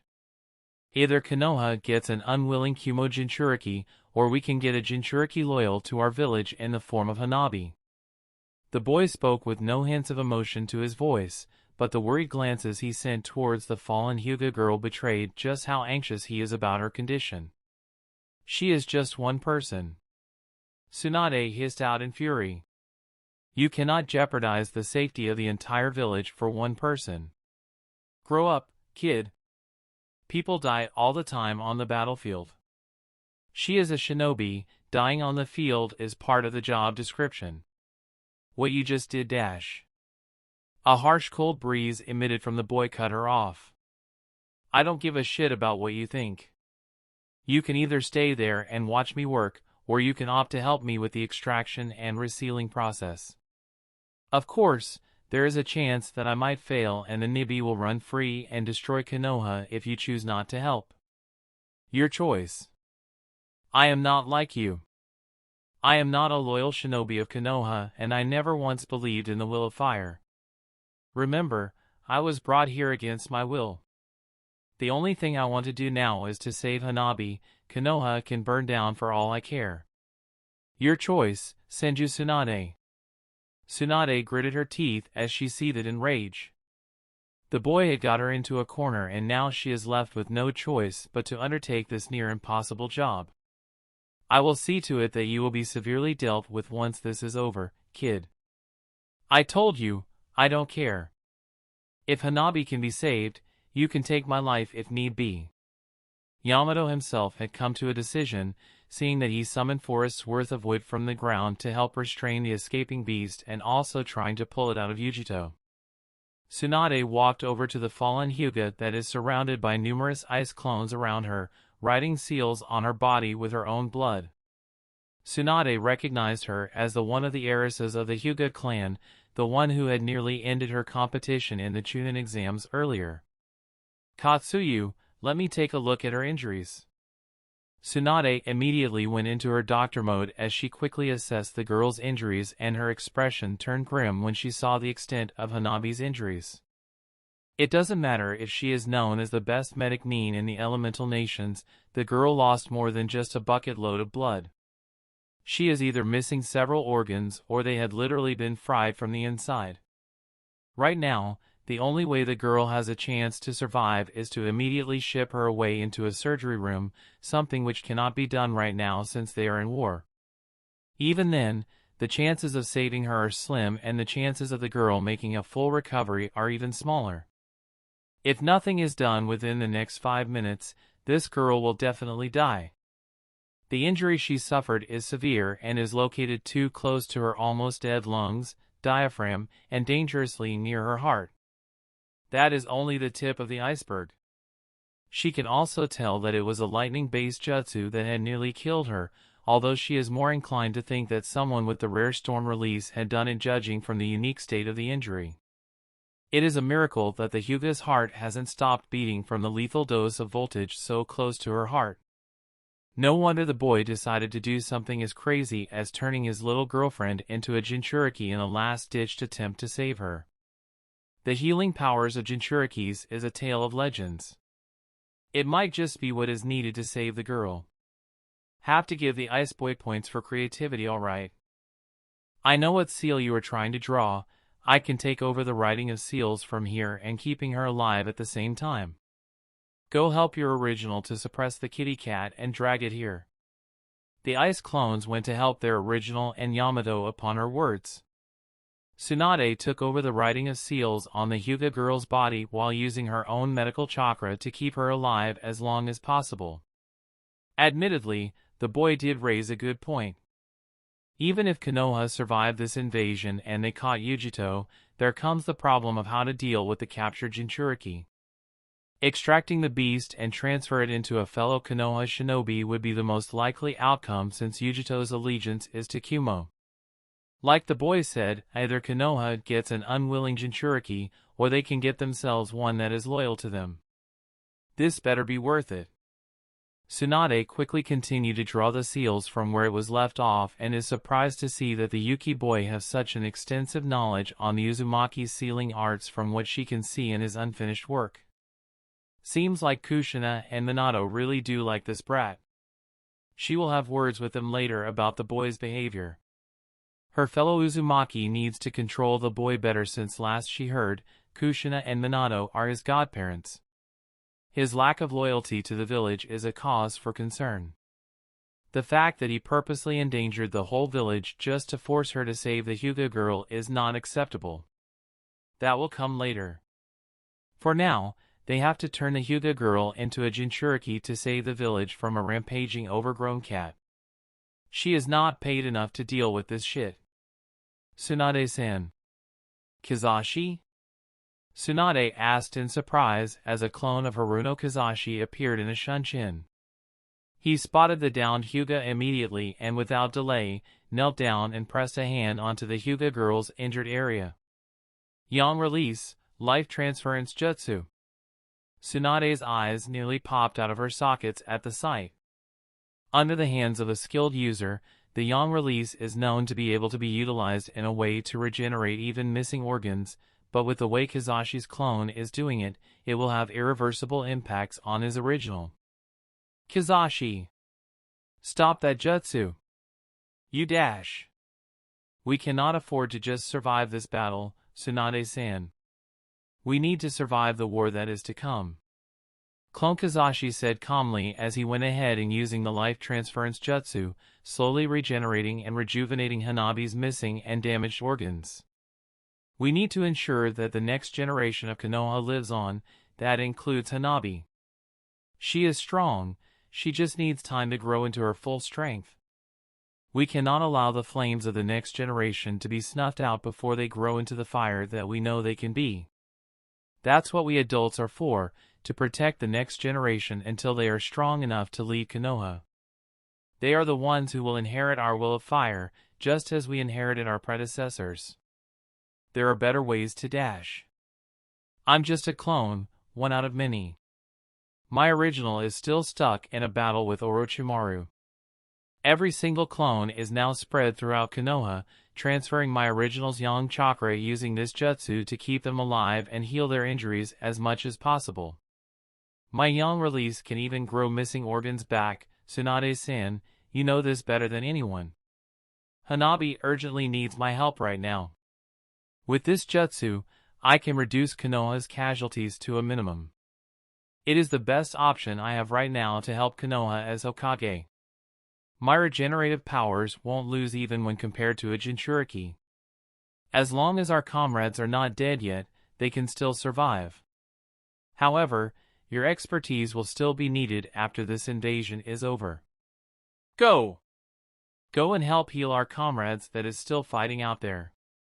I will ensure that Hanabi remains alive. Tsunade frowned. The ice boy wants to make the girl into a Jinchuriki to save her. He disobeyed all orders, jeopardized the safety of the entire village, just to save her. You really want to proceed with this? Not exactly the worst decision he can make, considering Haku's personality and his view towards the village. The clone of Kizashi said after a brief period of silence. Please don't be too harsh on him. It is partly my fault he turned out this way. I could have handled things a little better when he first arrived so many years ago. His hate towards me, and by extension, the village, is understandable. And if this method allows Konoha to gain control of another tailed beast, why not? Besides, I don't think the entire yang chakra I have now can fully save Hanabi. I'm but a clone with a small fraction of power of my original. Something as powerful as the Nibi's powers will be needed to keep Hanabi alive. Her injuries are really bad. The howling of the monster cat screeched out once more, catching everyone's attention. He really gone and done it. Tsunade whispered as her eyes widened in a mixture of shock and disbelief. How? He's only 12 or 13, right? The Nibi roared, just as Tsunade and Clone Kizashi spotted Yujito dropping lifelessly back onto the ground. This time, the Kumo Kunoichi will not be getting up ever again. The Nibi itself is fully wrapped in thick roots and chains of ice, still trying to fight and break its constraints. Haku! Yamato! Kizashi's clone bellowed out as he too went through hand seals of his own to prepare for the resealing. Drag the Nibi here. Now! Hanabi doesn't have much time left. We need to seal the beast into her immediately. Tsunade can see Haku's eyes widening a little in surprise upon spotting Kizashi, but it disappeared as fast as it came in favor of rescuing the Hyuga girl with Yamato's help. Lady Tsunade! On your right! Grateful for Katsuyu's warning, with a single punch, Tsunade immediately decimated the group of Kumo shinobis who had spotted them and realized what they are trying to do. She can see more hostile shinobis converging onto their location. Damn it. Nothing had gone well today. All she wanted was to win her bets at the chunin exams, even if she realistically knew that she probably would lose all her betting money, all thanks to her eternal shitty luck. She knew something was so very wrong when she won every single one of her bets. It is times like this that she really hated her shitty gambling luck. Dan better be alright as well. She knows he is strong, even when they are both retired shinobis and had not been active since the end of the Third War. Even then, she cannot help but be worried for him. Start the sealing process. I will hold them off. Tsunade shouted back to the hastily formed Jinchuriki sealing group. Her seal is already working at full power. For Konoha's sake, she will use every drop of her powers to ensure that the sealing process is completed. Her grandfather had founded this village for his dream of peace, and as his granddaughter, she will see to it that Konoha will remain standing. She charged up the chakra in her fist when the hostile shinobis leapt into the sky to pounce on her. Maybe she had been in retirement for too long. Suna, Kumo, and Odo definitely needs a reminder on why she is coined with the title of the legendary Sannin. And what else is a better reminder than caving their skulls in with a punch or two? Rasengan. Naruto panted as she and Gaara both fell from the skies after their final clash. Boss Toad had disappeared in a puff of smoke. His work here is done the moment they succeeded in stopping the stupid crazy Tanuki from going homicidal. It took almost 2 teams, Team 8 and Team 7, without Sakura-chan since she volunteered to stay behind to delay their pursuers, to wake Gaara up, and even then, they barely pulled through. I know what seal you are trying to draw. I can take over the writing of seals from here and keeping her alive at the same time. Go help your original to suppress the kitty cat and drag it here. The ice clones went to help their original and Yamato upon her words. Tsunade took over the writing of seals on the Hyuga girl's body while using her own medical chakra to keep her alive as long as possible. Admittedly, the boy did raise a good point. Even if Konoha survived this invasion and they caught Yujito, there comes the problem of how to deal with the captured Jinchuriki. Extracting the beast and transfer it into a fellow Konoha shinobi would be the most likely outcome since Yujito's allegiance is to Kumo. Like the boy said, either Konoha gets an unwilling Jinchuriki, or they can get themselves one that is loyal to them. This better be worth it. Tsunade quickly continued to draw the seals from where it was left off and is surprised to see that the Yuki boy has such an extensive knowledge on the Uzumaki's sealing arts from what she can see in his unfinished work. Seems like Kushina and Minato really do like this brat. She will have words with them later about the boy's behavior. Her fellow Uzumaki needs to control the boy better since last she heard, Kushina and Minato are his godparents. His lack of loyalty to the village is a cause for concern. The fact that he purposely endangered the whole village just to force her to save the Hyuga girl is not acceptable. That will come later. For now, they have to turn the Hyuga girl into a Jinchuriki to save the village from a rampaging overgrown cat. She is not paid enough to deal with this shit. Tsunade-san. Kizashi? Tsunade asked in surprise as a clone of Haruno Kizashi appeared in a shunshin. He spotted the downed Hyuga immediately and without delay, knelt down and pressed a hand onto the Hyuga girl's injured area. Yang release, life transference jutsu. Tsunade's eyes nearly popped out of her sockets at the sight. Under the hands of a skilled user, the yang release is known to be able to be utilized in a way to regenerate even missing organs, but with the way Kizashi's clone is doing it, it will have irreversible impacts on his original. Kizashi! Stop that jutsu! You dash! We cannot afford to just survive this battle, Tsunade-san. We need to survive the war that is to come. Clone Kizashi said calmly as he went ahead and using the life transference jutsu, slowly regenerating and rejuvenating Hanabi's missing and damaged organs. We need to ensure that the next generation of Konoha lives on, that includes Hanabi. She is strong, she just needs time to grow into her full strength. We cannot allow the flames of the next generation to be snuffed out before they grow into the fire that we know they can be. That's what we adults are for, to protect the next generation until they are strong enough to lead Konoha. They are the ones who will inherit our will of fire, just as we inherited our predecessors. There are better ways to dash.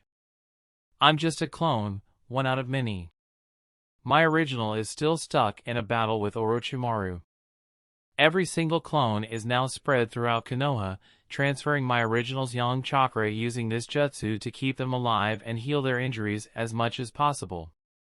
My yang release can even grow missing organs back. Tsunade-san, you know this better than anyone. Hanabi urgently needs my help right now. With this jutsu, I can reduce Konoha's casualties to a minimum.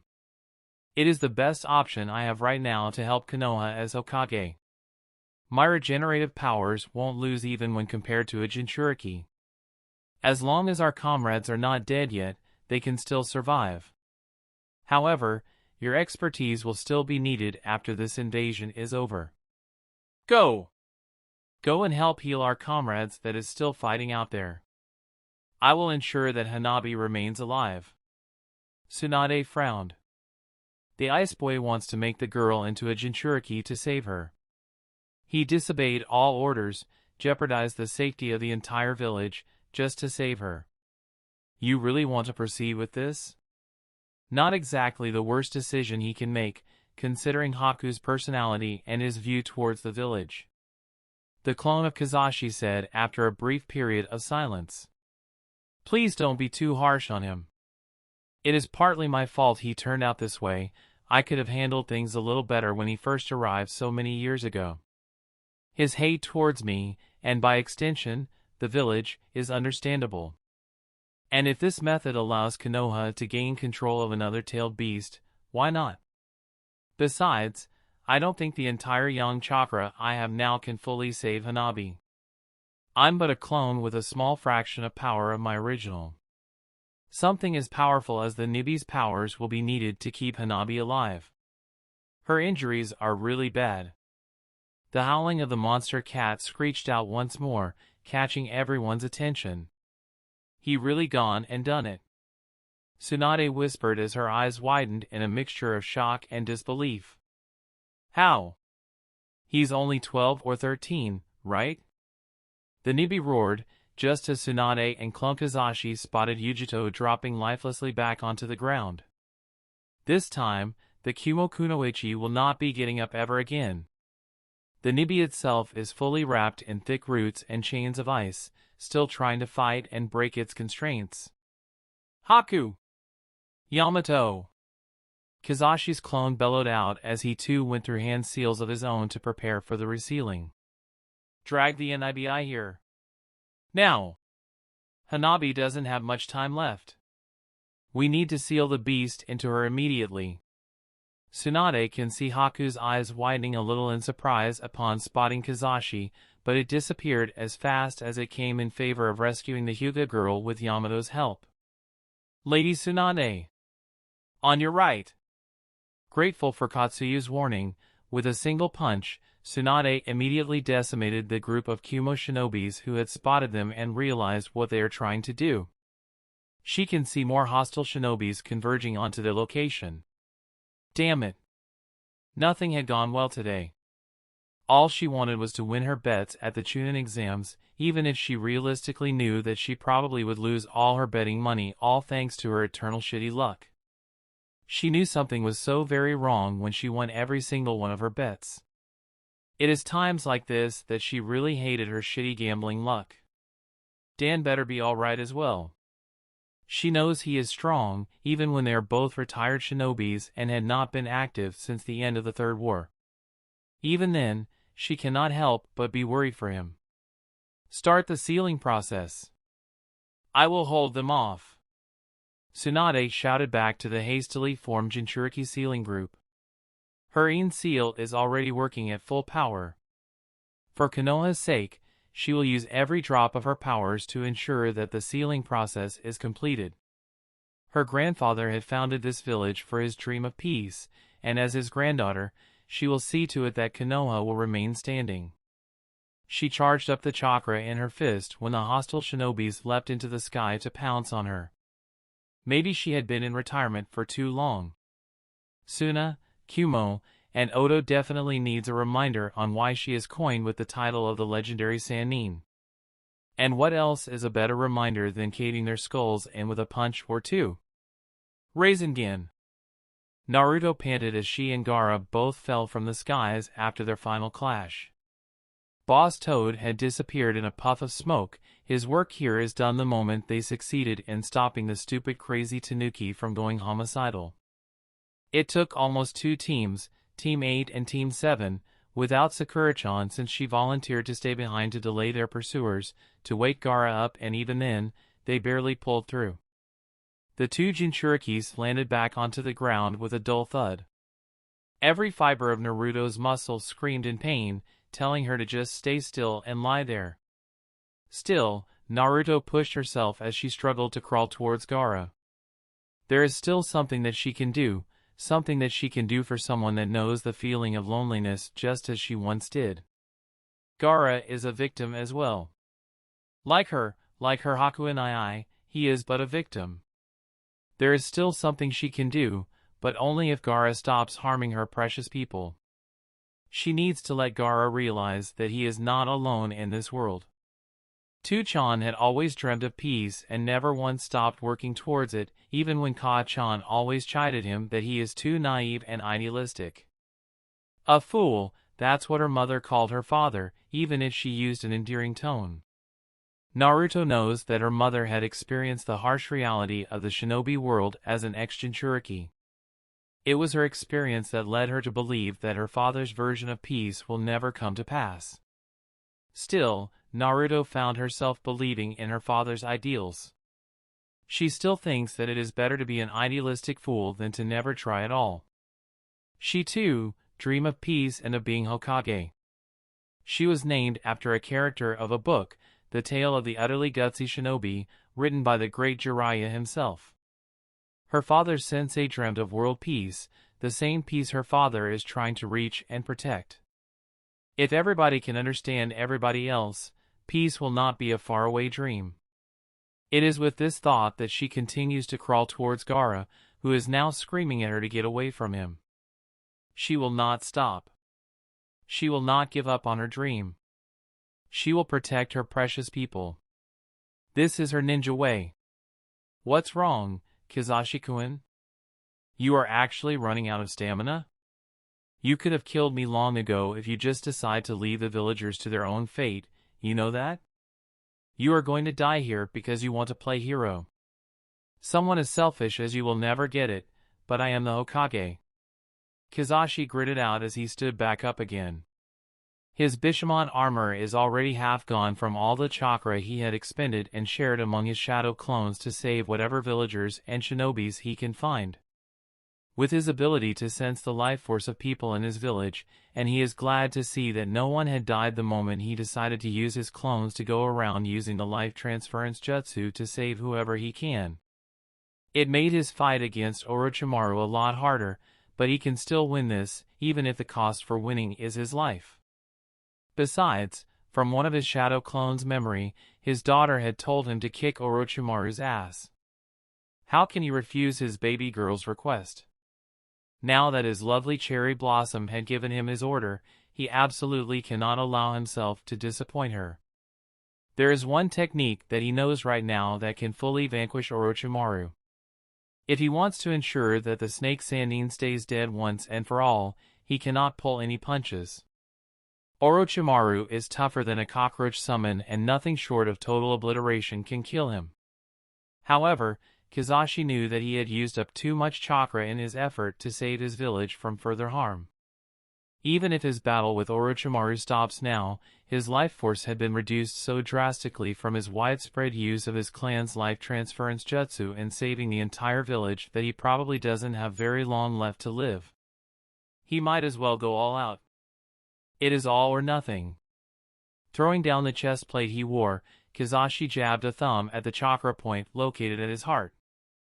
This technique is not one he had mastered, that honor belongs to their resident taijutsu genius Might Guy, but it is enough to stop even Orochimaru. It complements very well with his unholy vitality, which was the main reason why he even bothered to learn it in the first place, in case he ever needs a suicide jutsu as his trump card. This is the best time for him to use it.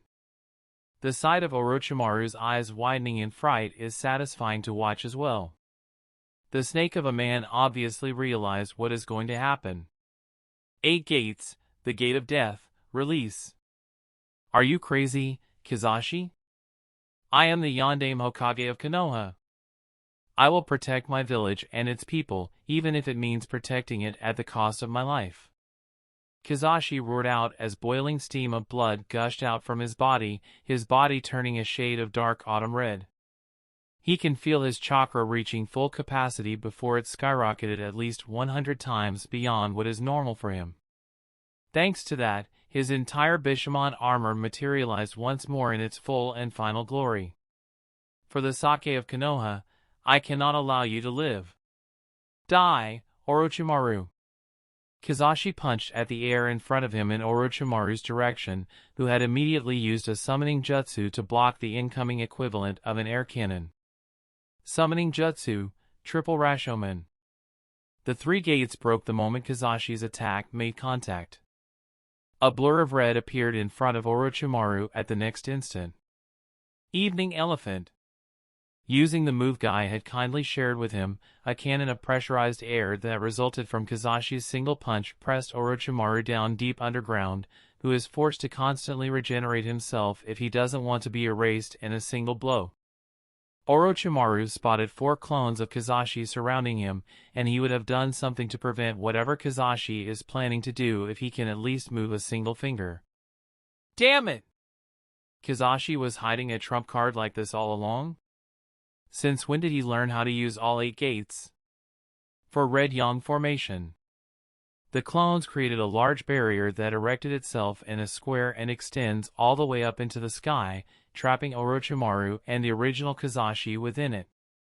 This is not a technique I can usually pull off by myself, at least not without opening the last gate. Kizashi stated as he walked up to Orochimaru, who is struggling to stand up and frantically regenerating the left side of his body which was crushed earlier by Kizashi's evening elephant. You of all people should know the power of the 4 Red Yang formation. Nothing goes in and out of here without me allowing it. There is no escape for you, Orochimaru. Both of us shall fall here today. Feel proud, for you are the only one who had managed to push me this far.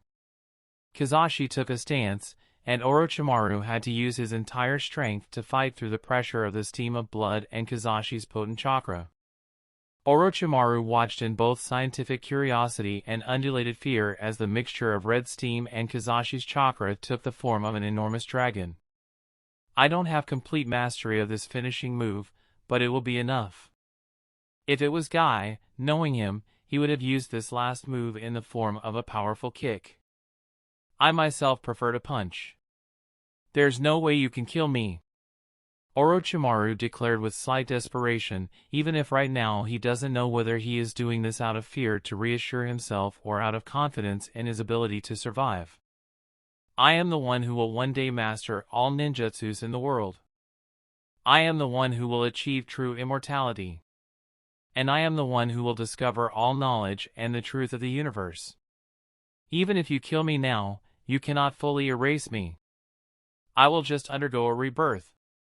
You are the foolish one here, Orochimaru. You think I don't know that? Konoha has been keeping tabs on you. Sure, we don't know everything you had done ever since you defected, but we know enough. Minato, Mikoto, and I studied your techniques, Orochimaru, based on what Jiraiya-sensei had found and left behind to us as per his will. He knew that there would be a chance that you will grow into a threat one day. He had made precautions before his demise, just in case he is no longer around to stop you should you go rogue. He left it to us to stop you if need be. Orochimaru's heart dropped a little at Kizashi's confident claim. Jiraiya?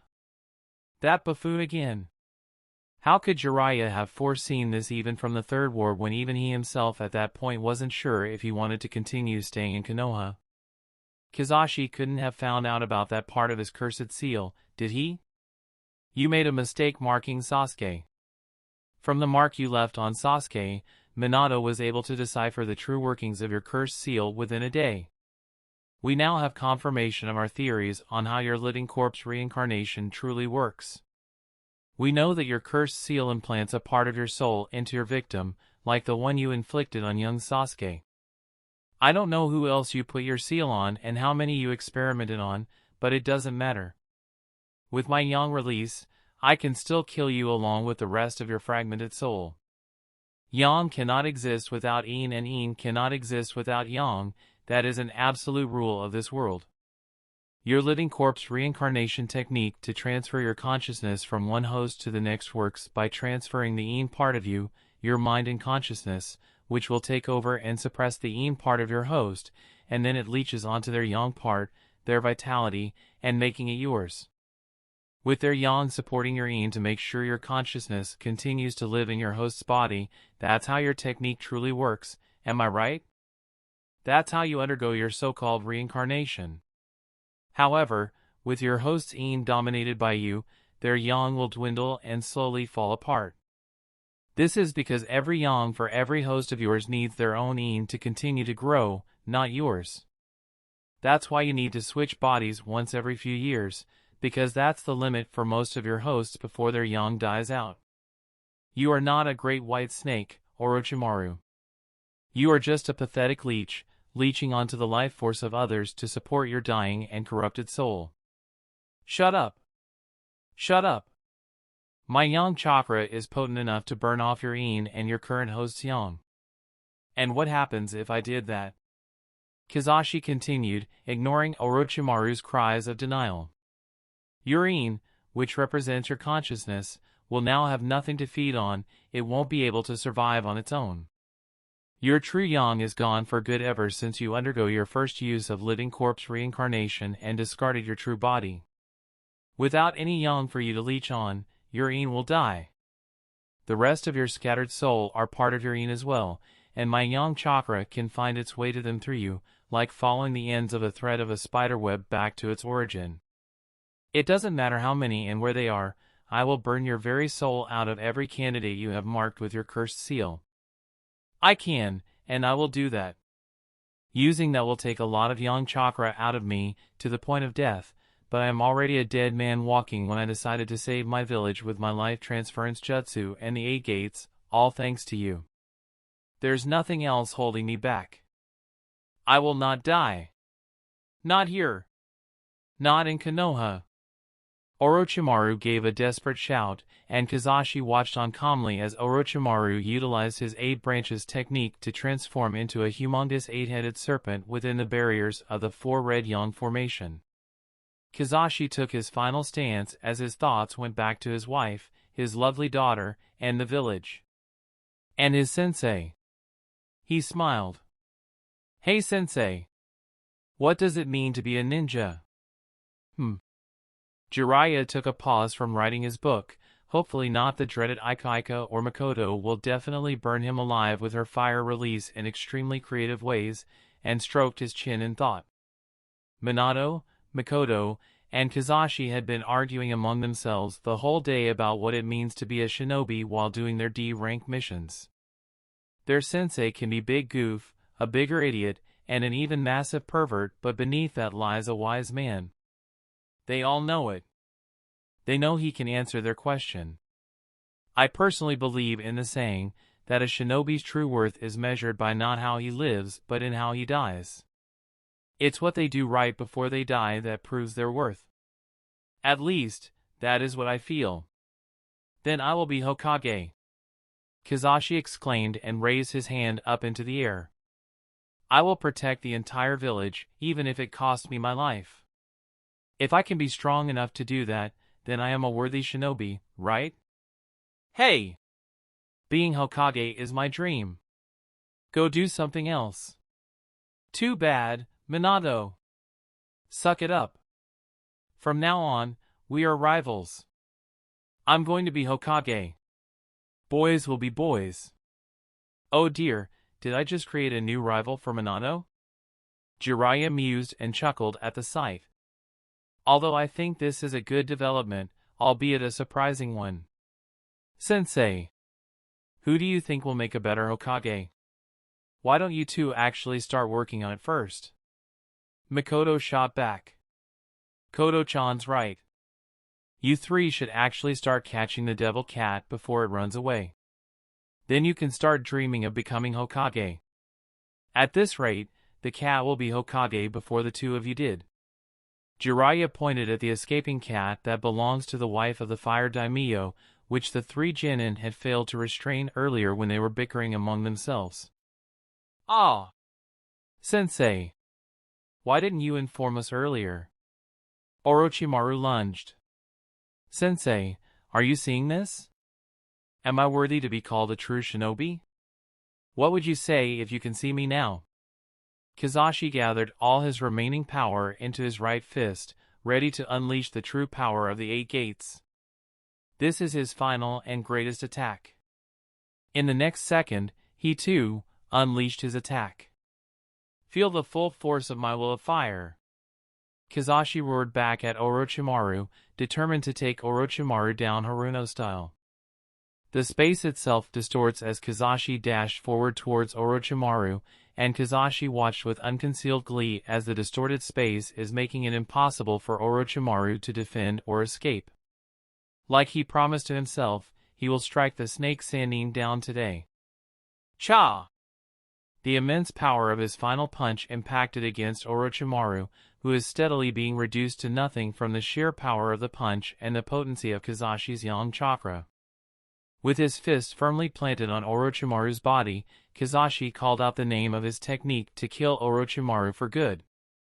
Haruno Clan Forbidden Technique. Yang Release, Burning Rays of the Dying Sun. With a blast of pure yang chakra, Kizashi burnt through every aspect of Orochimaru, both yin and yang. He felt more than saw his yang chakra transcending through time and space as it followed the faint threads of Orochimaru's yin chakra and found the countless fragmented souls that the snake had implanted into his victims throughout the elemental nations. He felt as his chakra burnt Orochimaru's fragmented consciousness into nothing while leaving the unfortunate hosts unharmed. He felt Orochimaru's presence and very soul got obliterated and taken out from this world. The 4 red yang formation bulged and the resulting explosion of the collision of powers was released into the air in a mixture of bright red and yellow.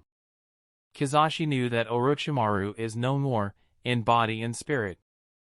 The only proof of his existence in Konoha is the now dented and disfigured sword of Kusanagi which was left behind. Kizashi felt himself slowly falling down onto his back as his body began to slowly crumble from the use of the 8 gates.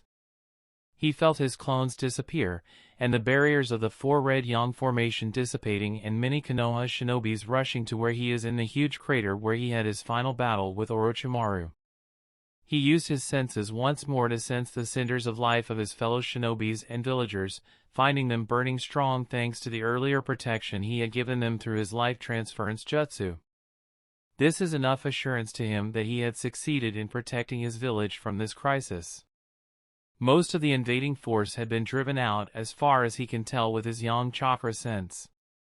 Even I himself is no longer in the village, seeing how Minato appeared by his side in a flash of yellow, sage mode active, and a very worried and shocked look on his face as he held onto his dying body. If it is Minato, then he knows that Konoha is in safe hands.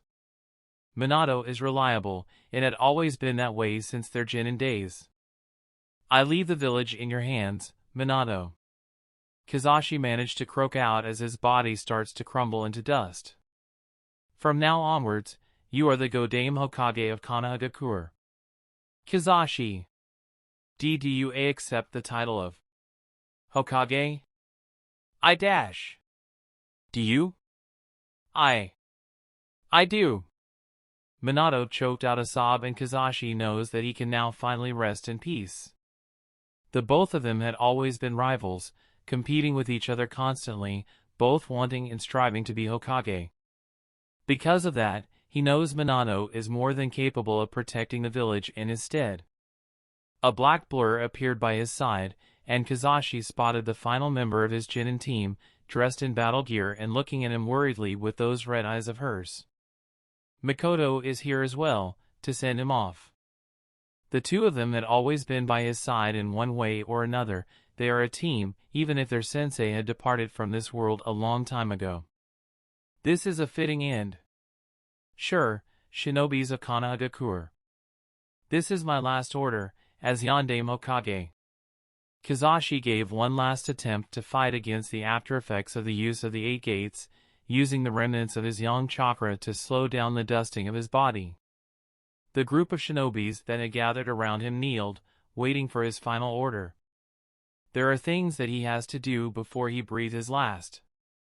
I appoint Namikaze Minato as my successor.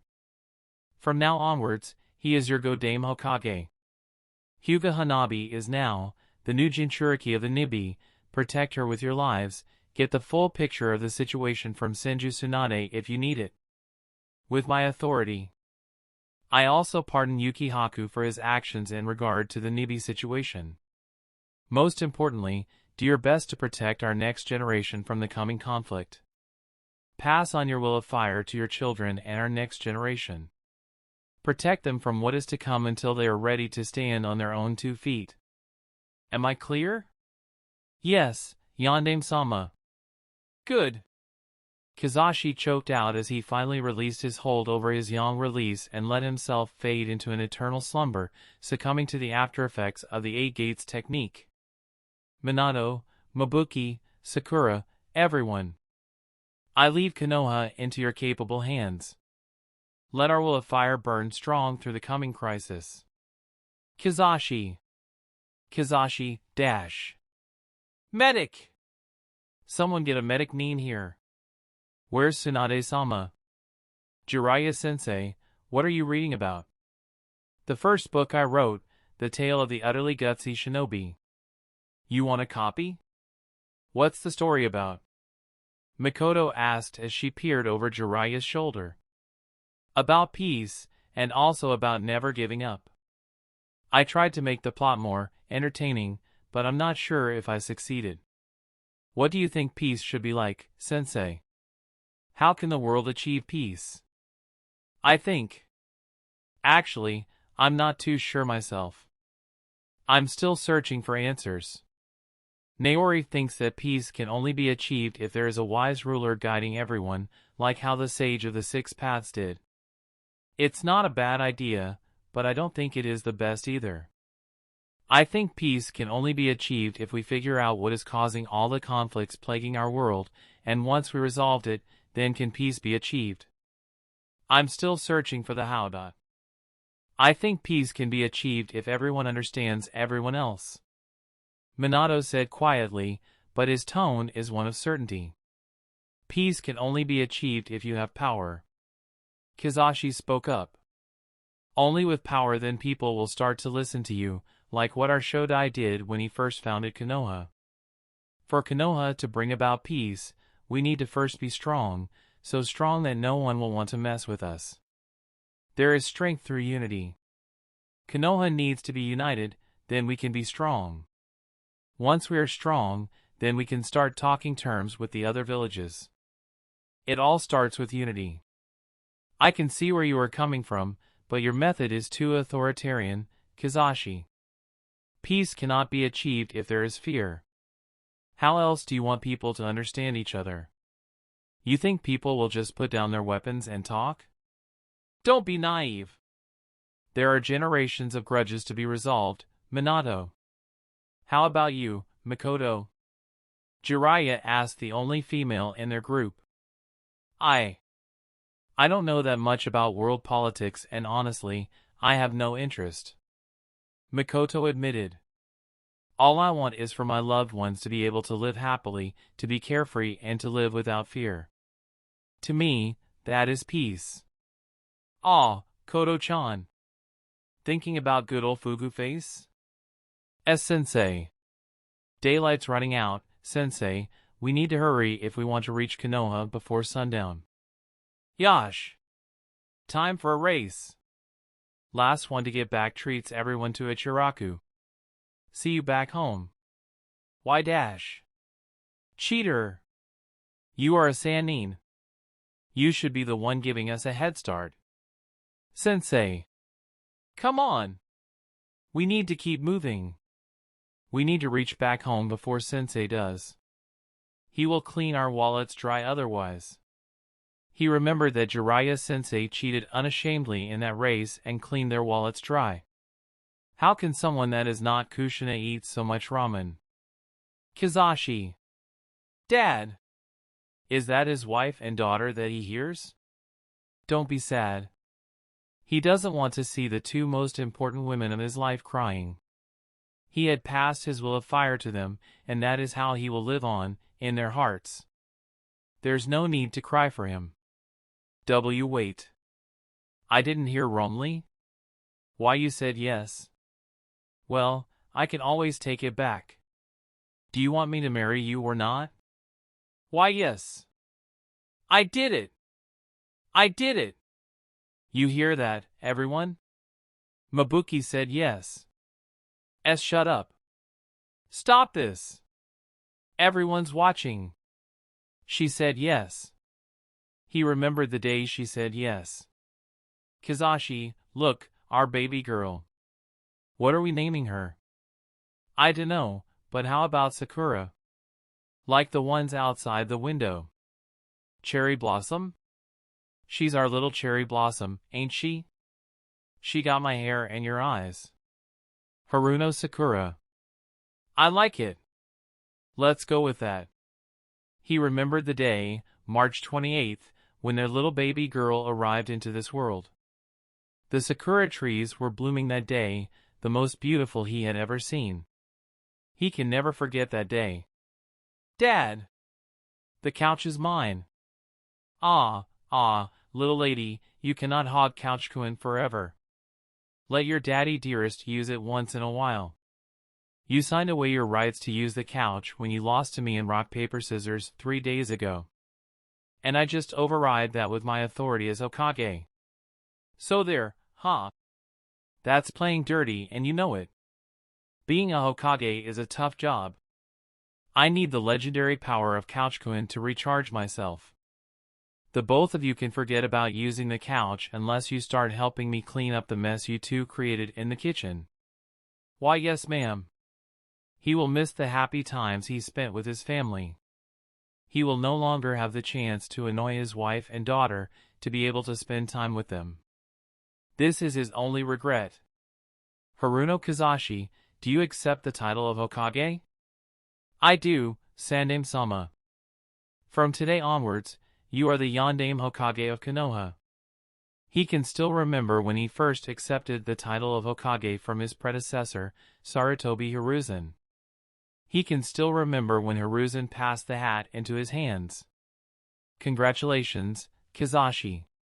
Minato, Don't worry too much, you will be a good Hokage, I know it.